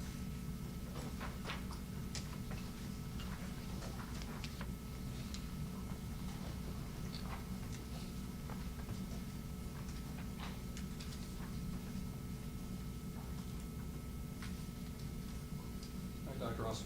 Yeah, almost, I'll have it in just a second. All right, now, Ms. Jackson, any extras? All right, thank you, go ahead. Dr. Ross, does the report indicate the day that Mr. Freeman was killed? The report of investigation states that the date of death was October 5, 2022 at 5:27 p.m. And then you did the autopsy the next day at 10 o'clock in the morning? Correct. How old was Mr. Freeman at the time of his death? 33 years. And what was his height and weight? He had a height of 69 inches, that's 5 feet 9 inches, and a weight of 181 pounds. Explain to the court and to the jury the term cause of death. The cause of death is that specific disease entity or process that caused the death of the decedent.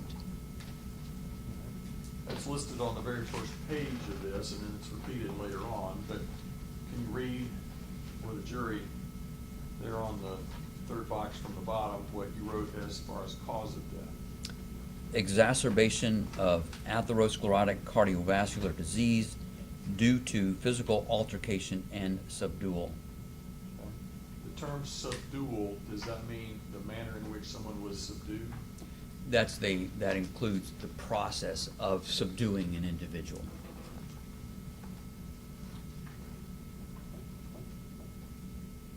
Explain the term contributing cause of death, contributory cause of death. Those are additional factors that play a role in the death of the decedent, that they may additionally contribute to the primary cause of death.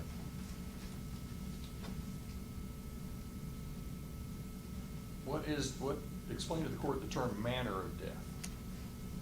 Manner of death is a categorization of the type of deaths.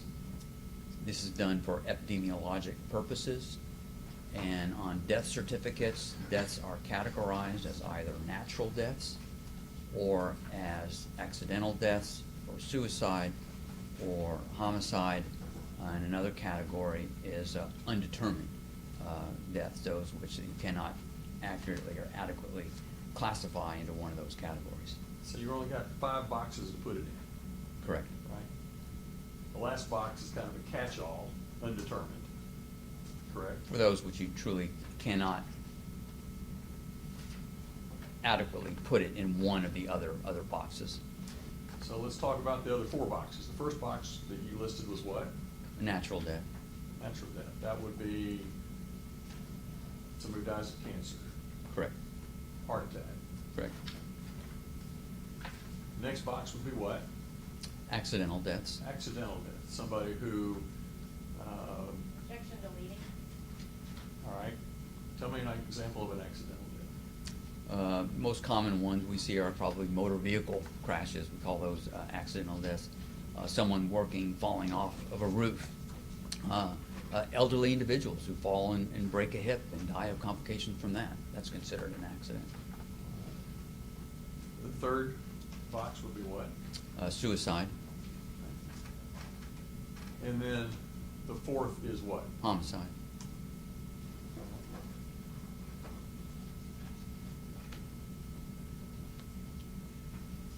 Can you define the term homicide as used in a medical document like this to the best of your ability? Essentially, those deaths that occur due to the direct actions of another individual or individuals. Suicide, did it to myself. Yes. Homicide, caused by the actions of other individuals. Correct. In this case, on this first page, under manner of death, which box did you put that in? It was categorized as a homicide.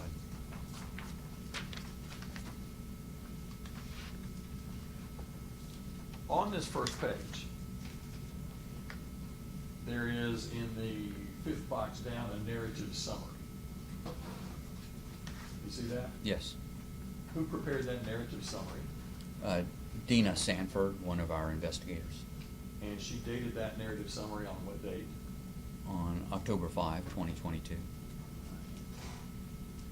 You do not know from firsthand knowledge the information that Dina Sanford put into this narrative summary.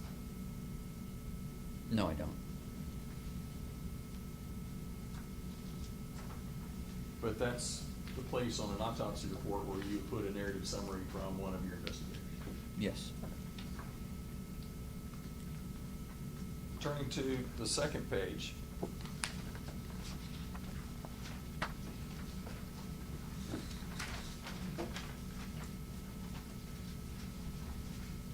Who was present with you as you did the autopsy? Alexis Brody, one of our autopsy technicians. And pathological diagnosis, what do you mean by that? Those are the lists of diseases of the body. It includes injuries as well. All right. What did you mean by multiple contusions of the body? There were multiple scattered bruises and areas of hemorrhaging in the tissues of the body. What did you mean by scalp laceration? It's an actual wound, an open wound on the scalp caused by a blunt force impact to the back of the head. What did you mean by healing stab wound to the back? Parentheses, clinical history, close parentheses. He had a wound on his left upper back region, which, based on review of records, was consistent with a stab wound that occurred, I believe, approximately 10 days earlier. And he'd been in the hospital, I believe, for about 3 days before he was discharged. Under Roman numeral 4, atherosclerotic cardiovascular disease. And then you got an A, B, and a C. Tell me what you mean by those words. Atherosclerotic cardiovascular disease refers to a disease process that occurs in the heart and blood vessels of the body. It is one of the most common diseases, particularly in the elderly, And it is a disease process whereby excessive deposits will occur on the inner lining of a blood vessel. And those deposits can reduce blood flow getting to various tissues. And in this particular case with coronary atherosclerosis, there was disease of the blood vessels on the surface of the heart. These coronary arteries on the surface of the heart are responsible for giving blood supply to the heart muscle tissues itself.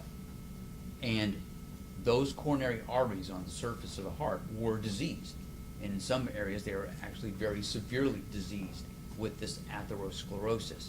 So that would have caused a reduction of blood flow to his heart muscle tissue.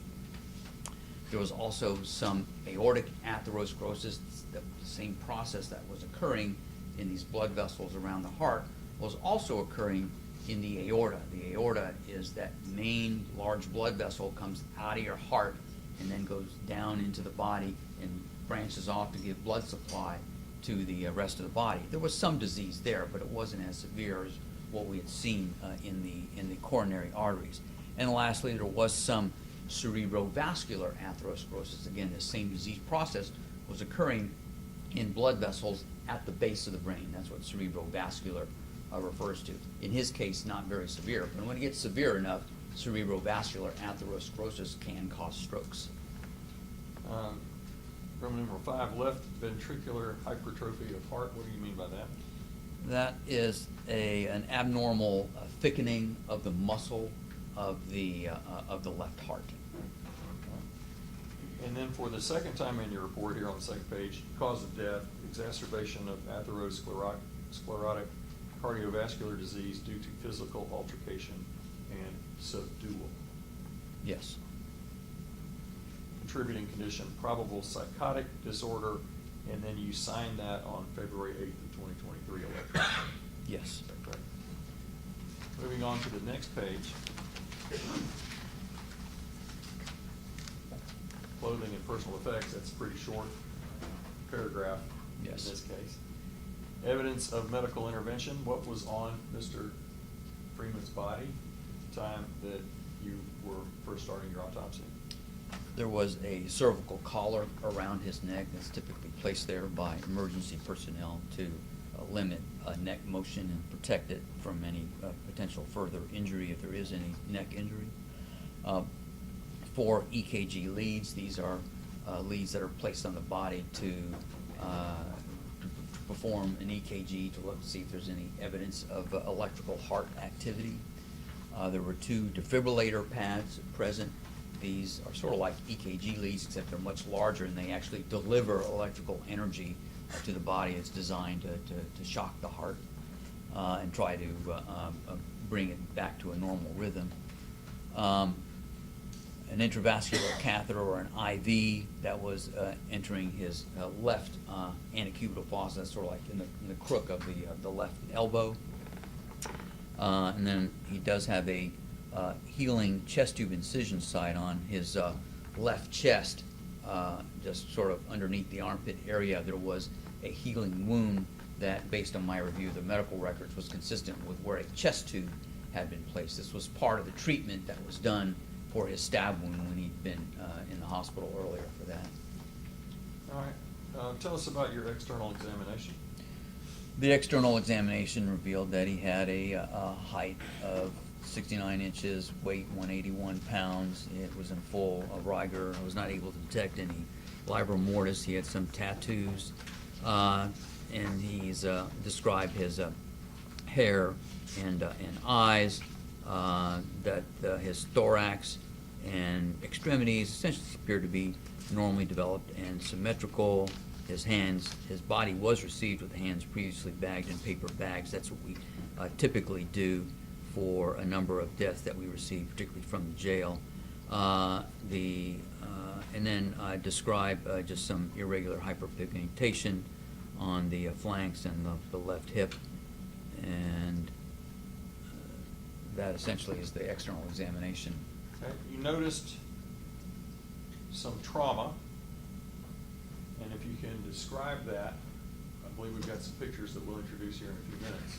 If you can just describe the evidence of the trauma that you found. On external examination, we found that there, on the head, there was a 1 1/8 inch laceration or a tear or opening on the right upper occipital scalp. That would be the back of the head that extends through the galea. The galea is the actual tissue that covers the surface of the skull. So the laceration, the tear, had actually extended through that, and there was some exposed skull at the base of the wound. There were a few 1/16 to 5/16 inch abrasions or scrape marks on the lower part of the occipital scalp, as well as on the back of his neck. There was a 1/2 inch abrasion on the left side of his forehead, a 1/16 inch superficial abrasion on the mucosal surface, sort of the inner surface of the lower lip next to the right corner of the mouth, and another 3/16 inch superficial abrasion on the inner surface of the upper lip, and a 3/8 inch abrasion on the inner surface of the lower lip. We internally examined. So these are all trauma on the head and around the face and the mouth. Correct. Correct. Occipital scalp, can you tell us again what that is? That's the back of the head. The back of the head. All right. What did you notate about Mr. Freeman's injuries on the second paragraph that starts with internal examination of the head and neck? Yes, the internal examination of the head and neck revealed some hemorrhage of the right frontal scalp, that's subscapular hemorrhage. So there was an area on the right front of his head underneath the skin where there's some hemorrhaging in the tissues. There was also another 3 centimeter area of hemorrhage on the left side of the head underneath the tissues.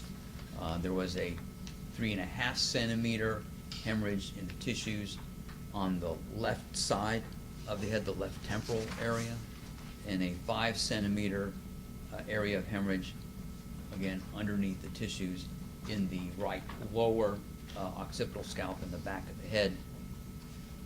A 7 by 3 centimeter hemorrhage of the left sternocleidomastoid muscle. That's a muscle that extends from just behind the ear on the skull and extends down to the inner part of the clavicle and sort of the upper part of the sternum, and it attaches there.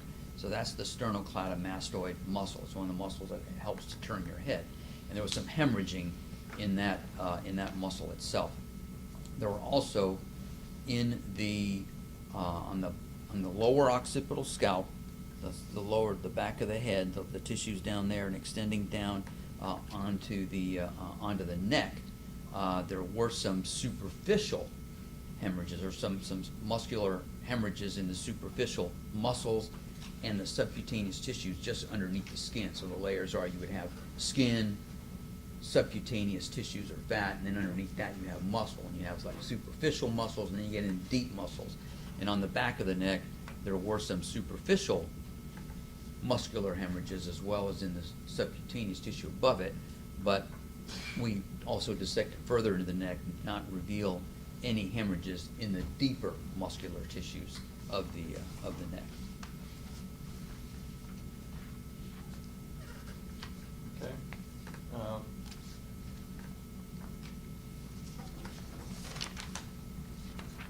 For the rest of the section on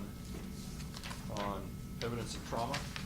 Yes, he had some punctate, that's almost small, very almost like needle-like abrasions or scrape marks that were on the right front part of his chest wall. He had some localized superficial muscular hemorrhages on the left lower outer chest wall. On his left arm, he had a scab on the inner part of his elbow. He had a healing abrasion or scrape mark also on the elbow, an area of localized scrape mark on the top of his little finger, and two 1/4 inch superficial parallel cuts on the outer part of the wrist. On his right arm, he had a 1/8 inch abrasion on the top of the wrist, a 1/4 inch abrasion on the top part of the hand, and two 3/16 inch abrasions on the top of his middle finger, and some localized healing abrasions on the tops of his ring and little fingers, and some localized subcutaneous hemorrhage on the outer aspect of the right wrist. On his legs, he had some healing abrasions on the knees and a scab on the inner part of the right ankle, and some scabbed scratches on the sort of the front outer part of the left ankle. And then on his back, he had some two faint contusions or bruises on the upper back near the middle, and then he had an abrasion on the back of the left shoulder, another abrasion or scrape mark on the back of the right shoulder, a few scattered faint contusions on the right outer part of his right outer back of the chest, and the previously described healing stab wound. And then when we made an incision into the skin to look at the tissues underneath the skin, we discovered multiple scattered hemorrhages in the superficial and deep muscular tissues of the back, ranging from 2 to 7 centimeters in size. All right. Can you define contusion for us? A contusion is essentially a bruise. It would appear as a bruise on the surface of the skin, and when you make an incision into it, you can see active hemorrhaging into the tissues, either just underneath the skin and the subcutaneous fat, or you can see this as hemorrhage or bleeding into the muscular tissues. How long does it take a bruise to form? It can form essentially immediately upon impact, a blunt force impact to the skin or tissues, and it would begin immediately, and it can continue to bleed for a while until the body's processes may stop the bleeding in that area. I know that you're mainly forensic pathology, but are you aware that some injuries that cause bruising, the bruise does not come into full flower until the next day or even the day after that? That's usually what you can see on the surface. The injury can actually occurs in the deep tissue, so the hemorrhage is already there, but it may take a while for that hemorrhage to work its way sufficiently to the surface so that you can see it as a bruise on the surface of the skin. Can contusions be consistent with a great amount of force being placed on that location? They can be, yes. Can contusions on the right posterolateral chest wall be consistent with too much pressure or too much weight being placed on the back? Potentially, yes. What are deep muscular hemorrhages? Those are hemorrhages that are occurring in some of the deeper muscle layers of those areas. Can deep muscular hemorrhages be consistent with too much pressure or too much weight being placed on the back? It can be consistent with a certain amount of pressure or weight on the back. Okay. And as far as too much weight on the back, if I weigh 249 pounds, and I lay down on this seal of Shelby County, spread my body weight, it'd be 6 feet by 2 feet with pressure of 249 pounds. Would that be an accurate statement? Spread out over what's... Right, yes. But if I hope I can keep my balance. If I were to stand like this, you got 249 pounds just going on the square footage of my foot. Correct. Right? Would that mean that there was more pressure underneath my foot than there would have been if I had laid down on this whole seal? Yes. And if I had balanced on my knee, would that pressure have been concentrated on the width and length of my knee on that space? If you were entirely balanced on that knee, yes. And would that have been able to more pronounced cause a contusion or a deep muscular hemorrhage on the area underneath of that, if that was a human being I was on top of. It can, yes. The internal examination. Can you tell us about the internal examination performed on Gershun Freeman? The internal examination revealed that the organs of the body were appropriately placed. Everything was smooth and glistening throughout, which basically means that he was in a good state of hydration, and that the tissue surfaces appear normal, of normal quality. When first looking at them, didn't see any significant accumulations of fluid in the body cavities that it would include blood. I did note the healing chest tube insertion site on the left side of the chest, and the healing stab wound in the back left area of the chest. In his heart, he had a heart weight of 418 grams, had a somewhat globular configuration. That's a little bit abnormal. Hearts tend to have, almost more of a tapered shape to it, whereas it tends to be more globular. It's usually because of thickening of the muscle, which in this case he had that left ventricular hypertrophy that would account for that. I described the coronary. So now we're on page 4 under the subsection cardiovascular system. Correct. Okay. Make sure everybody's on the same page with that. The coronary arteries that I described, and there is 3 main coronary arteries that give blood supply to the heart. Those are the left anterior descending coronary artery, the left circumflex coronary artery, and the right coronary artery. And all of those had evidence of this atherosclerotic disease. To start with, in the left anterior descending coronary artery, which is the artery that kind of gives blood supply sort of to the front part of the heart, there was a 50% stenosis. And what that refers to is that if you imagine that if you take a cross section, you were cut through the artery, you have a sort of a circular outline. And that outline, if it were free of disease, it would be, there would be 0% stenosis. If half of it is blocked off, so only half of the opening is available, that's a 50% stenosis. Now, I described a diagonal branch, which is a branch that comes off of the left anterior descending coronary artery, still giving some blood supply to the front of the heart. There was a 50 to 60% area of stenosis in one of those. The left circumflex coronary artery is an artery that also kind of comes a bit off the front of the heart, but then it sort of starts going over to the left side of the heart and kind of gives blood supply towards the left side of the heart and towards the back of the left side of the heart. And that blood vessel had a 40 to 50% stenosis. And then in the right coronary artery, and that's a fairly long artery, it does sort of start out towards the front and sort of goes along the right side of the heart, and then it loops around to the back of the heart, and it's largely responsible for giving a lot of the blood supply to the back of the heart.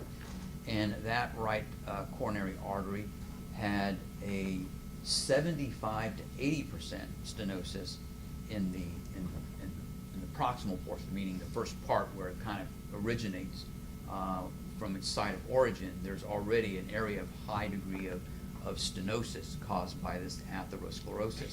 So only about 20 to 25% of the available space of the opening of that blood vessel was available for blood to go through, so it was quite narrowed. In the mid portion of the right coronary artery, 60 to 70% stenosis, and then in sort of a farther out, more distal part of the coronary artery near its end, there was another 75 to 80% stenosis that occurred in that coronary artery.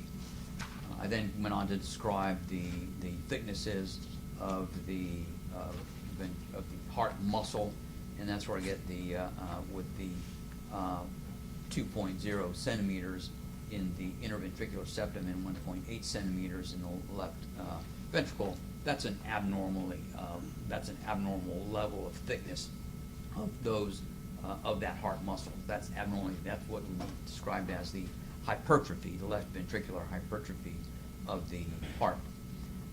And when I say that the ventricle is concentrically hypertrophic, when you cut it and look at it, you can see that it's very thickened all around. I went on to describe the valves of the heart, which were essentially normal, except some slightly thickened, the mitral valve, but not pathologically significant. And then I described the rest of the heart examination as being relatively unremarkable.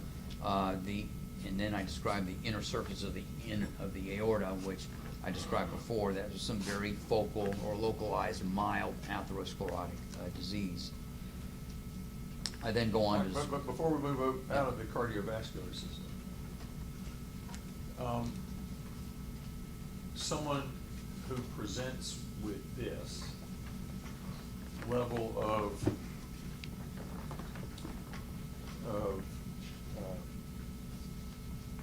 atherosclerotic cardiovascular disease, this person is not in an imminent danger to where a doctor would need to put a stent in at this point. Oh, they quite possibly could be. As a matter of fact, that degree, particularly if they're symptomatic, I would defer to a cardiologist, but I know that if they have that degree of disease and they have symptoms because of it, they're going to want to have some sort of intervention, either some type of stents put in or even a bypass performed.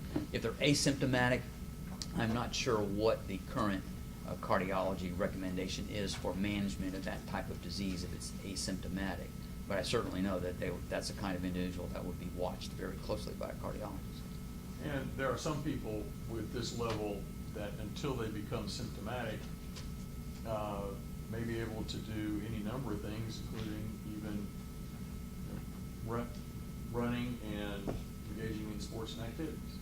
Depends upon what degree of stress is put on the heart and what the oxygen demands of the heart. The oxygen demands of the heart require a certain amount of blood flow to it, and that blood flow is diminished sufficiently by this disease, then they'll start to manifest some symptoms. Other than that, though, you cannot say how on a regular day or...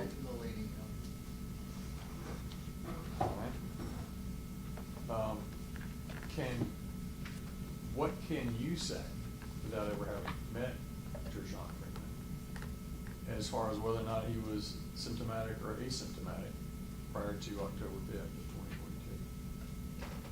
It would partly depend upon what level of activity he typically engaged in.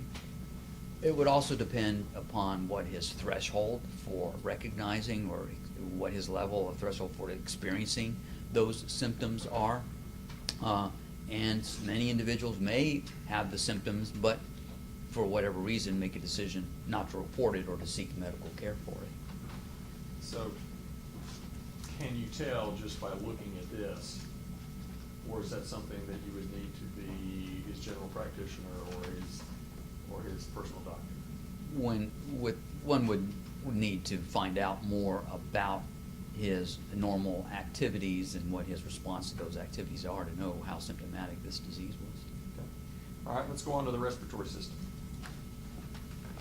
The respiratory system, referring mainly to the lungs, they described that the left lung had some localized areas of hemorrhaging that was associated with the healing stab wound and chest tube insertion sites in that area. Otherwise, the lungs appeared to be normal, and they did have no significant areas of any type of abnormality in the lung tissues. They were somewhat congested. That's this means an accumulation of blood in the tissues. It actually accumulation of blood in the vessels of the tissues. That's what congestion is. And actually, after an individual dies, that's quite common finding in the lungs. So it's nothing specific. Digestive hepatobiliary, referring to the gut system of the body, which essentially nothing remarkable there. He had a normal stomach, had about 200 milliliters of fluid and some food particles. The intestines, the pancreas, and the liver and the gallbladder all appeared unremarkable and normal to me. Going to the next page, the genitourinary system, referring to the kidneys and the bladder primarily. The kidneys appeared to be normal, and the bladder itself was normal, had contained about 115 milliliters of urine in it, and the prostate gland and seminal vesicles at the base of the bladder also were unremarkable. I described the hematopoietic system. The spleen was normal. The endocrine system, the glands of the endocrine system, that is the pituitary gland in the base of the brain, the thyroid gland in your neck, and the adrenal glands on top of the kidneys, those are all glands responsible for various endocrine functions, releasing a variety of hormones into the body that can control a number of factors. Those all appear normal. Looking at the neck, I described that previous hemorrhage in the left sternocleidomastoid muscle, as well as the superficial hemorrhages in the back of the neck that I described previously. But otherwise, the rest of the neck appeared normal. I didn't see any other additional hemorrhages in the neck, and all of the bones and other structures of the neck are intact. The musculoskeletal system, referring to the other muscles and bones of the body, and other than the areas of hemorrhage that I noted in the muscular tissues before, the rest of that looked normal in him.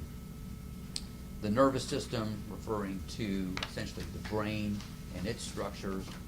So when we reflected the scalp on the head, we did see, of course, the hemorrhages that I previously described. Otherwise, the skull itself was intact.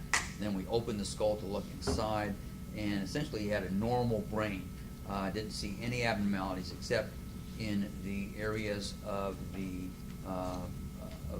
blood vessels at the base of the brain. There were some mild atherosclerotic changes, mild to moderate, but nothing severe in those blood vessels. Then going on, the toxicology specimens describes what we collected during the autopsy and subsequently sent out for toxicology testing later. The microscopic description section describes how those various tissues that I looked at microscopically, and just gives a description of how they look like. The heart, microscopically, did show these what are called hypertrophic myocytes. These are enlarged heart muscle cells, and the reason they're like that is because any number of things can cause that. Most common thing that causes it actually is high blood pressure, hypertension.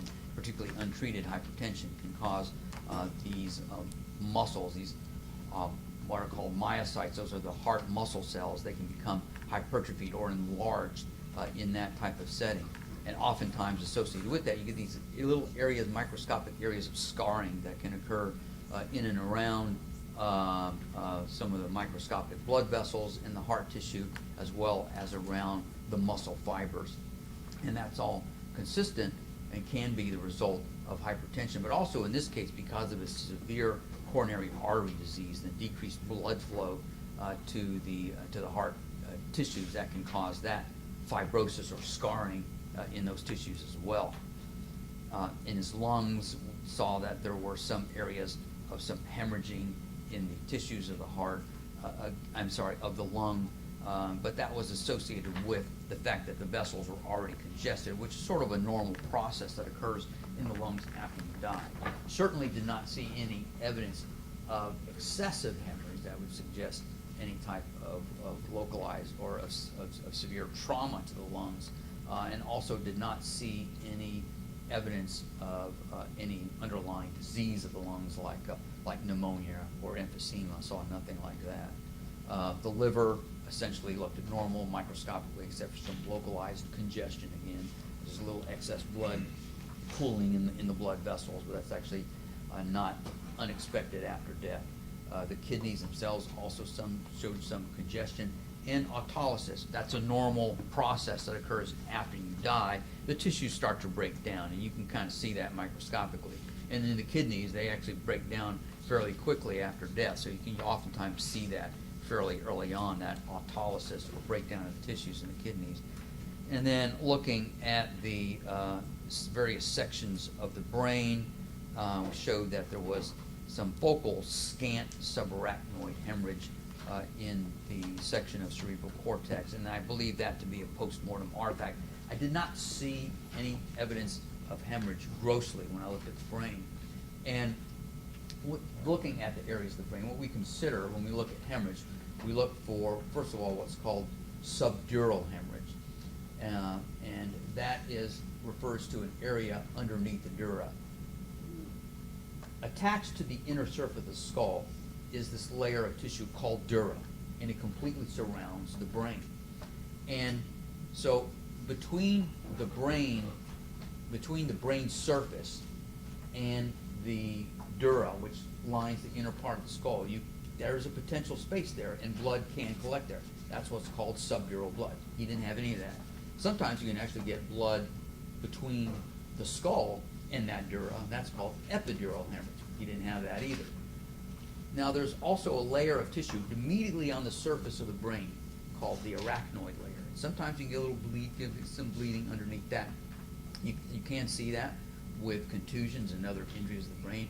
I didn't see anything grossly, and sometimes you can get it artifactually when it's really localized and very scant, as it was in this case.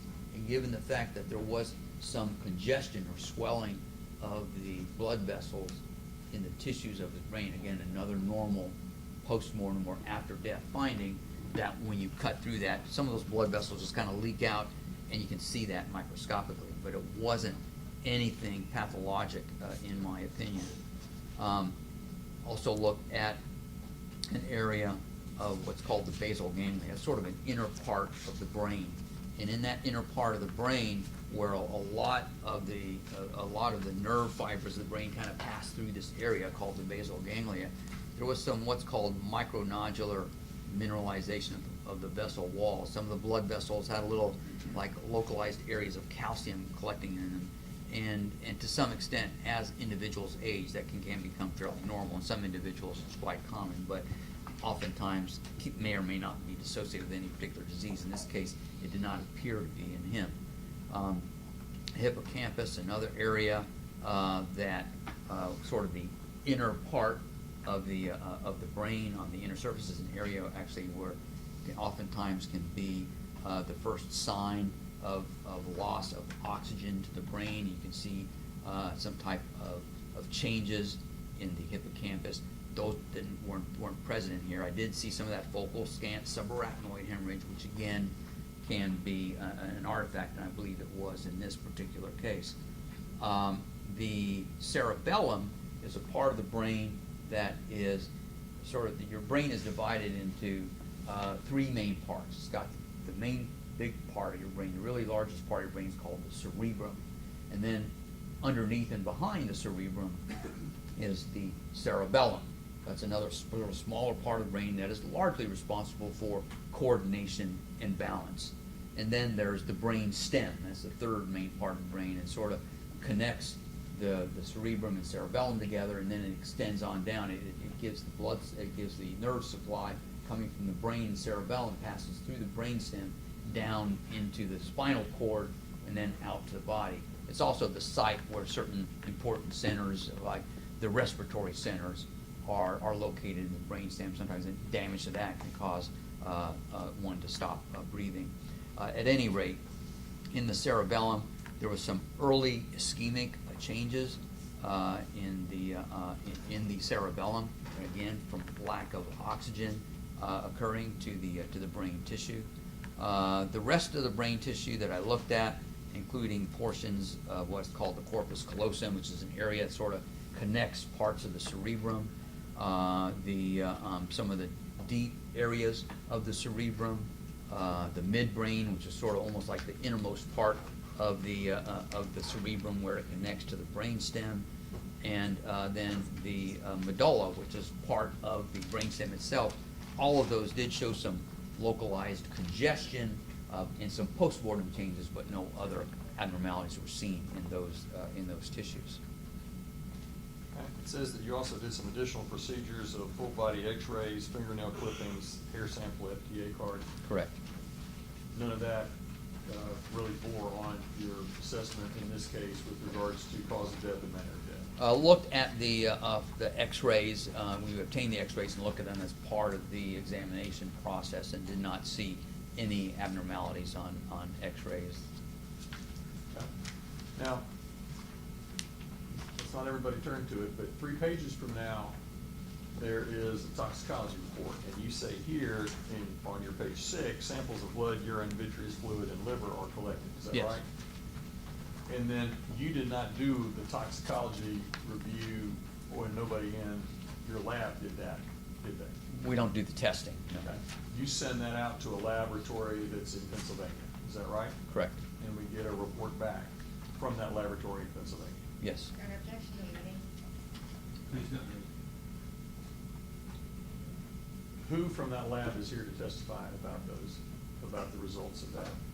Your Honor, may we approach? Yeah.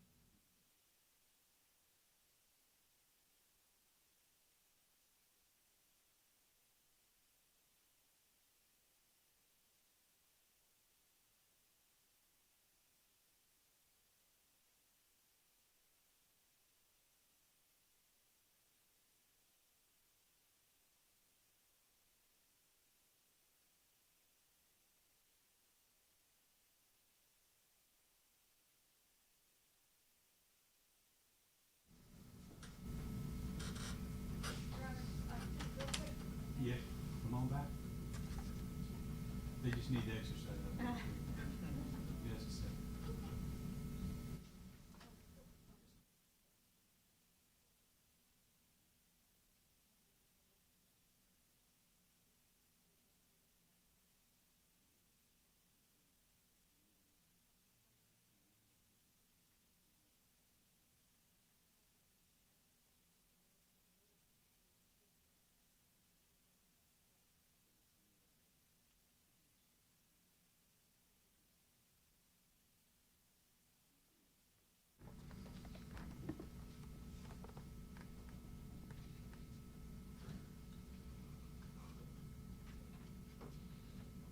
Okay, Dr. Ross, with regards to the toxicology report that is on the back of this section, that was not prepared by you, was it? No. Right. Who was it prepared by? National Medical Services. All right. Now, are you a toxicologist? No, I'm not. You've been certified in forensic pathology. That's your field of study and expertise, is that correct? That's correct. Are you able to provide a detailed opinion regarding the effects of substances on the body? I can to some extent, yes.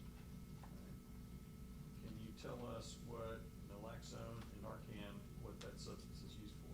Naloxone or Narcan is used as an agent to counter the effects of opioid drugs. How much Narcan or naloxone was in Mr. Freeman's body post-mortem? They did not measure the amount. It was just a presumptive, a positive based upon their screening.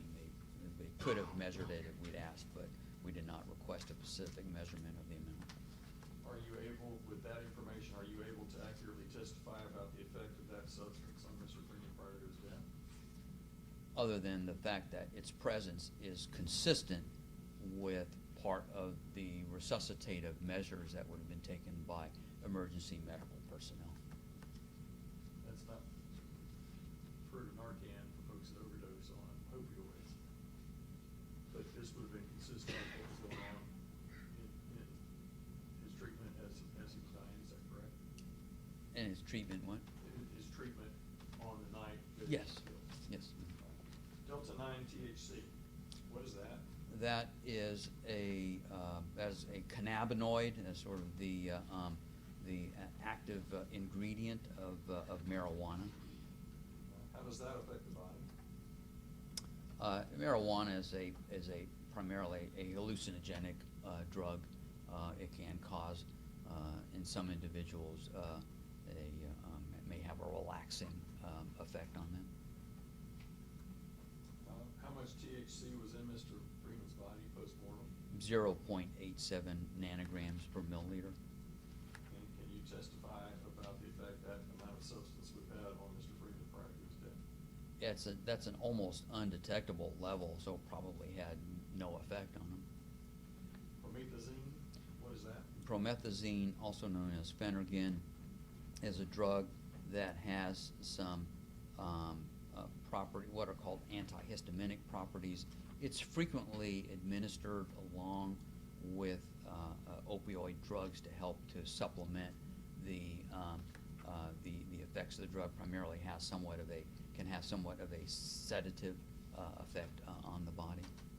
What is within therapeutic range? What does that mean? That means that it's within what is normally in normally prescribed and normally administered doses of the drug is what you would expect to see. Can you testify about the effect that substance would have had on Mr. Freeman prior to his death? Probably not having much effect at that level.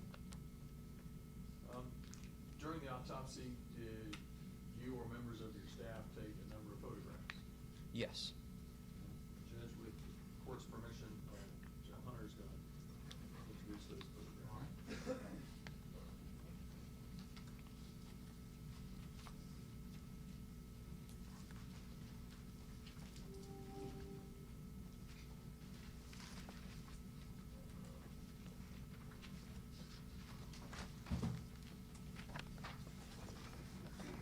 Permission to approach the witness. Yes, you may. Dr. Ross, would you look at what I've just handed you and let the jury know what those are?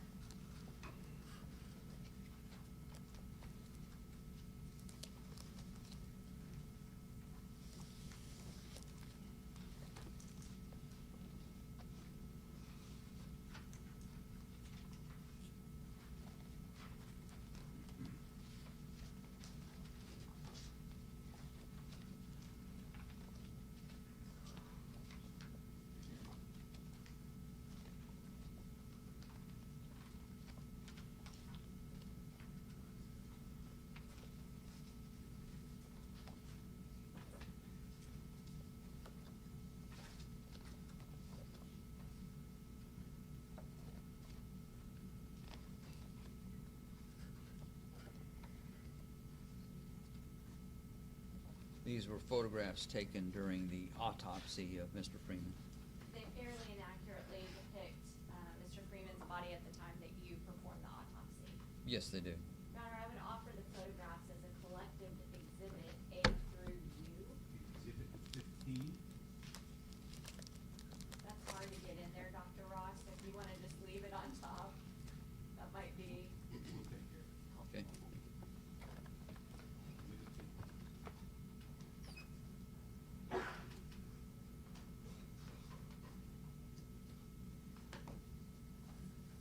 Dr. Ross,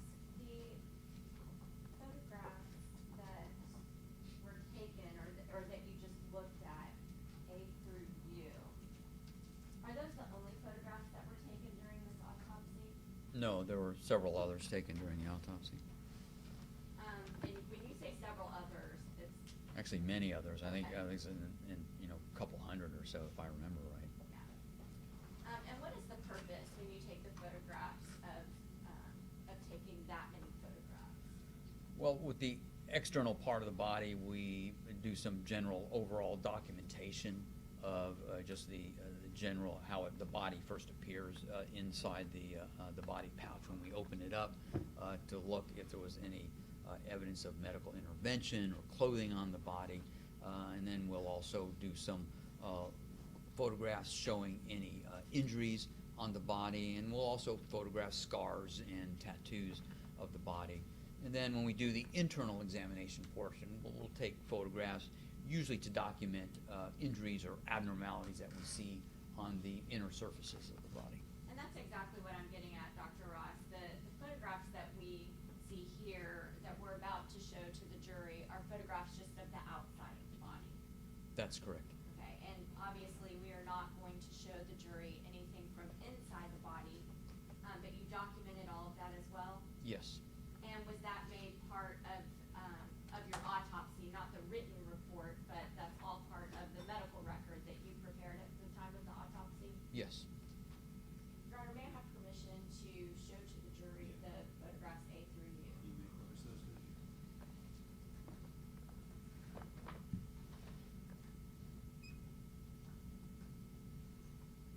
I'm showing you photograph A.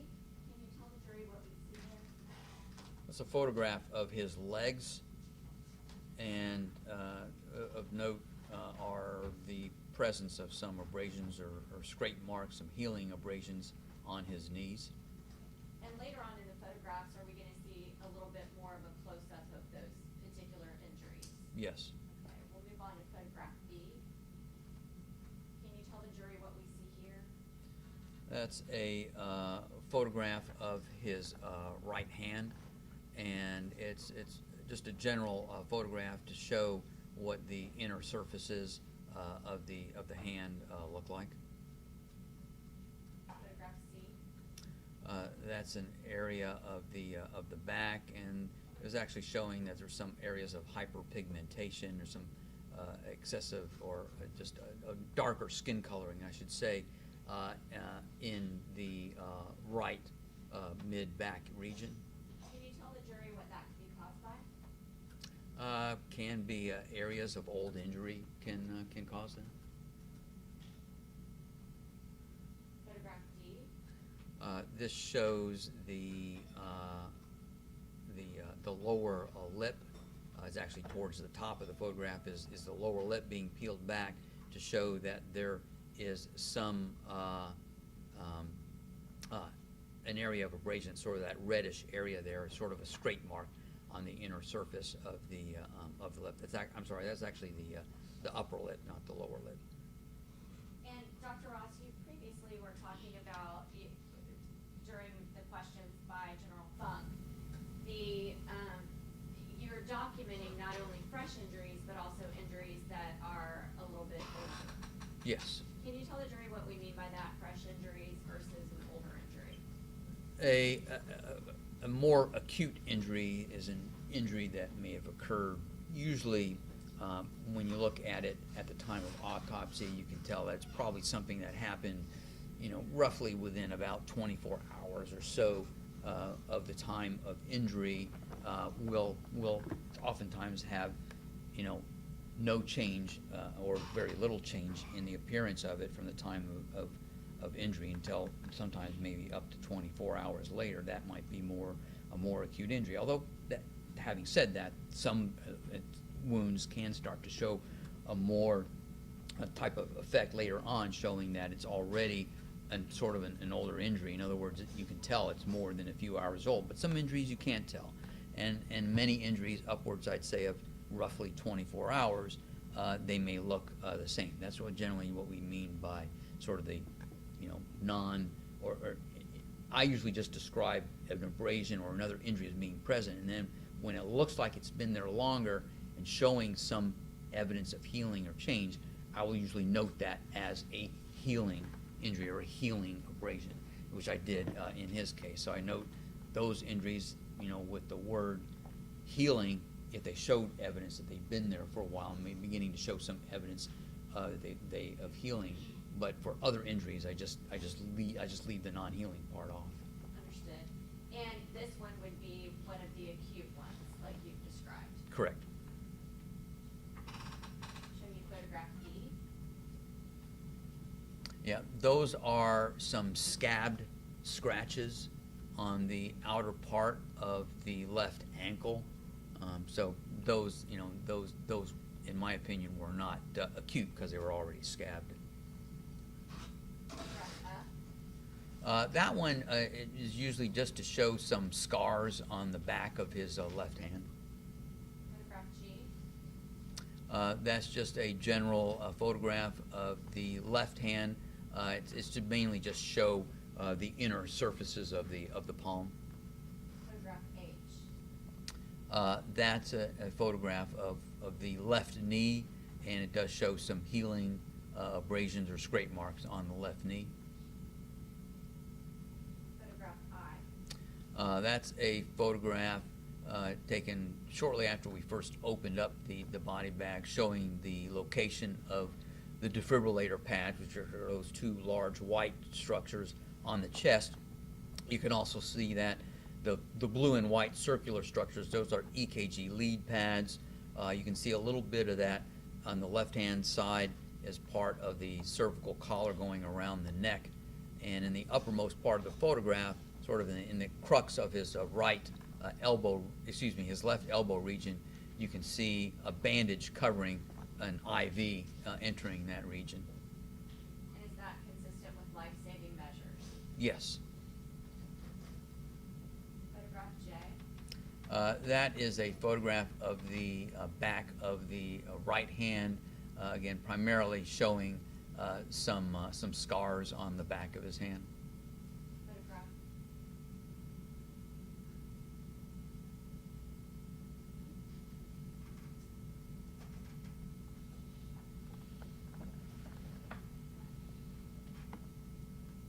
We're having a glitch here.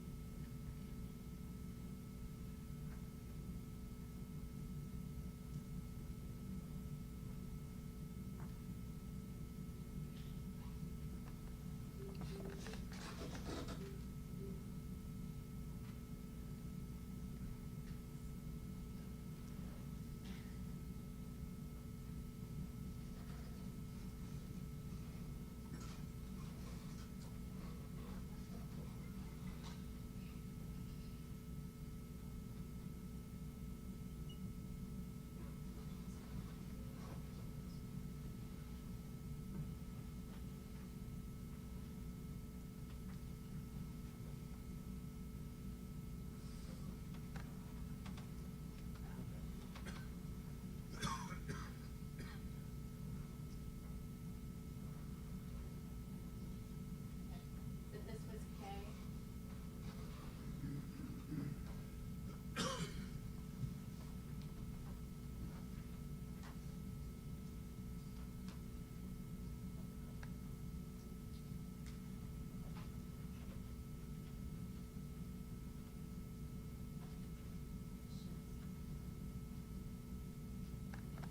So this was K that you just testified about, is that right? Yes, that's the back of the right hand, showing some a localized area or scrape mark on the back of the right hand.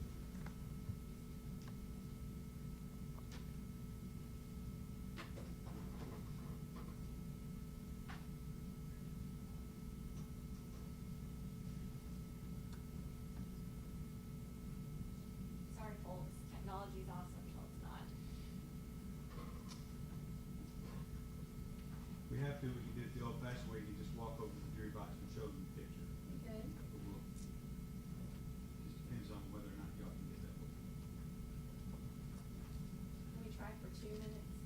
Whatever you need. Maybe we can use, the timer that we had earlier. You still have your timer? That was not long, I was supposed to get up at 5:40 AM, and off at 5:40 PM. No, I'm talking about his 4-hour timer.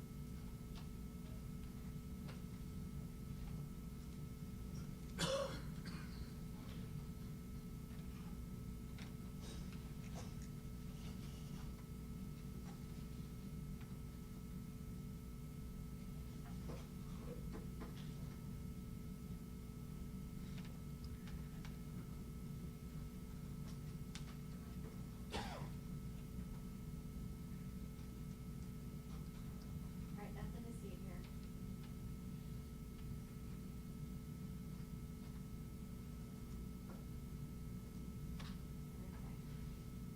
A, B, C, D, E, F, G, H, I, J, K.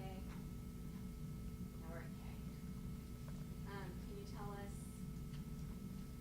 what we're seeing here? Yeah, that's the back of the sort of showing the tops of the fingers of the right hand, and one can see on the middle finger there's an area, there's sort of an abrasion near the knuckle, and then near the knuckle where it joins the main part of the hand, and then on the ring and little fingers on the lower part of the photograph, those are some healing abrasions on the tops of those fingers.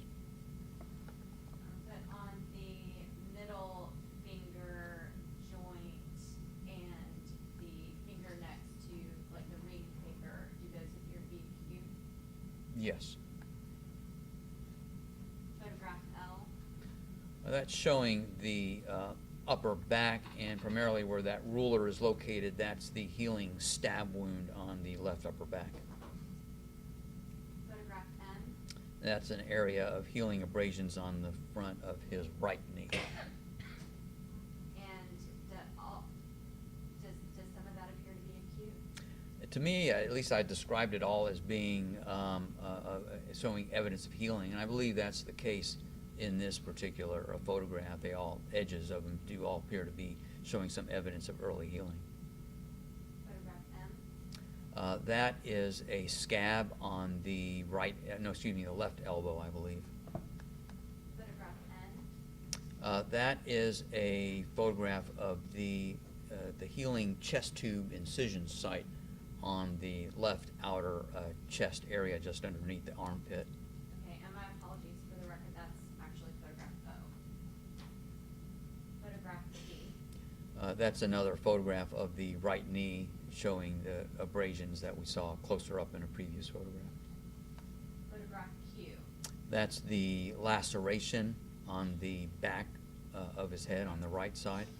Is that the one that you testified went down to his scalp? Went through the scalp, through the galea, down to the skull. Down to the skull. I meant to say skull. Thank you for correcting me. Photograph R. That is a photograph sort of the back of the neck, and one can see a few of those small, tiny abrasions there. And Dr. Ross, I know that one's kind of hard to see. Is his head kind of like this in the picture? Yes. And this would be this part of his neck? Yes. Her neck was tilted to the left. Photograph S. That's another photograph of the back of the head showing some other scrape marks or abrasions on the back of his head. Photograph T. That's an area of his back showing some of the contusion that was described on his back. And photograph U. That's a photograph of the lower lip, and there's a little bit of one can sort of see on that's the lower lip, and there's a little bit of an abrasion, sort of a more darker pink area in the middle part of the inner surface of the lip, showing an abrasion there. And what can we see on his front right tooth? It appears to be an incomplete tooth. And that was not included on your report? It was not described verbatim in the autopsy report, no. And then finally, the diagram that was introduced as an exhibit as part of the autopsy. Can you tell the jury what you're looking at on this diagram? This is a diagram that is made at the time of autopsy to show the locations of a lot of the injuries that are described in the autopsy report. It's primarily a schematic diagram to show roughly where the injuries are located.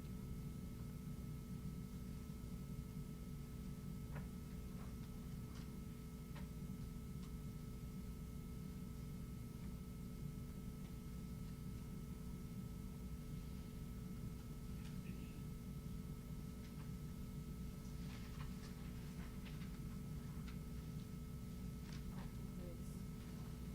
All right. Cross-examine?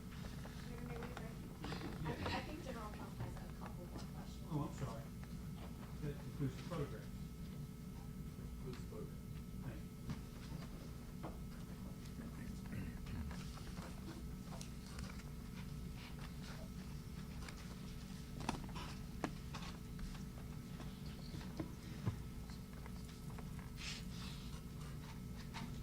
So the jury knows we have dinner reservations and stuff.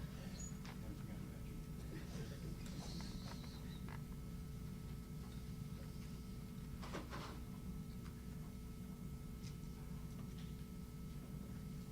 Dr. Rothman. Before we launch into kind of finishing up, going through your summary interpretation, let me ask first so I don't forget. Do you remember that we did this demonstration? Yes. I'm 6 feet tall and weigh 240 pounds, and I'm 2 feet wide, that'd be 12 square feet and 240 pounds.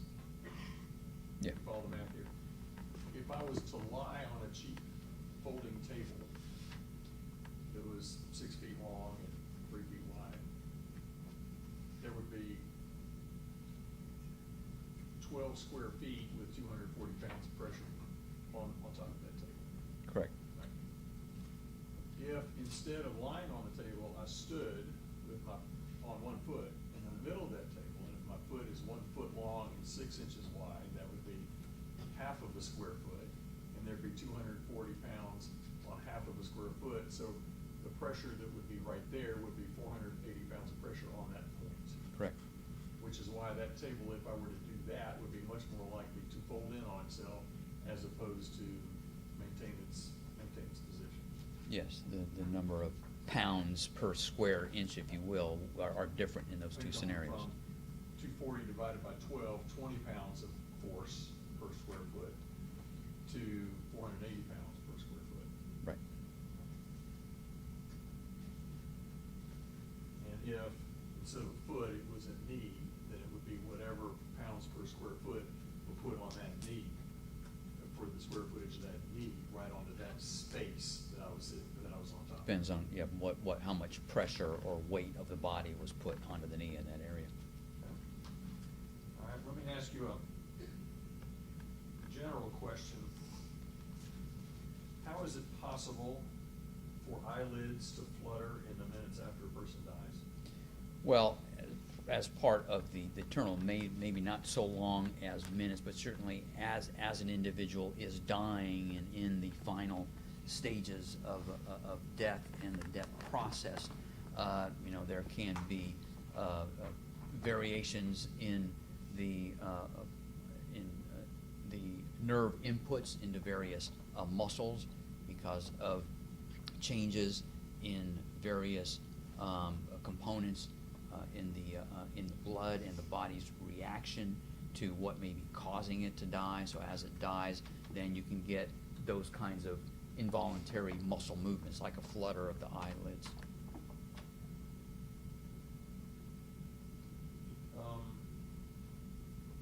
Would it be, or how would it be incorrect to say that as chemical energy runs out, the fibers can twitch or spasm? Is that an incorrect statement, and if so, how?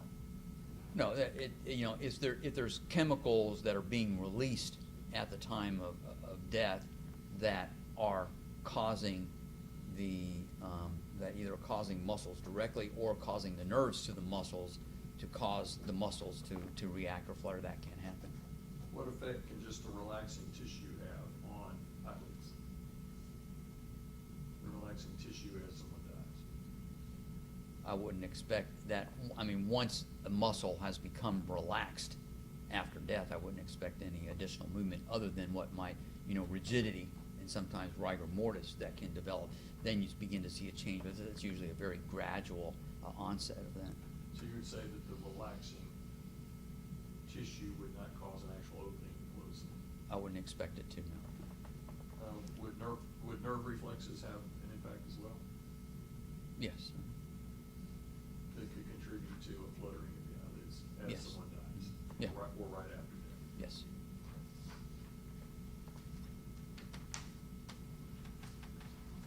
If we go back to the first page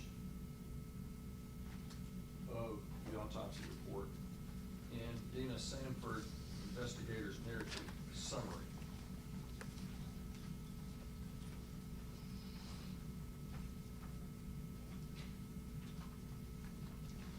We go to the 911 emergency services were contacted. Shelby County deputies, fire unit 30 responded to the scene. After all life-saving efforts were exhausted, a systole was confirmed at 1727 by paramedic Patterson. What does the term systole or systole mean?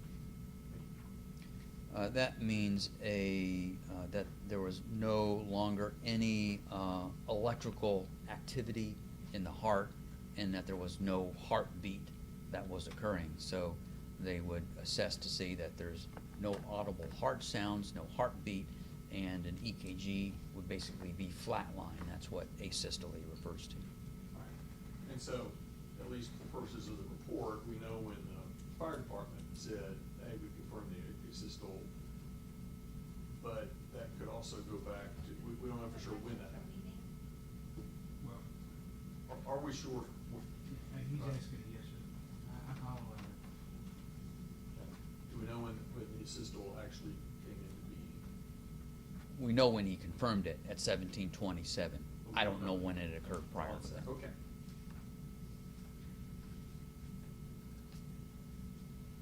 Now let's go back, or let's go to the page 7.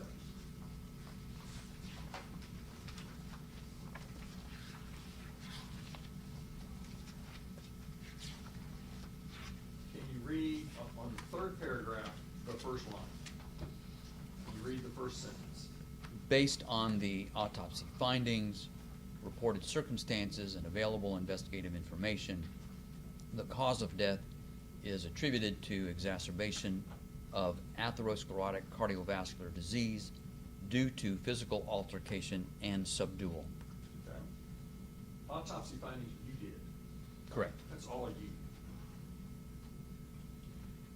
Reported circumstances and available investigative information. What is that? That refers to additional information that I received about the circumstances of the case, usually from law enforcement.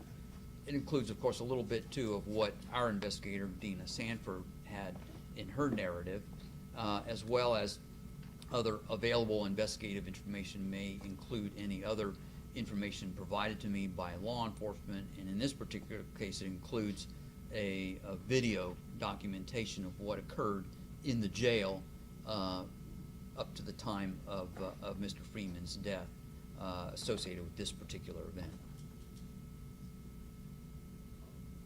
So some of the basis for this autopsy summary and interpretation comes from what the sheriff's office employees told your investigator or told the TBI agent that came out to the scene. Yes. So that's essentially hearsay to you that leads to this 3-paragraph summary. Yes. So, the first paragraph is pretty much, first paragraph that starts with the decedent was a 33-year-old male inmate. Do you have personal knowledge of any of the sentences in that first paragraph? Or did that all come from hearsay? That all comes from my review of information provided to me by law enforcement and medical records that I obtained from the jail. Which is what other people said in those records. Yes. Somebody else said, or somebody else said, somebody else said. Yes. Okay.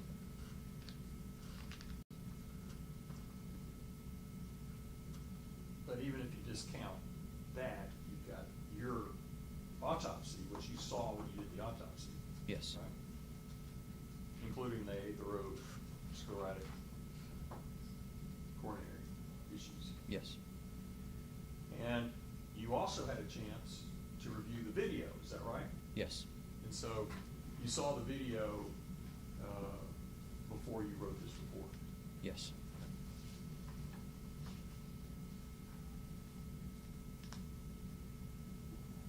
All right. In the second sentence of the third paragraph, a probable, can you read that? A probable psychotic disorder is likely a contributing condition.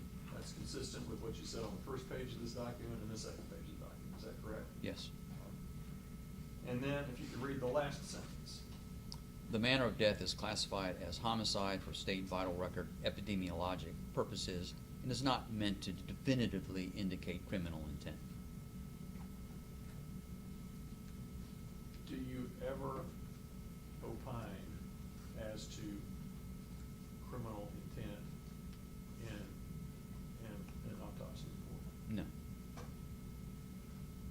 How often have you ever written that second phrase, is classified as for state vital record epidemiologic purposes and is not meant to definitively indicate criminal intent. Not often, but I have done it before. When you drafted this, did you have that second part in there? No, to my knowledge, I did not. Okay. Why did you put that and when did you put that? As I recall, a member of the Shelby County DA's office asked me to clarify what I meant by homicide. And so you changed your report pursuant to that request? Yes, But it's still a true statement. yes, And you have used it in the past in other autopsies. yes, You could use it in every autopsy, couldn't you? yes. Is there any significance to the fact that this was added in as far as what you classified this as in the 5 different types of causation as far as that this is a homicide? No.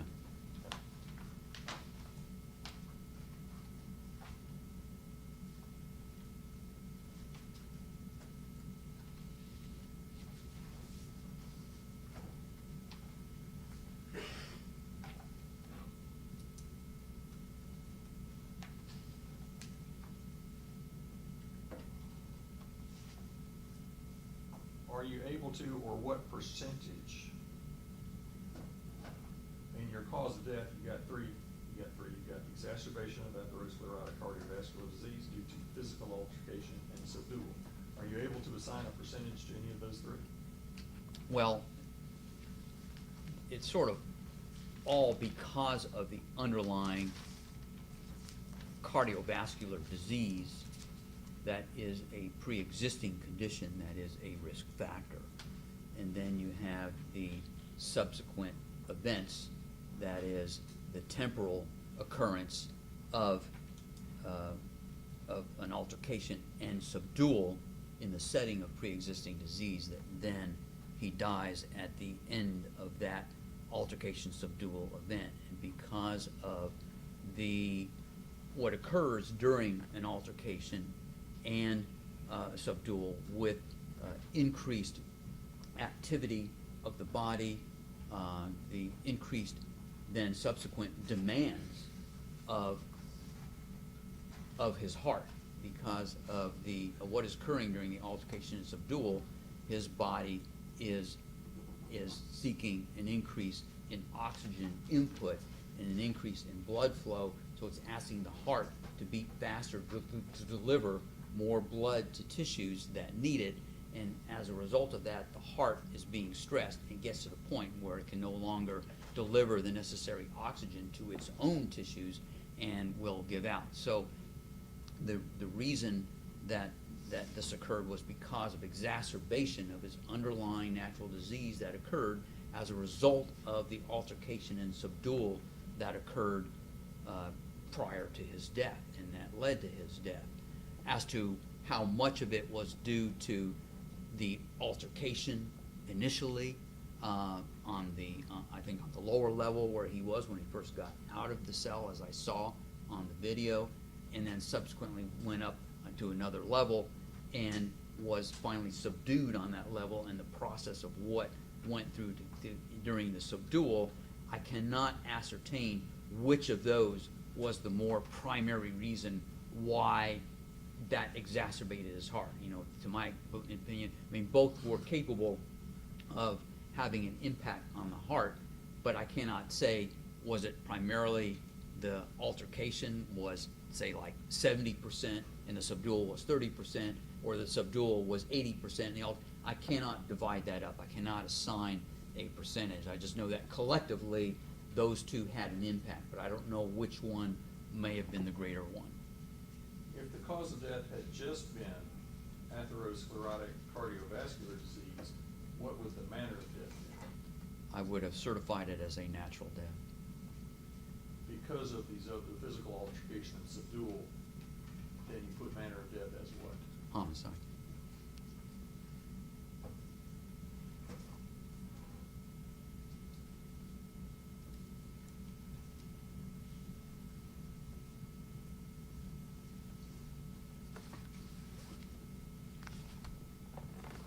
And that homicide, I believe you said, was due to other individuals. Correct.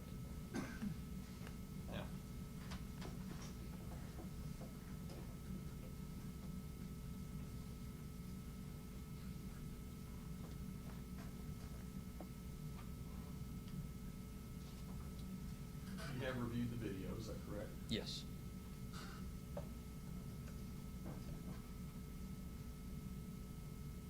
Was Gershun Freeman, were you able to see indications that Gershun Freeman was alive at the time that these two men put him on his back and they sat on him? Connection, questions, facts, and are not made that. Let me ask it a different way. Did you see indications that Gershun Freeman was alive at the time that he was subdued and these two men sat on his back? Yes. Well, Y'all personally.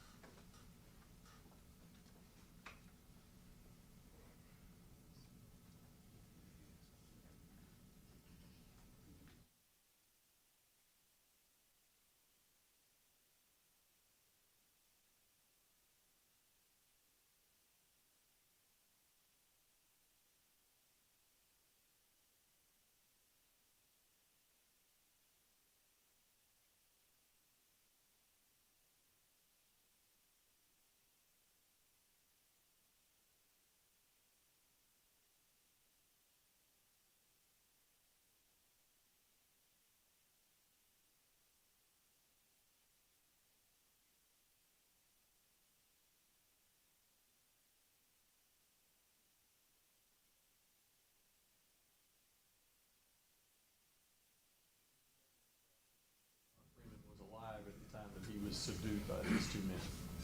Yes.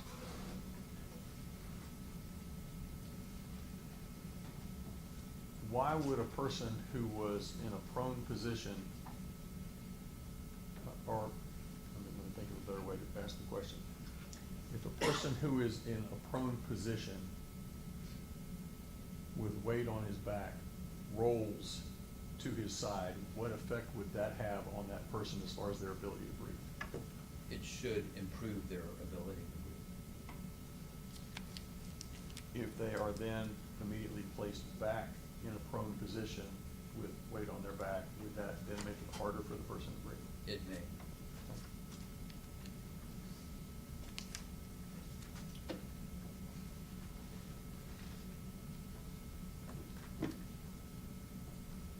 Is it fair to say that Mr. Gershun Freeman was alive at the time that these two men subdued him, but it was clear that he was dead within minutes of the time that they subdued him? From my review of the video, at the time that the subdual process on the upper floor where he died, when that subdual process began, he showed signs that he was still alive, that I could see in the video. Some minutes after that subdual process ended, it was, I did not see any obvious evidence of life, but the video quality was such I couldn't entirely rule it out, and I rely upon the medical personnel's notes to determine that death was pronounced. How many times have you ever been called upon to review an autopsy performed by another forensic pathologist?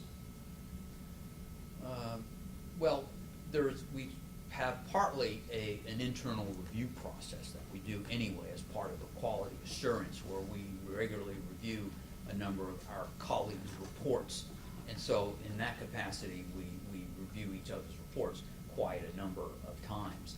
I have on rare occasion been asked by an outside agency to review a report from an outside agency and make a comment on it. That's not very often and wasn't a regular part of my position. When you do that, what information do you obtain as you are making that review?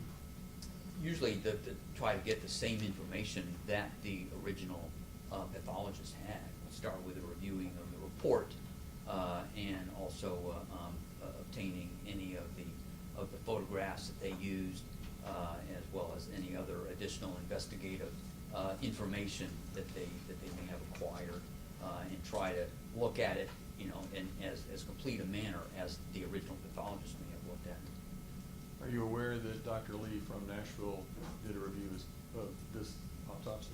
Yes. In this situation? Do you know Dr. Lee? Yes. How do you know him? We're colleagues in the sense that we're both forensic pathologists, and I know he was the chief medical examiner in Nashville for a number of years and corresponded with him from time to time on various issues. Do you respect his expertise? Yes. Is it fair to say that sometimes you disagree? Yes.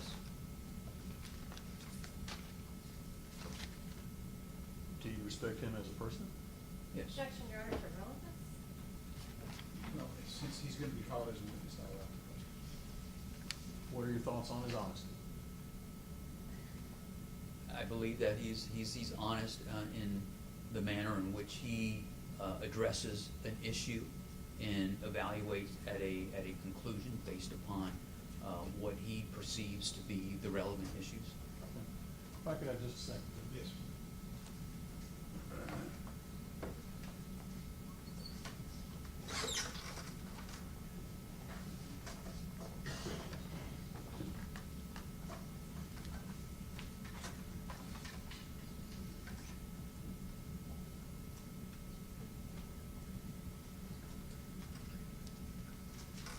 Judge, those are my questions. All right, any cross-exam? Your Honor, may we approach? Yes, ma'am.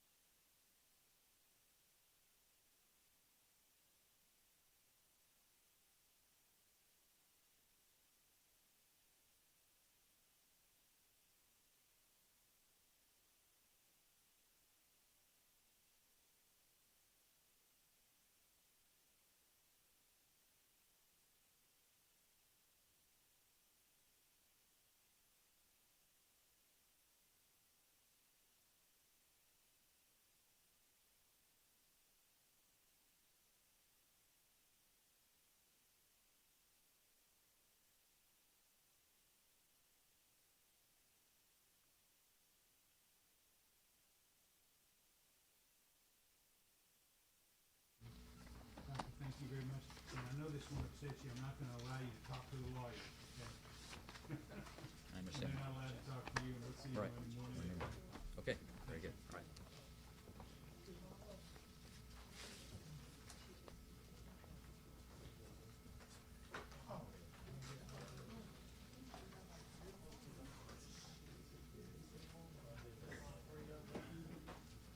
I don't want y'all looking at any of that stuff tomorrow. You're gonna take Sunday off and leave the clipboards in the jury room.